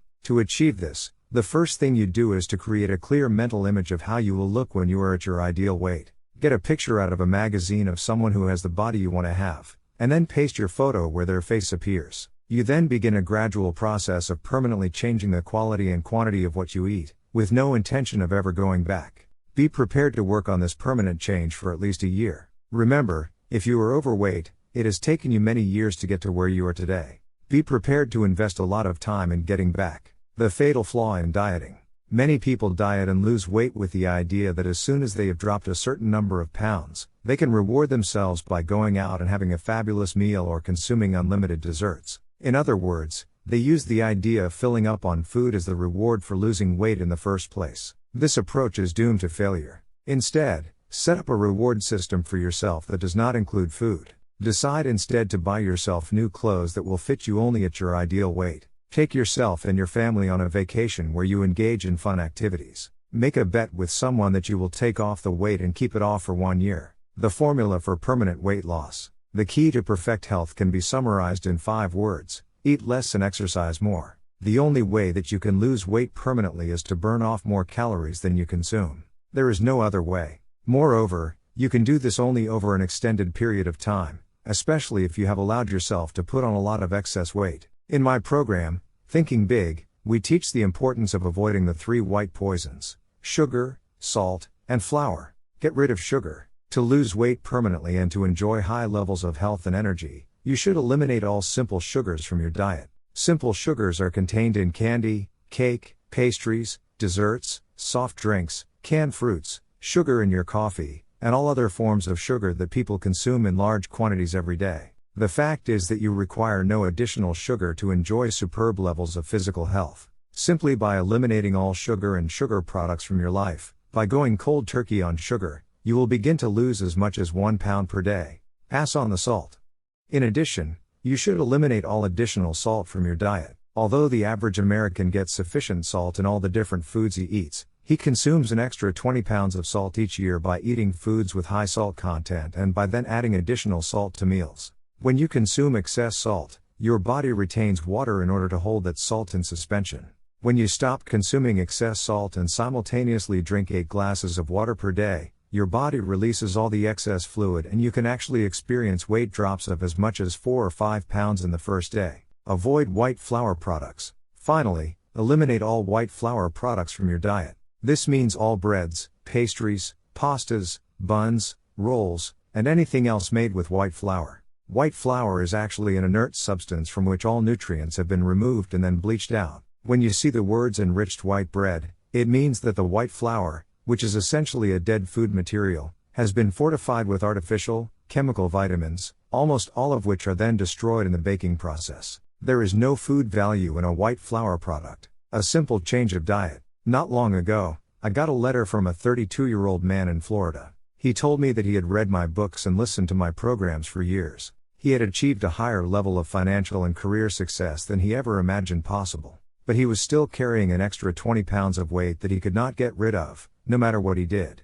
Then one day, he listened to Thinking Big, and he heard my comments on the 3 white poisons. Fortunately, he was both disciplined and determined. He used his willpower to slam the brakes on these 3 foods and discontinue them completely. He said that what happened next was nothing short of miraculous. Within 6 months, he had dropped 22 pounds. When he wrote to me, he had kept them off for 2 years. He said that he looked different, felt different, was more attractive to women, and had higher levels of self-confidence and self-esteem. His whole life had improved since he dropped the excess weight. Live to be 100. Your goal in life should be to enjoy the highest levels of health and energy possible. This requires that you eat the right foods and fewer of them. It requires that you get regular exercise and move every joint of your body every single day. To enjoy superb physical health, you must get lots of rest and recreation. Above all, you must maintain a positive mental attitude in which you look for the good in every situation and remain determined to be a completely positive person. In each of these areas, the exertion of self-discipline and willpower will give you payoffs that are far beyond the effort that you put in.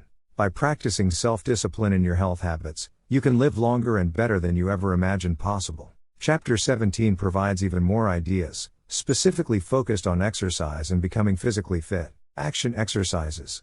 1. Idealize with regard to your health. If you could wave a magic wand and make your health perfect in every way, How would it be different from today? 2. Resolve to make the rest of your life the best of your life. What is the first thing you should change or do? 3.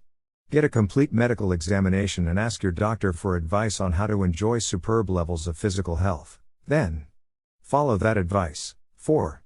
Determine your ideal weight and set it as a goal. Use the goal-setting process you learned in Chapter 4 to make a plan to achieve it and keep it there for life. 5.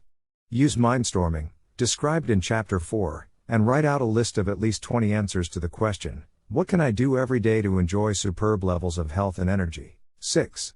Review the health habits and research discussed in this chapter and give yourself a grade ranging from 1 to 10 on how well you are practicing them. 7. Decide on one specific action that you are going to take immediately to ensure that you live to be age 80, 90, and beyond. Chapter 17. Self-discipline and physical fitness. Mental toughness is many things and rather difficult to explain. Its qualities are sacrifice and self-denial. Also, and most importantly, it is combined with a perfectly disciplined will that refuses to give in. It is a state of mind that you could call character in action.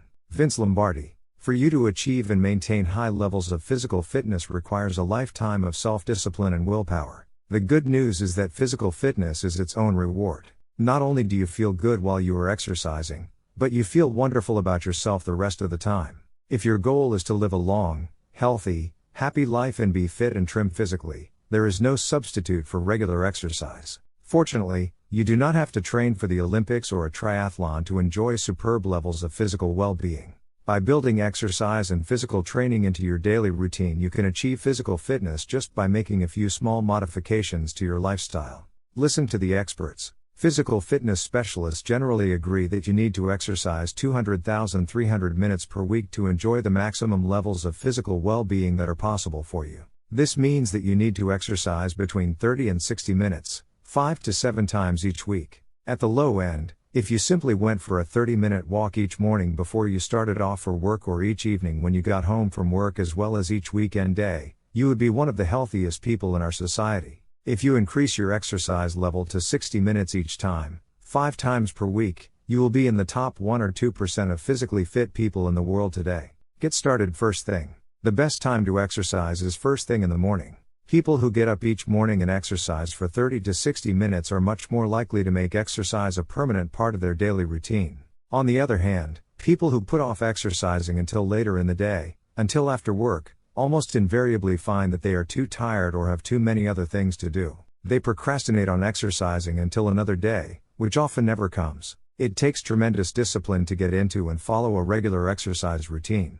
But it is easier if you can discipline yourself to get up in the morning and start exercising immediately. Trick yourself. Many people, including myself, trick themselves into exercising in the morning by putting their exercise clothes right next to the bed so that they trip over them when they get up.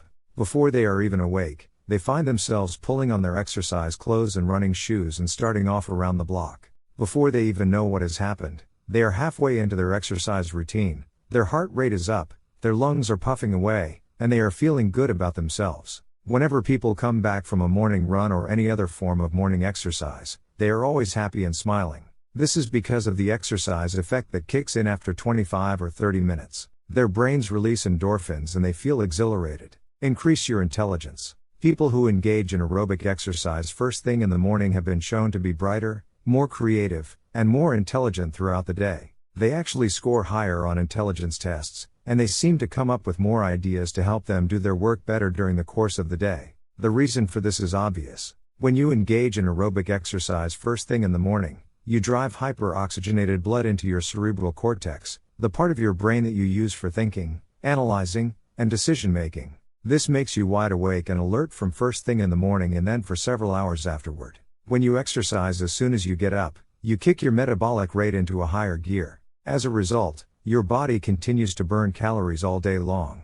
You continue to lose weight for several hours after exercising. When you exercise first thing in the morning or any time during the day, you become hungry. However, because you are working out your body in such a healthy way, you will have a natural appetite for healthy foods. You will have little or no desire for sweet foods or desserts. Make exercise a part of your lifestyle. One of the best things you can do to achieve and maintain high levels of physical fitness is to join a gym or a health club and attend regular exercise classes. You can even pay a little more and get yourself a personal trainer who puts you through an exercise regimen 3 or more times each week. You are much more likely to discipline yourself to start and maintain a fitness routine if you have someone who is expecting you to be at a class or monitoring you on a regular basis to make sure that you follow the exercise program to which you committed. Many people today are hiring personal trainers. Either a personal trainer can come to your home or place of work, or you can go to a gym that has personal trainers on staff who will work with you on the specific equipment you want to use. People who use personal trainers are almost universally delighted with the results. They find that being accountable to a trainer exerts a positive influence on them, causing them to eat less so they have less weight to burn off and to work harder when they exercise so that they can earn the approval of the trainer. Join an organized sport. Organized sports are a wonderful way to achieve and maintain high levels of physical fitness. They are far more demanding in terms of time and schedule, but the payoff is often extraordinary. If you are a member of a sports league, whether that be baseball, tennis, football, soccer, racquetball, or anything else, and you have a coach or trainer that you work with on a regular basis, you tend to be more focused and disciplined. You will exercise more often and more vigorously, and you will be fitter and trimmer than most other people. Develop new and better habits. Unfortunately, physical fitness and sports training requires such high levels of discipline, and few people are capable of starting and continuing this kind of exercise regimen.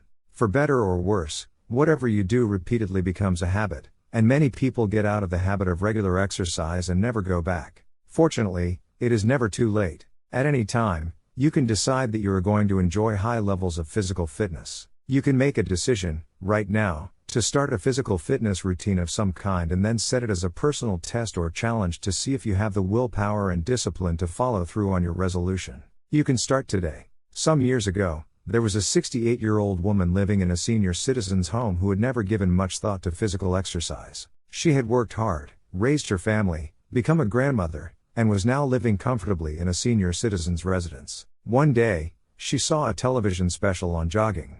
During this special, they interviewed a couple of people in their 50s and 60s who were running marathons. Some of them had started running later in life. This 68-year-old woman decided that she wanted to run a marathon as well. She drove down to a nearby store and bought the proper shoes for walking and running. That day, she began her exercise regimen by walking around the neighborhood where she lived. Over the next few weeks, she walked ever greater distances. She bought books and sought advice on how to exercise and train her legs for running. Build up gradually. After 2 months, she began jogging a little as part of her walking routine. After 6 months, she began running as part of her walking and jogging routine. By the end of the first year, she had run a mini-marathon in her local community. By the time she was 75, she had completed 10 264-mile marathons and 2 50-mile cross-country marathons. And the most remarkable thing was that she had never run before the age of 68. So what's your excuse? If this 68-year-old woman could start exercising so late in life, why can't you? One of the greatest guarantors that you will live a long, happy life, being bright, alert, and full of energy, is that you begin a regular physical training program, 4 or 5 days per week, and continue it for the rest of your life. When you exert your self-discipline and willpower to achieve a high level of physical fitness and then maintain it year after year, you will feel terrific about yourself. In the next chapter, you learn how self-discipline in marriage can have a wonderful effect in assuring a long life of happiness and fulfillment with another person. Action exercises. 1. Today is the day. Make a decision that you are going to achieve the best physical condition of your life in the months ahead, and then take action immediately. 2. Get a complete medical examination so that you know your condition and limits before you begin. 3. Start walking 30 minutes each day, preferably first thing in the morning or, if not in the morning, right after work. 4. Join a gym or health club, pay for a year, and make an appointment with yourself to work out 5 times a week, 60 minutes each time. 5. Hire a personal trainer and have him/her guide you through an exercise program that includes aerobics, strength, and flexibility exercises each week. 6. Invest in a treadmill, a life cycle, or an elliptical machine and put it in front of your television so you can exercise as part of your home and family life. 7. Start gradually and work up slowly, resolving to exercise for several weeks before you notice a major difference. Be patient, persistent, and determined. Chapter 18. Self-discipline and marriage. It is better to control yourself than to win 1,000 battles. Then the victory is yours. It cannot be taken from you, not by angels or demons, heaven or hell. Buddha.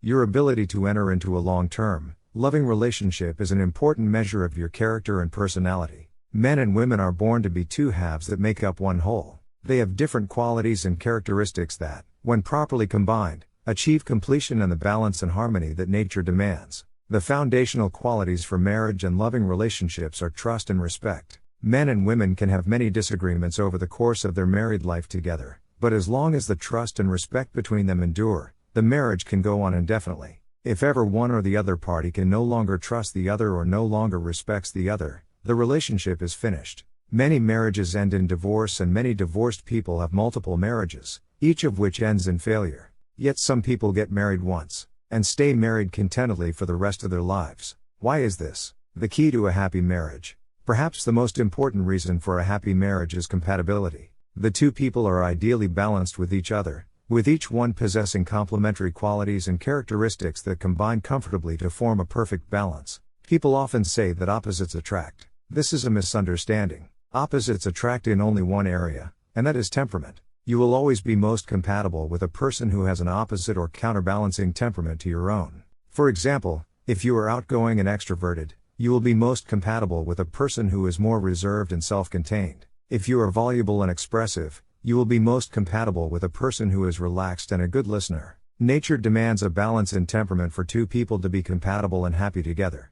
Birds of a feather. In all other areas, especially in the area of values, it is similarities that attract. Birds of a feather do flock together. You will always be attracted to people and most compatible with those who have the greatest number of fundamental values in common with yourself. All of love, of any kind, is a response to value. We love what we most value, both in ourselves and others. When a couple is truly happy together, they seem to have very much the same values regarding family, money, ethics, work, children, politics, religion, and people. People will often point out that there are happy couples who vote for different parties or come from different religious backgrounds. But the critical issue in balance and harmony revolves around the intensity with which a person values something. This intensity determines if a person is absolute and unbending or relaxed and flexible in his or her adherence to a particular belief about a particular part of life. People can love and live together happily for many years even though they support different political parties, as long as political belief is not so important to either of them that it takes precedence over more important elements of their relationship such as children, family, and values. Love is our greatest need in life. It is said that everything we do in life is either to get love, or to compensate for a lack of love. Psychologists generally agree that the root cause of personality problems in adult life can be traced back to love withheld in infancy and childhood. People need love like roses need rain. Without sufficient love and acceptance, individuals exhibit all kinds of personality and physical problems. It is only possible to be happy when your needs for love are completely fulfilled. A happy marriage requires tremendous self-discipline and self-control. Love requires self-denial and sacrifice. When you are truly in love with another person, that person's happiness and well-being become more important than your own. You are willing to pay whatever price and make whatever sacrifice in order to ensure the well-being of the person you love. In the Christian Bible, in a letter to the Corinthians, the Apostle Paul says, "Love suffereth long, and is kind. Love envieth not, love avengeth not itself, is not puffed up. Love doth not behave itself unseemly, seeketh not his own, is not easily provoked, thinketh no evil. Love rejoices not in iniquity, but rejoices in the truth. Love beareth all things, believeth all things, hopeth all things, endureth all things. Love never fails." Different strokes require tolerance and understanding.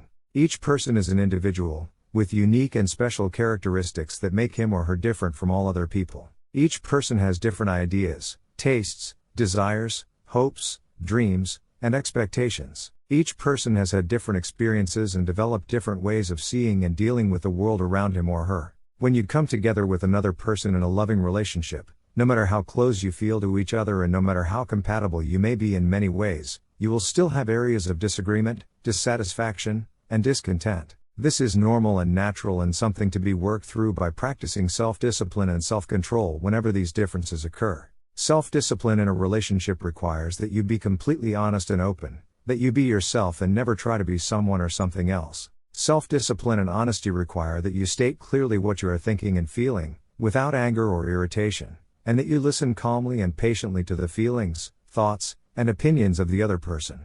Male-female communication styles. Men and women are different in many ways. According to MRI scans, when men communicate, they use only 2 centers of their brains. When women communicate, they use 7 centers of their brains. It is as though men have 2 headlights with which to communicate, whereas a woman's brain is like a fully lit Christmas tree. Men can process only one sensory input at a time, whereas women can process multiple sensory inputs. When a man is watching television, he does not see or hear anything else, including words spoken to him from the side or behind. He becomes totally fixated on the visual images and words on the screen. When a man is driving a car, he has to turn down the radio to read the map. He has to turn down the television or radio to answer the telephone. He cannot read and listen or watch at the same time. Men can do many things extremely well, but they can do only one thing at a time. Men tend to be very focused. Women, on the other hand, can talk, make dinner, watch television, read the day's mail, and talk to her children or husband all at once. They are multidimensional and can process several inputs simultaneously. They can talk and listen at the same time and be aware of what other people around them are doing and saying. Women are relationship experts. They are very sensitive to other people. When a man and a woman attend a social gathering, within 10 minutes, the woman will have done an analysis and assessment of the situation of each of the other people in the room. In contrast, the man accompanying the woman will have noticed little or nothing. This is because men are simple and straightforward in their thinking, whereas women are complex, aware of small details, and extremely sensitive to the dynamics and nuances of the relationships of the people around them. A man can call his wife on the phone and say, "Hello." Although she has only heard one word, she will immediately ask, "What's wrong?" She can pick up a wealth of meaning and emotion from a single word on the phone or a single glance or look when he walks in the door. Relationship building takes effort. Because of the many differences between men and women, it takes tremendous discipline to build and maintain a long-term, loving, and happy relationship. Perhaps the most important area of mutual compatibility has to do with the discipline of listening. It is only when 2 people take the time to listen closely and carefully to each other when they speak that the lines of communication stay open, and this is when love and harmony continue in the relationship. There are 4 simple disciplines of effective listening. They are mostly of importance to men, who are notoriously poor listeners, especially with the women in their lives. This is not because they are not interested. It is simply because their minds are focused on something else and they are easily distracted. The disciplines of listening. Listen attentively. The first discipline is to listen attentively, without interrupting. Listen as though the other person is about to reveal a great secret or the winning lottery number and you will hear it only once.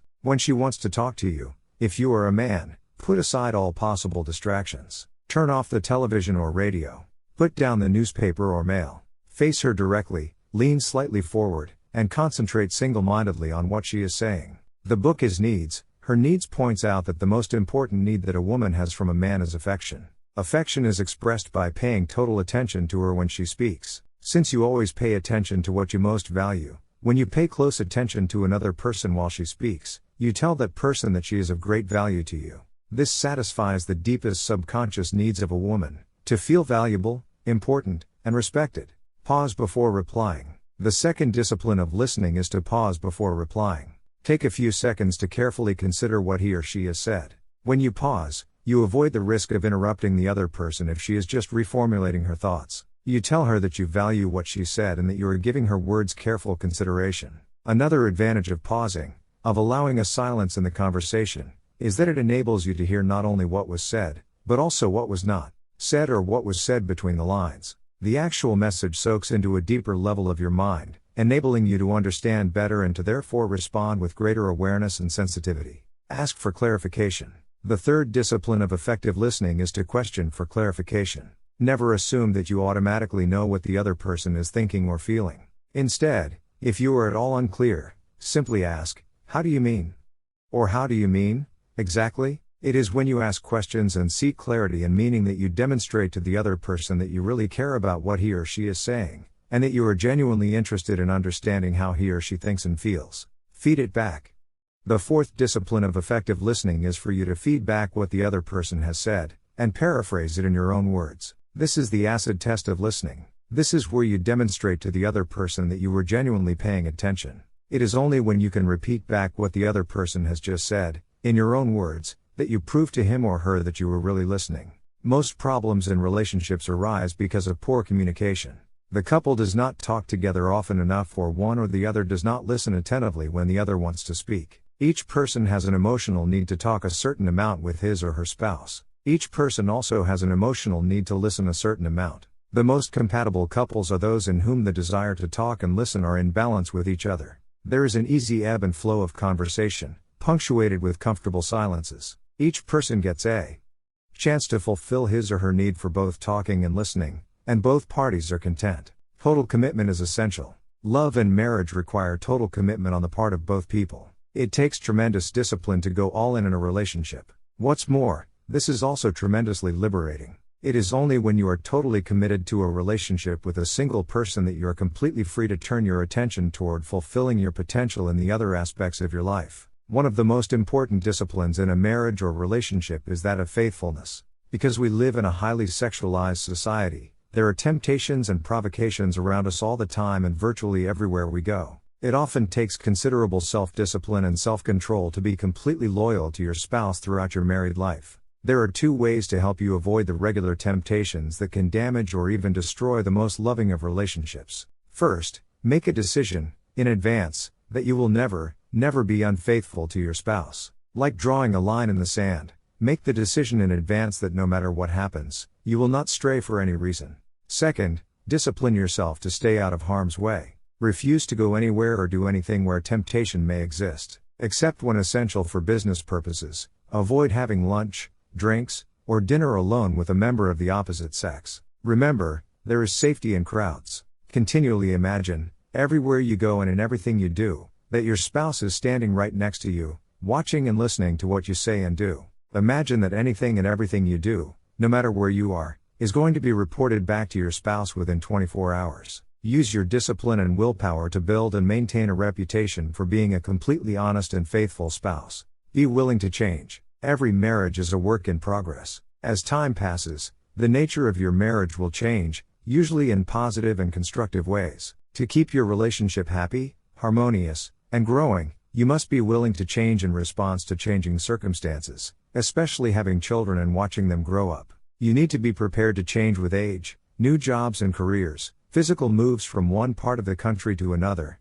changes in financial circumstances, and changes in health. Flexibility is absolutely essential to a long, happy marriage. There are only 4 ways that you can change your life. First, you can do more of some things. Second, you can do less of other things. Third, you can start something that you have never done before. And fourth, you can stop certain things altogether. Whenever you are experiencing resistance or frustration or you are confronted with the need for change, ask yourself, is there anything that I need to do more of, less of, start, or stop doing? The 4 questions you should ask. On a regular basis, you should sit down with your spouse and later with your children to have the courage to ask them these 4 questions. 1.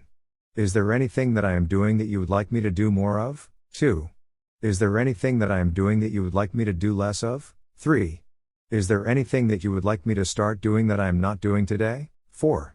Is there anything that I am doing that you would like me to stop doing altogether? When you have the courage and discipline to ask these questions of your spouse and your children on a regular basis, you will be amazed at the quality and depth of the answers you receive. You will get continual guidance on how you can modify and adjust your behaviors to maintain higher levels of harmony, happiness, and love with your spouse and the other members of your family. Your spouse should be your best friend. Love and marriage are perhaps the most important elements of a happy, fulfilling life. They require a lifelong exercise of self-discipline and willpower to create and maintain harmony. They require that you be open, honest, and candid at all times. Most of all, a happy, loving marriage requires that you see your spouse as your best friend. There should be no one in the world who you would rather spend time with more than him or her. There should be no one with whom you are more open and honest than with him or her. When you see your spouse as your best friend and treat him or her as such, you can create a loving relationship that lasts all the days of your lives. As Emmett Fox, a spiritual writer and teacher, wrote, "Love is by far the most important thing of all. It casts out fear. It is the fulfilling of the law. It covers a multitude of sins. Love is absolutely invincible. There is no difficulty that enough love will not cure, no disease that enough love will not heal, no door that enough love will not open, no gulf that enough love will not bridge, no wall that enough love will not throw down, no sin that enough love will not redeem. It makes no difference how deeply seated may be the trouble, how hopeless the outlook, how muddled the tangle, How great the mistake! A sufficient realization of love will dissolve it all. If only you could love enough, you would be the happiest and most powerful being in the world. In the next chapter, you will learn specifically why self-discipline is so important when raising happy, healthy, and self-confident children. Action exercises. 1. What is the most important single action you could take, right now, to increase the love and harmony in your marriage or relationship? 2. What disciplines or practices could you develop that would improve the quality of your marriage for the other person? 3. Identify one behavior you could engage in that would improve your communications in your marriage. 4. Sit down with your spouse and ask him/her for ideas for things that you should do more of, less of, start, or stop doing. 5. Identify the 2 qualities that you most admire in your partner. 6. Identify the areas in which you and your partner are the most compatible. 7. Identify the most important values that you and your partner share. Chapter 19. Self-discipline and children. Right discipline exists, not in external compulsion, but in habits of mind which lead spontaneously to desirable rather than undesirable activities. Bertrand Russell. You can calculate the value or importance of something you do by measuring the possible consequences of doing or not doing it. Something that is important is something that has significant potential consequences, like jumping out of the path of a speeding car.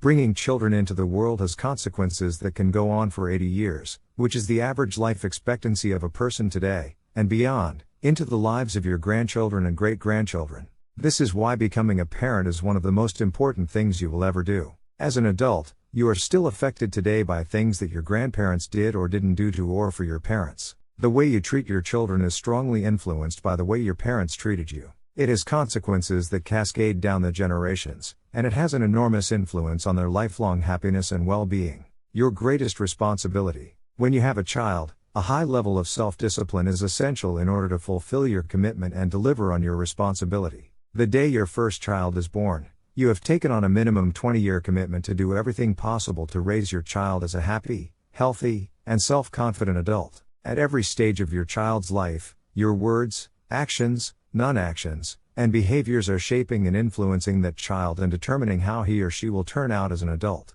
The greatest need that a child has is for an unbroken flow of unconditional love and acceptance from his or her parents. Children need love almost as much as they need oxygen. The amount of love that a child receives, especially in his or her formative years, is the critical determinant of how healthy and happy he or she becomes as an adult. How children spell love. How does a child spell love? Time. Children determine how valuable and important they are and develop their self-esteem and self-worth by measuring the amount of time that the most important people in their lives spend with them when they are young. There is no substitute for time, and once gone, you cannot make it up. Perhaps the greatest regret reported by parents is that I didn't spend enough time with my child when he or she was young. When you become a parent, you must discipline yourself and organize your life so you can spend ample time with your child throughout his or her growing years. You must discipline yourself to cut back, reduce, downsize, and eliminate other activities that prevent you from being an excellent parent. A wake-up call. Some years ago, a good friend of mine got married. He was an avid golfer, and he regularly played golf 5 times a week, often flying south in the winter for golf vacations when his local golf courses were covered with snow. Within 4 years of marrying, he and his wife had 4 children. Nonetheless, he still tried to play golf several times a week, taking time off from his business during the week and playing on weekends. Finally, his wife confronted him and told him that he was not spending enough time with his young children. His golf was taking up too many hours that would be better spent at home with her and with the children, especially during their most vulnerable and sensitive years. He suddenly realized that his life had changed. The things that he could do when he was single were no longer possible when he had young children.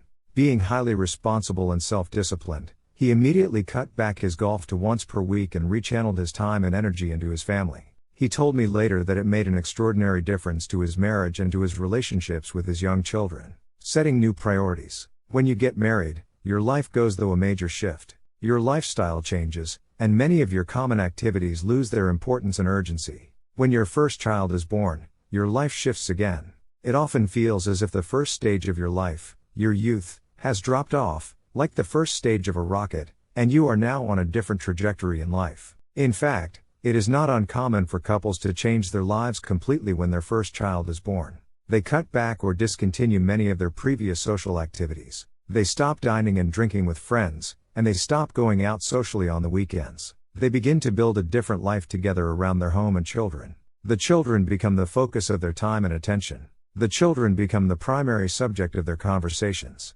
Responsible parents approach childrearing as the most important part of their lives. They plan and organize their time and activities so they can fulfill this responsibility at a high level. Long-term thinking. Children force you to think long-term. When you realize that everything that you do or fail to do with your children in their formative years will have a lasting impact for generations to come, you become far more thoughtful and sensitive to the things you say and the way you treat them. When you are young and single, you can let it all hang out. You can blow up, get angry, express your feelings freely, and be your own person. But when you have a child, you need to impose a higher level of discipline and self-control on yourself. Children are hypersensitive to the influence of their parents during their formative years. They see and experience each word and reaction of their parents, and they incorporate those words and actions into their worldview and self-image. In almost every case, when you see a dysfunctional adult, you can trace it back to dysfunctional parenting. When that dysfunctional adult was a child, their parents did or said things to them that hurt them, confused them, scared them, and created within them feelings of insecurity, anger, and inferiority. The greatest gift is love. The greatest gift you can give children is to let them know that you love them 100% of the time and that your love for them never changes, no matter what happens. There is no greater blessing for children than to know with complete confidence that the most important people in their life, their parents, love them completely and accept them totally, no matter what they do or what mistakes they make. Children are not little adults. They do not have the ability to make good judgments about the right or wrong things to do. It takes them many years of trial and error and sometimes bitter experience to develop the wisdom and judgment that enable them to make good decisions for themselves and their futures. The kindest way to treat your children when they make mistakes is to behave with calmness and compassion and to help them learn the lessons contained in the problem or difficulty. Discipline versus development. Many parents think that their job is to discipline their children by punishing them when they make a mistake. Back in the 1930s, when my parents were growing up, it was generally taught that the job of the parent was to break the will of the child. This philosophy led to a generation of broken children whose parents felt that it was their duty to mold them and shape them into little people that their parents found to be acceptable. But the fact is that each child is unique and different from all other people in the world. Each child comes into this world with his or her unique temperament, personality, and natural leanings toward different interests and activities. Parents are often amazed to see that each of their children is very different from each other child, even though they come from the same parents and grow up in the same household. In my experience, each child marches to the beat of a different drummer. No matter what you do to or for them, they have their own special destiny. They are going to grow up with a particular personality, and they will be attracted to particular people and activities. Your main job is to create an environment in which they feel safe and confident enough to follow their inner promptings and personal inclinations. Question your beliefs. A philosopher once said, "Before I had children, I had 4 philosophies about raising children. Now, I have 4 children, and no philosophies." Each child is different from any other child and from any other person. When raising your children, be prepared to question your most cherished beliefs about what they should or should not do, say, or be. Above all, be prepared to admit that you could be wrong, because you are going to make more mistakes than you can imagine. Perhaps the most important responsibility you have as a parent is to instill values in your children, especially the value of self-discipline. One of the most common desires that parents have for their children is to raise them with a sense of self-responsibility and self-control. Parents want their children to be self-disciplined and to practice self-mastery and self-denial, or the ability to delay gratification. Set a good example. Albert Schweitzer once wrote, "You must teach men at the school of example, for they will learn at no other." The most powerful influence you have on your children is the example that you set for them all the time that they are growing up. Your children are always watching you out of the corners of their eyes or from another room. They take everything in. They measure and analyze your behaviors, especially when you are under stress. By watching the way you behave, especially when you are angry or upset or when they have made a mistake, they develop a clear picture for themselves of how adults are supposed to behave in the world. Your example sets the standard that they consider to be the normal way that adults act in various circumstances, especially when under stress. Your children, if they admire and respect your example, will strive to emulate you while they are growing up and then continuing on for the rest of their lives. Perhaps the best question you can ask yourself, over and over, is, what kind of a family would my family be if everyone in it were just like me? Be a role model. When you practice self-discipline and self-control, especially when you feel angry or upset, your children absorb the lesson. Later, when they are angry or upset, they will practice self-discipline and self-control as well. In a recent study, researchers concluded that children form their idea of the world by watching how their mother deals with the ups and downs of daily life. If their mother seems calm, relaxed, and in control, children assume that this is a logical and rational world, so they are much more likely to practice calmness and self-control themselves. If their mother seems to be frustrated, angry, or overwhelmed by too much to do and too little time, children absorb the worldview that life is confused and stressful. Building character. The most important job you have as a parent is to instill values and to build character in your children. You do this by teaching them what values are important, especially those of integrity and truth-telling. You set yourself up as a role model and demonstrate the values you want your children to have in every situation where those values are called for. Because the core value of character is integrity, the most important value that you instill in your children is truthfulness. Much to the shock of most parents, children lie. When they are growing up, they don't tell the truth. They tell both little and big lies. Often, this comes as a surprise to parents who feel that somehow they must have failed their children in some way. But don't worry, lying is a normal and natural part of childhood. It is a form of communication that children are trying out on you to see if it works. If children find that telling lies is an effective way to get the things they want quickly and easily, they will lie on a regular basis. For example, I once asked my son Michael a question, and he gave me an answer that I knew was completely untrue. I asked him, "Michael, why did you say that? You know that that's a barefaced lie."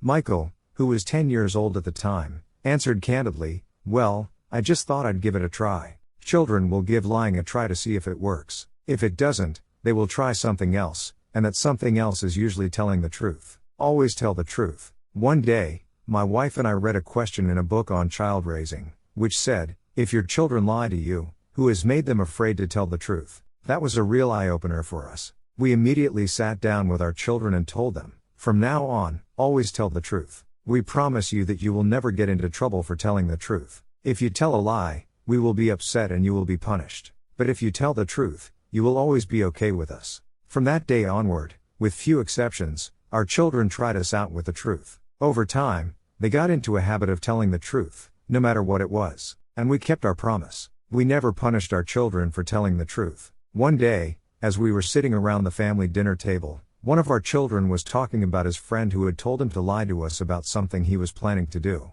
My son said, "I told him that I never lied to my parents." His friend said, "Everyone lies to their parents." My son repeated, "I never lie to my parents, because I don't have to. I can always tell them the truth and everything will be okay." Our 3 children listened to this, and they all agreed. They told us that this was a great family because they never had to lie to their parents. The foundation of self-confidence. When children tell the truth, they grow up straight and strong, with high self-esteem and high levels of self-confidence. They have higher levels of self-respect and personal pride. They look you straight in the eye and tell you exactly what they are thinking and feeling. They are very different from children who must continually lie or shade the truth in order to get things past their parents. In raising your children, there will be countless times when they will do or say something which you disapprove of or which makes you angry. During these times you must discipline yourself to think before you act, or react, controlling yourself and your temper. You must remind yourself that what you do in a moment of stress is registered and recorded by your child and can have an effect on him or her for an indefinite period into the future.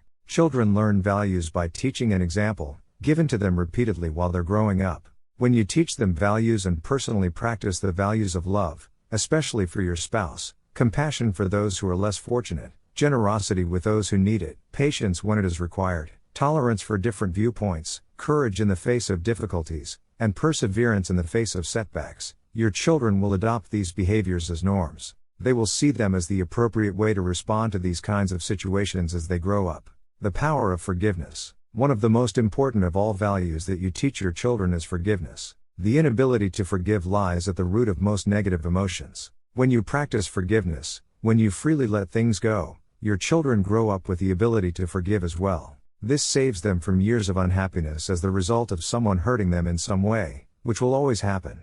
My parents were adamant and inflexible. They had low self-esteem as the result of difficult Depression-era childhoods. As a result, once they had taken a position on any subject, however wrong, they could never back down and admit that they were wrong. I resolved that when I had children, I would do exactly the opposite. From the time my daughter Christina was a little girl, if I shouted at her for any reason, I would always go to her and apologize. I would say, I should not have shouted at you. I was wrong. Will you forgive me? When you raise children, they will make countless mistakes while they are growing up. Sometimes you will overreact. Unless you are a saint, this is almost impossible for you not to do. However, whenever you make a mistake with your child, you should have the courage and compassion to realize that destructive criticism from a parent is extremely painful to a child. Go and take it back. Apologize and ask your child for forgiveness. Even if the child has misbehaved, this does not justify reacting in a negative and hurtful way toward your child. Just say, I apologize. Will you forgive me?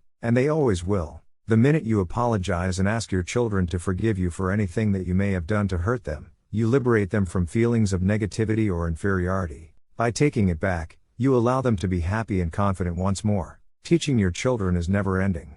Developing proper values and teaching proper conduct to your children is a lifelong job. You cannot give a single lecture on truthfulness and compassion and then forget about it. You must repeat the lesson by discussion and example over and over, year after year, all the time while your children are with you. In a letter to Miss Manners, a parent asked, "How long does it take to teach my children table manners? No matter what I say, it seems that my children still eat in an unmannered and disorganized way." Miss Manners responded by saying, "Be patient. It takes about 15 years of continual repetition to teach your children table manners. And even then, there are no guarantees that your instruction will be successful. Be their role model. Of course, if you want your children to behave in a certain way, you must model that method of behavior continually, year after year. If you want your children to dress properly, you must dress properly. If you want your children to groom themselves properly, you must groom yourself properly as well. If you want your children to be organized and efficient, you must show them the way by being organized and efficient yourself. Remember each day that your children are going to behave the way that you behave for the rest of their lives. When you think like this, it forces you to practice higher levels of self-discipline and self-control, knowing that the consequences of your behaviors are going to affect your children's chances in life many years from now. The discipline of raising children so that they grow up with high self-esteem, being positive and confident in themselves and their own value, is one of the most important things you ever do. The results of your child-rearing will last you all the years of your life. Action exercises. 1. What 2 qualities would you like your children to identify with you by observing your behavior? 2. What 2 qualities would you like most to instill in your children, and how could you achieve this? 3. If you were an excellent role model for your children, how would your behaviors be different, starting today? 4. What mistakes have your children made that you should forgive and forget about, starting immediately? 5. What actions are you going to take immediately to spend more time with your children? 6. What actions could you take to instill the quality of truthfulness in your children? 7. How could you encourage and reward your children so that they practice greater self-discipline, self-control, and self-mastery? Chapter 20. Self-discipline and friendship. Everything you want in life has a price connected to it. There is a price to pay if you want to make things better, a price to pay for leaving things as they are, a price for everything. Harry Brown. Fully 85% of your happiness will come from happy relationships with other people. Unfortunately, fully 85% of your problems and unhappiness will be associated with other people as well. Chapters 18 and 19 offered some ideas on how to have a happier marriage and raise happier children. But in addition to your family, of course, your friendships are also important to your well-being. It therefore behooves you to become absolutely excellent at human relations. Fortunately, this is a learnable skill. You can become one of the most popular people in your work and social circle by simply engaging in the behaviors that other popular people practice on a regular basis. Aristotle wrote that man is a social animal. This means that we define ourselves in terms of our relationships with other people. Our destinies are determined by our interactions with others and theirs with us. We learn who we are and know about ourselves only through interacting with other people. The core of personality. Psychologists tell us that everything we do is either to build our self-esteem or to protect it from being torn down by other people. Each person is hypersensitive about his or her own sense of personal value and importance. Your self-esteem, how you feel about yourself, how much you like yourself, is largely determined by your self-image, or the way you see and think about yourself. Your self-image is made up of 3 parts, like the 3 wedges of a pie, each touching the others. 1. First, your self-image is made up of the way you see yourself. This largely determines the way you walk, talk, behave, and interact with others. 2. The second part of your self-image is the way you think others see you. If you think other people like, respect, and admire you, You see yourself in a positive way and you enjoy higher feelings of self-esteem and self-importance. 3. The third part of your self-image is the way people actually do see you and treat you. If you think you are well liked and popular and someone treats you in a rude or disrespectful way, it can be a shock to your self-image and lower your self-esteem. On the other hand, if you see yourself as an average person, and the people you meet treat you as though you are a valuable and important person, you can experience a positive shock to your self-image that causes you to like and value yourself even more. The key to happiness. You are truly happy only when you feel that all three parts of your self-image coincide. You are happy only when you feel that the way you see yourself, the way you think others see you, and the way they actually see you all seem to be consistent in a particular situation. In life, you seek out friendships and relationships with people who make you feel comfortable with the way you see yourself and think about yourself. When you are with people who treat you as if you are valuable and important, you enjoy higher levels of self-esteem. You like and respect yourself more. You feel happy in their presence. For example, in school you always did better and got better grades when you felt that the teacher liked you and cared about you. At work, perhaps the greatest motivator is an attitude of consideration on the part of the boss toward the employee. Whenever an employee feels that the boss cares about him as a person rather than just as an employee, he feels more valuable and performs his job better. The law of indirect effort. The secret to building and maintaining wonderful friendships and relationships is simple. It is for you to practice the law of indirect effort in every interaction with other people. You must get out of yourself and your own preoccupations in order to get into other people and how they might be thinking and feeling. Therefore, if you want to have a friend, you must first be a friend. If you want people to like you, you should first like them. If you want people to respect you, you should first respect them. If you want to impress others, you should first be impressed by them. In this way, by approaching people indirectly, you appeal to their deepest subconscious needs. Raise other people's self-esteem. The deepest subconscious need that people have is the need to feel important. Since you have this need as well, whenever you practice the law of indirect effort and focus on making other people feel important, you reinforce their self-image, increase their self-esteem, and make them feel happy about themselves, and by extension, about yourself. Whenever you say or do anything to raise the self-esteem of another person, you trigger a boomerang effect that causes your own self-esteem to go up at the same time and in the same measure. You can never do or say anything to make another person feel better about himself without simultaneously feeling better about yourself. It takes tremendous self-discipline and self-control for you to rise above yourself. Instead of trying to get other people to like you and be impressed by you, focus first on liking them and being impressed by them. 7 ways to make people feel important. The key to excellent relationships with others is quite simple. Make them feel important. To the degree to which you can make other people feel important, starting with the members of your family and then extending outward to your friends and coworkers, you will become one of the most popular people in your world. There are 7 ways to make other people feel important. These are simple practices that you can learn through repetition. 1.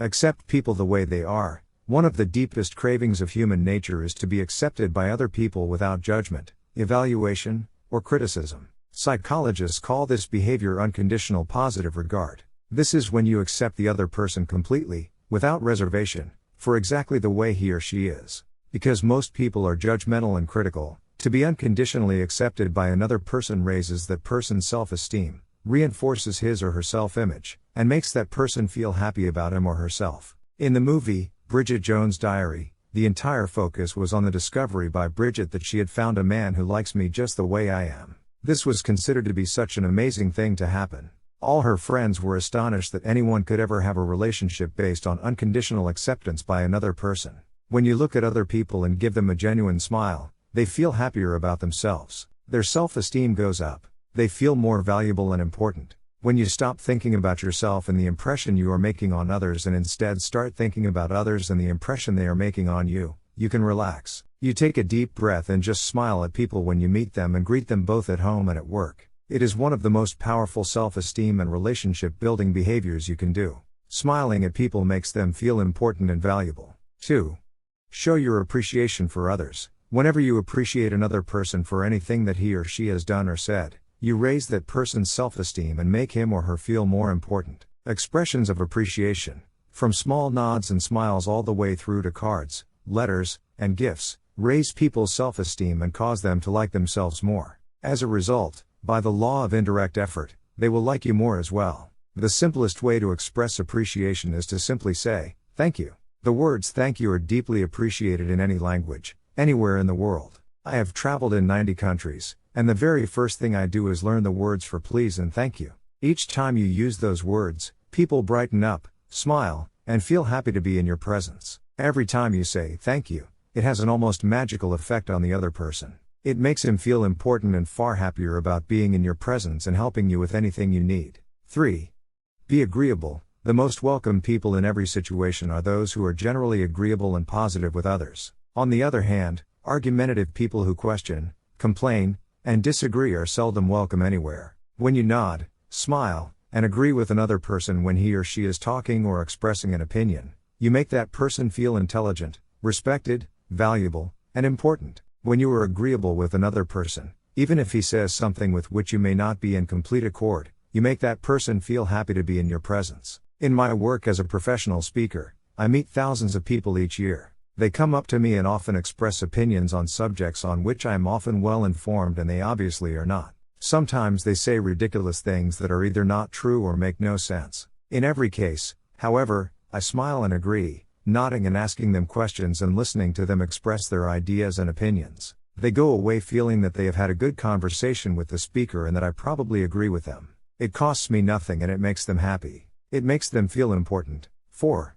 Show your admiration. People usually invest a lot of personal emotion in their possessions, traits, and accomplishments. When you admire something belonging to another person, it makes him feel happy about himself. As Abraham Lincoln said, everybody likes a compliment. Express your admiration for people's appearance and specific items of their clothing or dress. Men are especially complimented when you say something nice about their ties or their shoes. Women enjoy being complimented about their hair or any other item of their appearance. People spend a lot of time putting themselves together before they go out. You can also compliment a person's traits or characteristics, saying things such as, "You are certainly persistent." People invest their entire lives developing traits and qualities, especially positive qualities, and they feel flattered when you notice and compliment them on those qualities. Compliment a person's accomplishments. Tell people how much you admire their home or office or the business they have built or the position they have achieved in that business. 5. Pay attention to others. Perhaps the most powerful way to raise another person's self-esteem is to listen to him attentively when he speaks. In my book The Power of Charm, my co-author Ron Arden and I explain how listening to a person while he talks on any subject in a way that is focused is perceived as charming behavior. The key to great listening is for you to ask questions and then hang on every word of the answers. When the person slows down or comes to the end of a statement, ask another question. Lean forward attentively. Listen without interrupting. Listen as though what the person is saying is the smartest and most interesting thing you have ever heard. When people are attentively listened to, their brain releases endorphins. As a result, they feel happy about themselves. Their self-esteem goes up. What's more, they associate this happy feeling with being in your presence. From this, a person will like you more and find you a more interesting and intelligent person. 6. Never criticize, condemn, or complain about anything, whether it be directly or indirectly. Never do or say anything that lowers a person's self-esteem or makes him feel less important or valuable. Refuse to gossip or discuss other people in a negative way. Never say anything about a person that you would not say to his face. The most harmful force in all of human relationships is destructive criticism. It lowers a person's self-esteem, makes him feel angry and defensive, and causes him to dislike the source. So never complain about people or situations that you don't like. The most common word to describe the most popular people in every field is the word nice. When you think of a business that you like to patronize or a restaurant you like to visit, you always think of the people there as being nice. Whenever you recommend or refer someone to someone else, you always mention that he or she is a nice person. In sales and business, the nice people are always the most successful. People like to buy from them, buy again, and then recommend them to their friends. People enjoy seeing nice people, and they look forward to seeing them again. When asked what they mean by the word nice, people say that he or she is cheerful. The more positive you are, the more cheerful you are likely to be. The more cheerful you are, the nicer personality you will have. The nicer personality you have, the more people will look forward to seeing you and being around you. 7. Be courteous, concerned, and considerate of everyone you meet. Think of these as the 3 C's and practice them with everyone you meet. When you treat a person with courtesy and respect, he or she feels more valuable and important. As a result of making a person feel more valuable and respected, that person will in turn value and respect you even more as well. When you express concern about things that are happening in a person's life, he warms up to you and likes you more. When a person has a difficult situation and you express your concern or compassion, you touch his heart. You connect with his emotions. Through this, you make yourself a more likable person. Consideration is the third of the 3 C's. When you practice consideration, you discipline yourself to do and say things to people that makes them feel more valuable and important. Be concerned about other people. When you meet people for the first time or again after a period of time, ask them how they are, and then listen closely to the answers. People will often share with you a concern or problem in their lives. When they do, practice consideration and sensitivity. Treat the problem or difficulty as though it were extremely important to you. Amazingly enough, when you act as if you are really interested and concerned with a problem or situation in another person's life, you very soon start to feel genuinely affected emotionally by the other person. The rule for building lifelong friendships and wonderful relationships is simple. Resolve that from now on, when people leave your presence, they will feel much better than they did when they entered your presence. Practice all the ideas above to make people feel important. Look for ways to raise people's self-esteem and reinforce their self-image. Make them feel as though they are valuable and worthwhile. Furthermore, everything that you do or say to make another person feel important makes you feel important as well. Action exercises.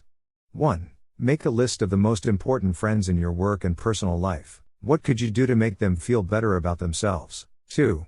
Identify the first thing you could do in every meeting or encounter to make the other person feel important. 3.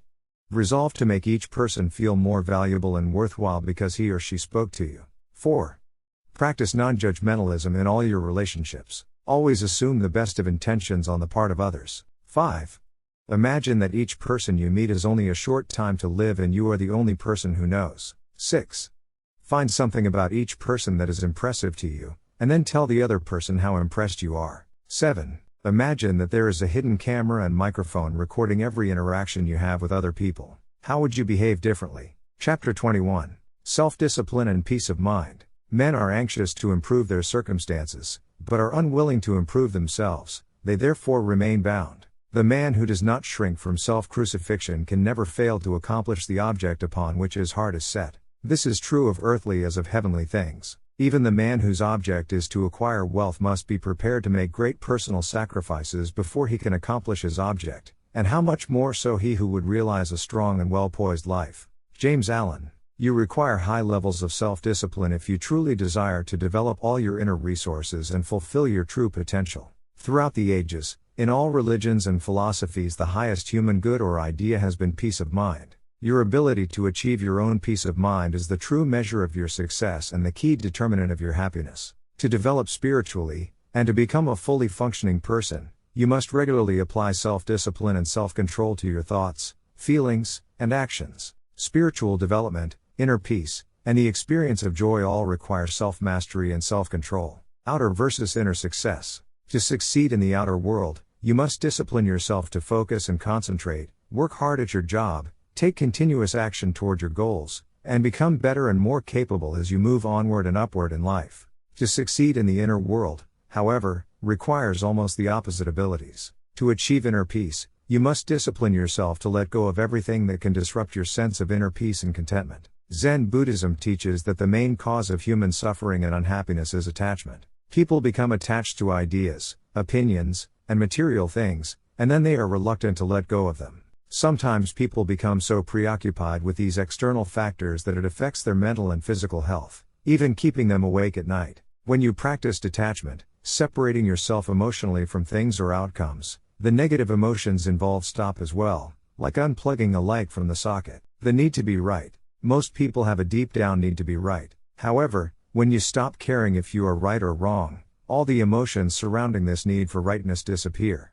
Dr. Gerald Jampolsky asked the great question, do you want to be right, or do you want to be happy? Some people become passionate about their political or religious beliefs, all of which have been learned from someone else in some way. But when you put those beliefs aside for a while, they lose their ability to stir your emotions or to inflame your anger. I have friends and meet people with ideas and opinions that range all over the political and religious spectrums. In most cases, we get along well together because we simply put aside the discussion of opinions on which we differ. We consciously and deliberately discipline ourselves to detach from these ideas, and we focus instead on subjects that we agree on and in which we share common interests. Refuse to blame anyone for anything. The chief cause of negative emotions and the primary destroyer of inner peace is blame. As I mentioned earlier in the book, it is not possible to have a negative emotion without having someone or something to blame in some way or for something. Blame requires one or both of two factors to exist. The first is identification. This occurs when you take something personally, you identify with it. As soon as you decide to feel that someone has done or said something negative that affects your personal interests in some way, you immediately become angry and blame that person. Even if someone who is hurrying to work, completely preoccupied, and who may have just had a fight with his or her spouse accidentally cuts you off in traffic, you can immediately become angry at that person, a complete stranger, because you took his driving behavior personally. But when you discipline yourself to detach and stop taking things personally, the negative emotional charge connected with the person or incident stops almost immediately. For example, when someone cuts you off in traffic, you can detach from the situation emotionally by saying to yourself, "Oh well, he's probably in a hurry to get to work. Maybe he's late." The minute you say that to yourself, all negativity associated with the event vanishes and you become calm, relaxed, and positive once more. Give up your suffering. The second root cause of blaming is justification. This occurs when you tell yourself, and others, why it is that you are entitled to be angry or upset in this situation. Many people fall in love with their suffering. Their past problems become a primary focus of their lives. They think about what happened all the time. They go through the day and even the night carrying on angry conversations with people who are not present, people who they feel have hurt them in the past. Whenever they get into a conversation for any period of time, they bring out their suffering, like a trader in a bazaar, and display it to the other person. They then recycle through the unhappy events of their lives, telling what happened, how they were badly treated, and how awful the other person was to have behaved in this way. However, when you discipline yourself to stop justifying your negative emotions by continually rehashing what happened and what the other person did or didn't do, and when you instead calmly accept that stuff happens in life, your negativity accompanying the other person or situation dies away. Practice forgiveness. The height of self-discipline in spiritual development is the practice of forgiveness. The law of forgiveness says that you are mentally and emotionally healthy to the degree that you can freely forgive anyone who has hurt you in any way. Every person, including you, has experienced destructive criticism, negative treatment, unkindness, rudeness, unfairness, betrayal, and dishonesty from others over the years. These events are unfortunate, but they are an inevitable and unavoidable part of being a member of the human race. The only way you can avoid the problems and difficulties of living in a busy society with many different kinds of people is to live in a cave. The only question you need to ask and answer after you have had a negative experience is, how long will it take me to get over this event and get on with my life? This is a decision only you can make. It is one of the most important types of decisions that you make in your own life if you truly want to be happy. What's more, it is a true test of your mental and spiritual discipline.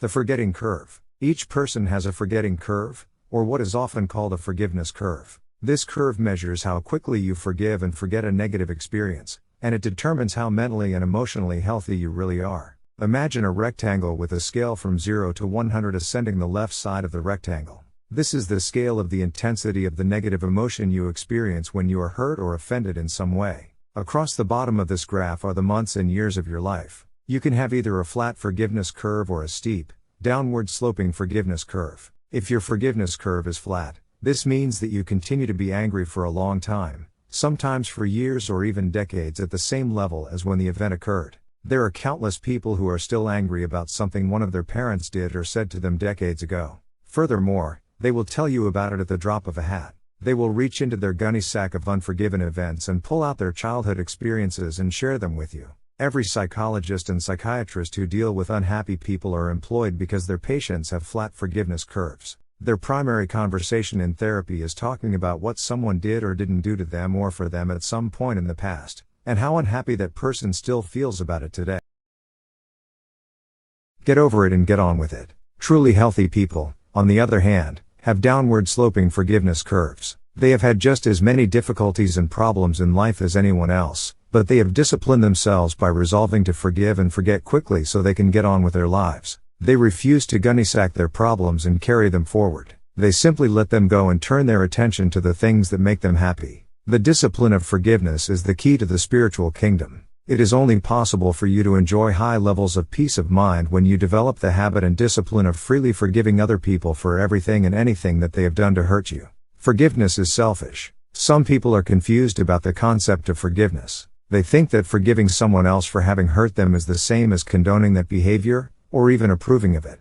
Quite the contrary. Forgiveness is a purely selfish act. Forgiveness has nothing whatever to do with the other person. You forgive others so that you yourself can be emotionally free, so that you no longer carry that baggage around with you. You have a wonderful mind. You are incredibly intelligent and insightful. You can use your mind on your behalf in order to help you to be joyous and happy, or you can use it against yourself. The way you use your mind at the highest level is to find reasons to forgive others. Instead of rehashing and dissecting a past event, looking for rationalizations, justifications, and reasons to take something personally, use your intelligence to find reasons to accept responsibility and let go of the negative situation. Accept responsibility and forgive. The instant you accept responsibility and forgive everyone for anything that they ever did to hurt you in any way, you liberate yourself completely. All your negative emotions disappear.